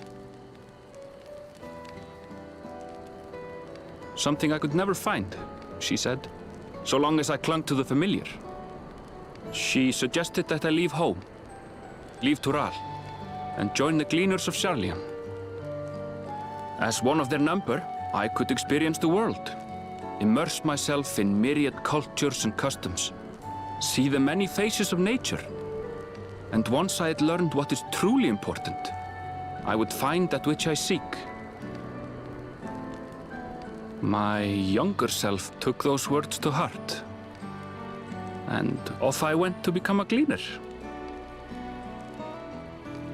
Her words alone moved you to leave behind everything you'd ever known? You must have great respect for your mentor. As it happens, gleaner work was much to my liking, and I all but forgot why I had pursued it in the first place. Yet, events conspired to put me back on the trail I'd abandoned. Wait, are you saying you were tasked with finding the City of Gold?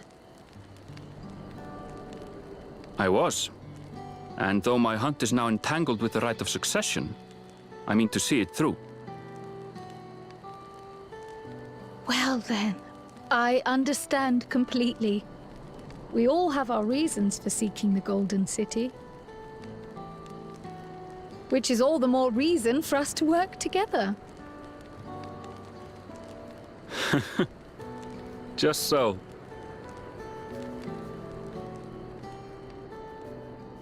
Alright, we're getting there.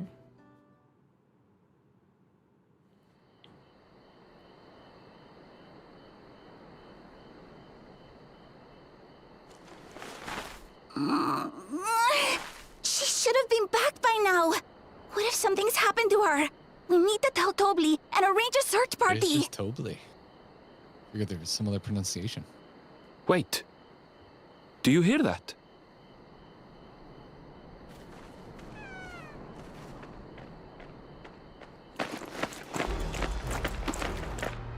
AlpacATTACK. I'll pack one too. They did it.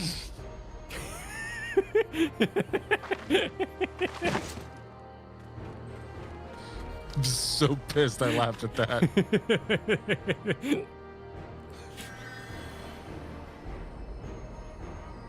You're utterly spent, and small wonder.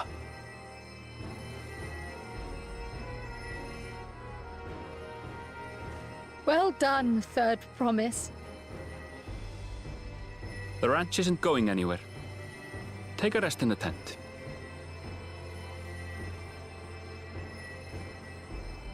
I think I will. Thank you all for believing in me. Should have given Val a chance to do the healing. I know, right? Not since Heavenward. No, I did get something, right? When did Stormblood. Yeah, Stormblood I got to heal, but I know I got to do a heal since then. I just don't remember when. There was one in Shadowbringers? I don't remember the one in Shadowbringers. I'm trying to remember it.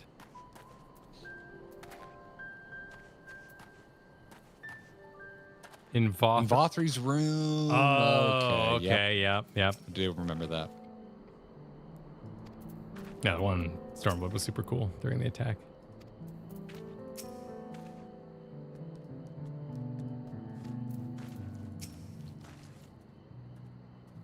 It's called.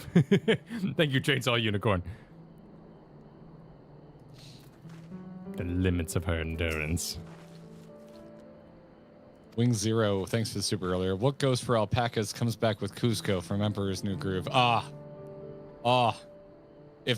That's how they should have brought Kingdom Hearts into Final Fantasy XIV. Oh, there you go, the big crossover. Yeah, man, that would have been great. If Disney even acknowledges that movie anymore. I don't know if they do. Not that I'm sure what they would do with it. I think when they had Patrick Warburton surprise folks at Disneyland when they got on Soren, I believe he made a reference. Oh, that's fair. Yeah, he was in that. So, yeah. I will say I see so much merch when I'm at the Disney parks. Sorry. Anyway. Continue. No, that's like Figment, man. It ain't right. I'm so relieved. This is squeaky now. I'm so relieved the Third Promise came back to us safely. And the alpacas she tamed are healthy-looking beasts. Surely this will be enough to satisfy the feet of gold. Have some dye or money. Ice blue. I don't care. Raptor blue. Knowing the Pelu Pelu. Urqopacha still seems a bit unsteady on her feet. Hardly surprising after she spent the night chasing alpacas. You know what will melt away fatigue like magic, though? Mate tea. Oh, we missed the spot. We missed this chance for matey. Aye, matey tea. I'll run to the ranch and get the pot brewing. That way you can take your time, and the tea will be ready when you arrive. Kyle can only roll his R's when he's doing a pirate voice. I'm doing a pirate. As Mablu so wisely suggested, we shall set a slower pace for our exhausted third promise. Dawn Trail haters like, it goes slower than this? No!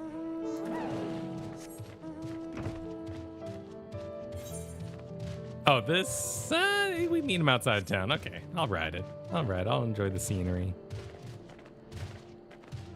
The fine craftsmanships. The pillars.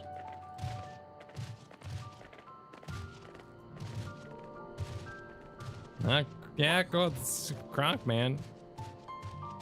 Kronk, man, is a good character. What about Kronk? No, I just like Kronk. Oh, yeah. It's all coming together. When humans invent barns. Hey, Peter. And don't speed the exactly. Yeah, you just gotta let it roll. Come back to the others ahead, have you? I should hurry along with the tea then. Urqopacha can't be far behind. Cutscene time!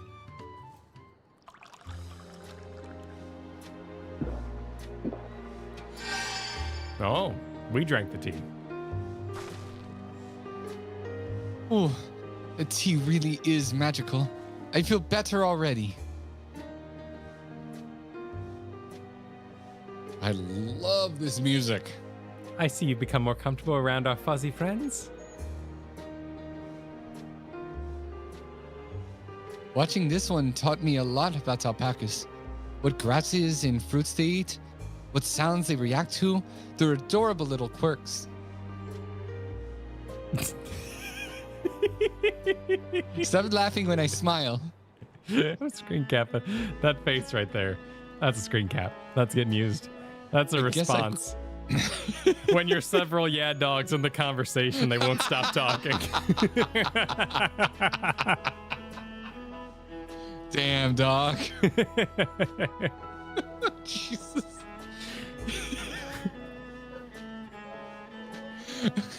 I guess I've grown kind of fond of them.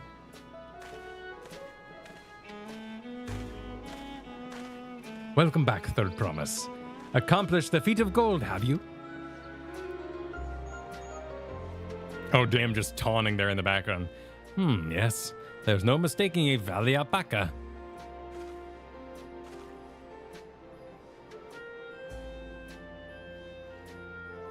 I commend you on your success.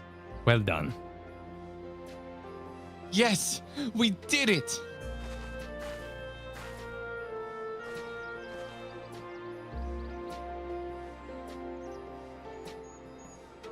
Although I couldn't find a shiny one like Zorojat did.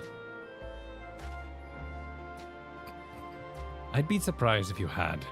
Golden alpacas are born but once every few decades. They are elusive, solitary creatures that are rarely seen, much less captured, thanks to their innate physical and magical gifts. Only a single other person is known to have caught one before, that being good old Jaja himself. Papa was chasing alpacas too? So my grandfather's stories say. Flashback. It was before the founding of Tulilol, in a time when the mountain giants, the Urqopacha, held our people. Hoi. Right? Hoi? Held our Don't we people just in go with thrall. Compelled by their overlords, our forebears would ride their alpaca mounts to the highlands to deliver gifts of food and other tributes. They were wretched days. I hear grandfather tell it. Yohui? Then along came a young ghoul Jaja, yet unburned by the mantle of Dawn Servant. Oh, there's the face. Our people were amazed by this imposing two-headed figure, equal to the Yohui in stature, and puzzled by his entourage of mismatched companions. Oh yeah, there would be, look at Handsome No Beard chilling there. Handsome No Beard? Yeah, the human, or the Rogadin, right? The Rogadin with the wonderful hair? Yeah, that'd be the one in the beard, being like, Kryle's grandfather, right? Oh, okay. Some trembled in fear, believing a new conqueror had come. Yet Goro Jaja showed no such inclinations. He sat and spoke with us, sipping from the cups of mate tea we offered him, and grew somber when he heard of our plight.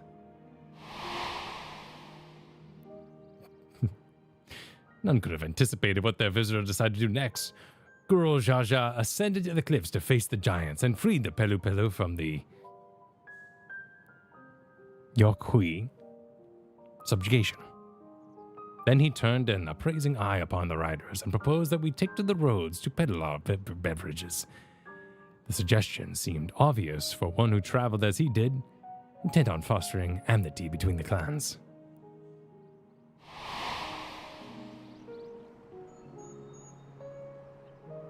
So it was that a few words from Guru Jaja transformed into a clan of itinerant merchants.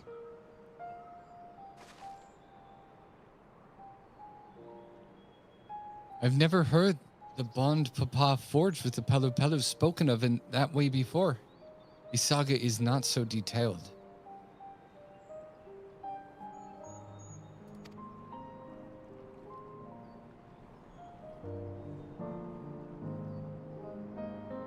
That's you, Kyle. Oh, excuse me. I was reading the chat here that apparently that's not Grandpa. We can suss that out later. Okay. Then you may not know that Guru Jaja sought to sure-footed guide of his trek up the highlands. Thus did he capture a golden alpaca. So both my brother and my father caught the rarest of creatures, while an ordinary one was the best I could manage. The feat required no more than that, Third Promise, and you brought back a perfectly wonderful beast. I love that you sounded just like Scotty from Star Trek there for a hot second. Can't do it, Captain.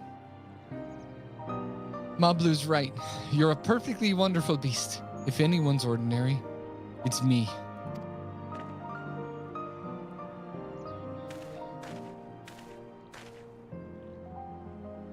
Not only did you accomplish the feat of gold, you also made many trades and brought joy to many people in the true Pelu Pelu fashion. I sorely doubt your siblings could ever achieve the same result. Burn! You should be proud of the accomplishments which earned you your keystone. Don't eat it.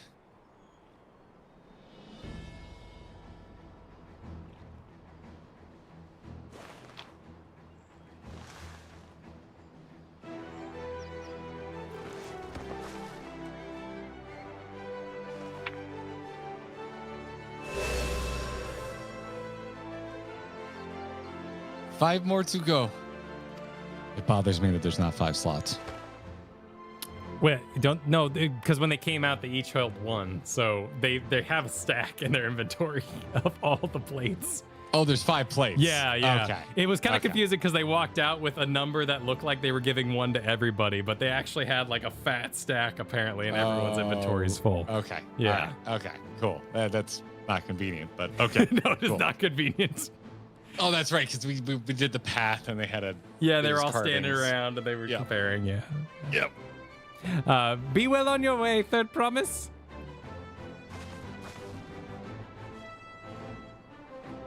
We'd have been lost without you, Mablu. Thanks to you, I learned so much about the Pelu Pelu people and your customs. It might seem obvious, but I've come to realize the importance of properly knowing something. It was because I didn't understand alpacas that I was uncomfortable around them. I'm thankful for you as well, Urqopacha. You've given me the courage to say what I wasn't sure I could ever say.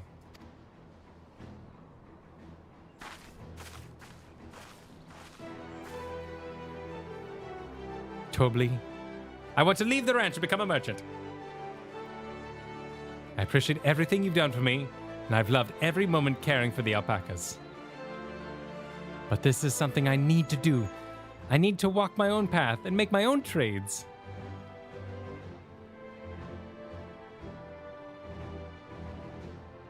As your parent, allow me to say one thing. I've always tried to give my wards lives filled with as much happiness as I could provide. Yet, never once have I wanted that to be the only happiness you knew.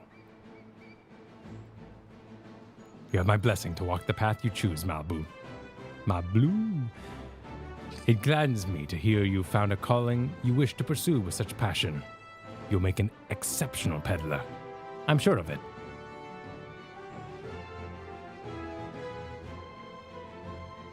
Thank you, Tobli.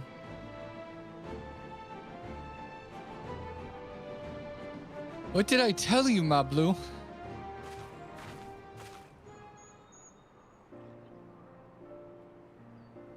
There's one last thing I can help you with, Third Promise. You need to find the Golden City, right? That's the end goal.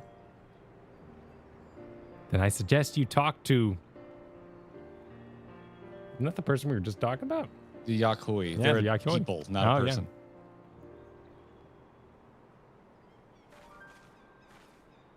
They once ruled over far more than just Urqopacha and the Pelu. 1,000 years ago, they were overlords of Yogg-Toral and all its peoples.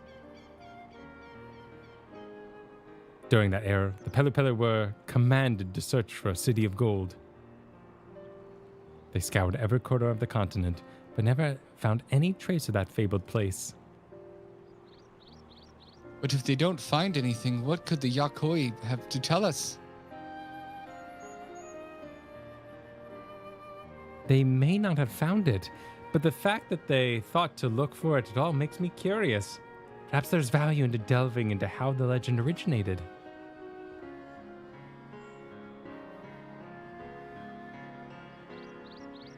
We lose nothing from asking the question. Besides, if we are determined to follow the path of the saga, we'll be visiting the giants eventually. I'm looking at your screen right now. Your freaking monocle. Jesus. Well, a successful day. Monocle, you did well.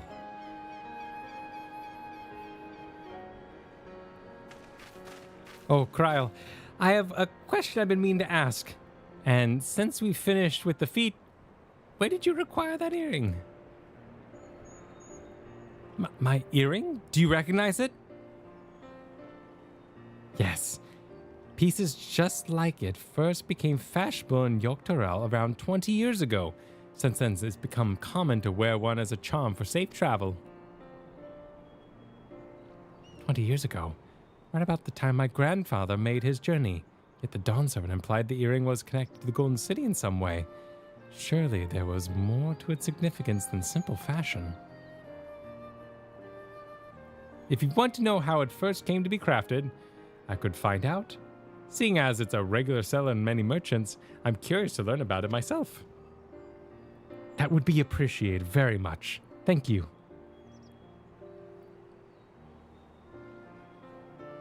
Jumping feet first into the peddler business, eh, Mablu?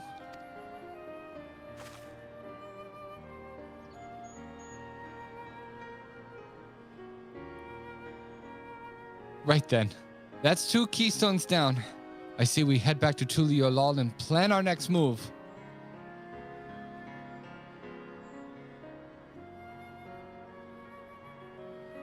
Farewell for now, and thanks for all your help. I will become Dawn Servant, so make sure you set aside your best mezcal for the occasion. I like that idea.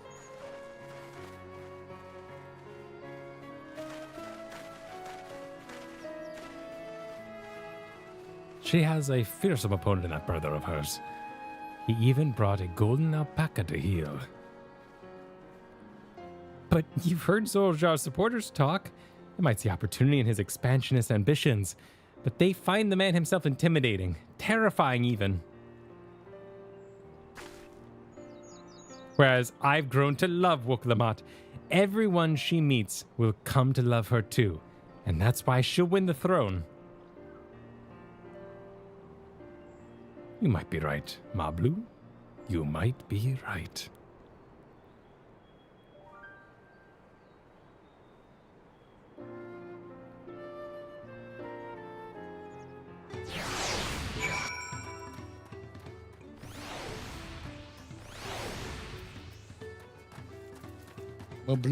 Mablu.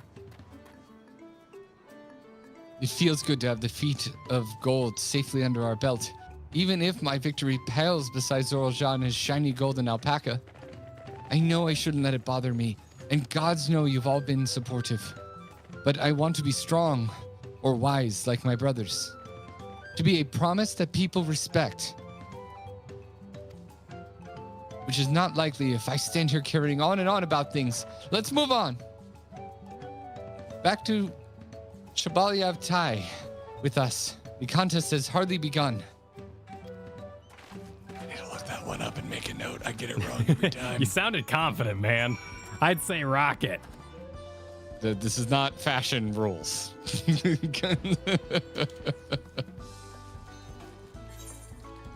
Thanks, Christopher Clayton. The Pello always remind me of Una Kalhai. Just because they're little with a mask? That's probably a similar, the Kid Elzen model. Might be similar in there. And where's the... Life can be busy. Step into Oh, God, silence. Hey, I need... Here, where's the guy having a really good time in the trailer? Because that's who we saw there. I thought it was Kryle's grandfather, but that's just because of where it was lined up. What are we doing? I'm searching I don't for remember what race Kryle's grandfather is, so I couldn't. Well, apparently he's a Here, but... I would have never caught that. There's a guy who's having, like, maximum pleasure in the trailer. There he is. Got him. No one can see what you're looking at. I know, that's because I need to screenshot it and share it with everybody. Okay. Yeah, these you're talking like we can hear. These things take time. I'm just proper production. I'm just making there must be sure. proper protocol. I'm confused. This Yeah, guy. so this guy. So that was that guy walking there. Yeah. This guy who's like, He is not wearing the same clothes at all. I don't think that's the same hair. It looked like him. Well, yeah, he might have cut it, you know? I was just thinking that's a lot. You're making a lot of assumptions. It could be the guy. No. What characters would change their hair? Asthenian? No one else that I can think of has changed their hair. Well, that's a fair point. Yeah, people don't really change their hair in this game much. No? Yeah, I guess they'll just continue to be mystery guy. Either way, we've now confirmed that this is not Kryle's grandfather, which is who I thought it was. So, I've made progress nonetheless at the expense of all of your time.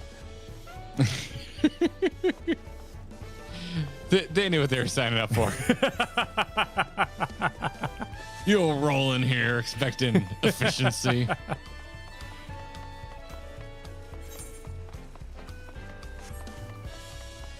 My investigation is done. Wonderful. I've been at Wook for a while now. Cool. I'm on my way. Here we go. I'm Wooking. Hey, Kyle. Yeah? Hey. What? Look at us. Yeah?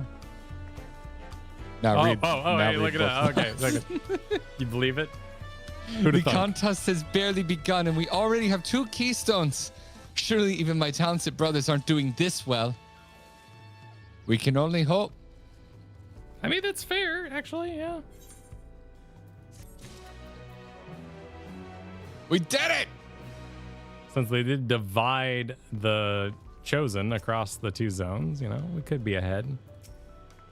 Based on the title of that quest, I'm assuming not so much.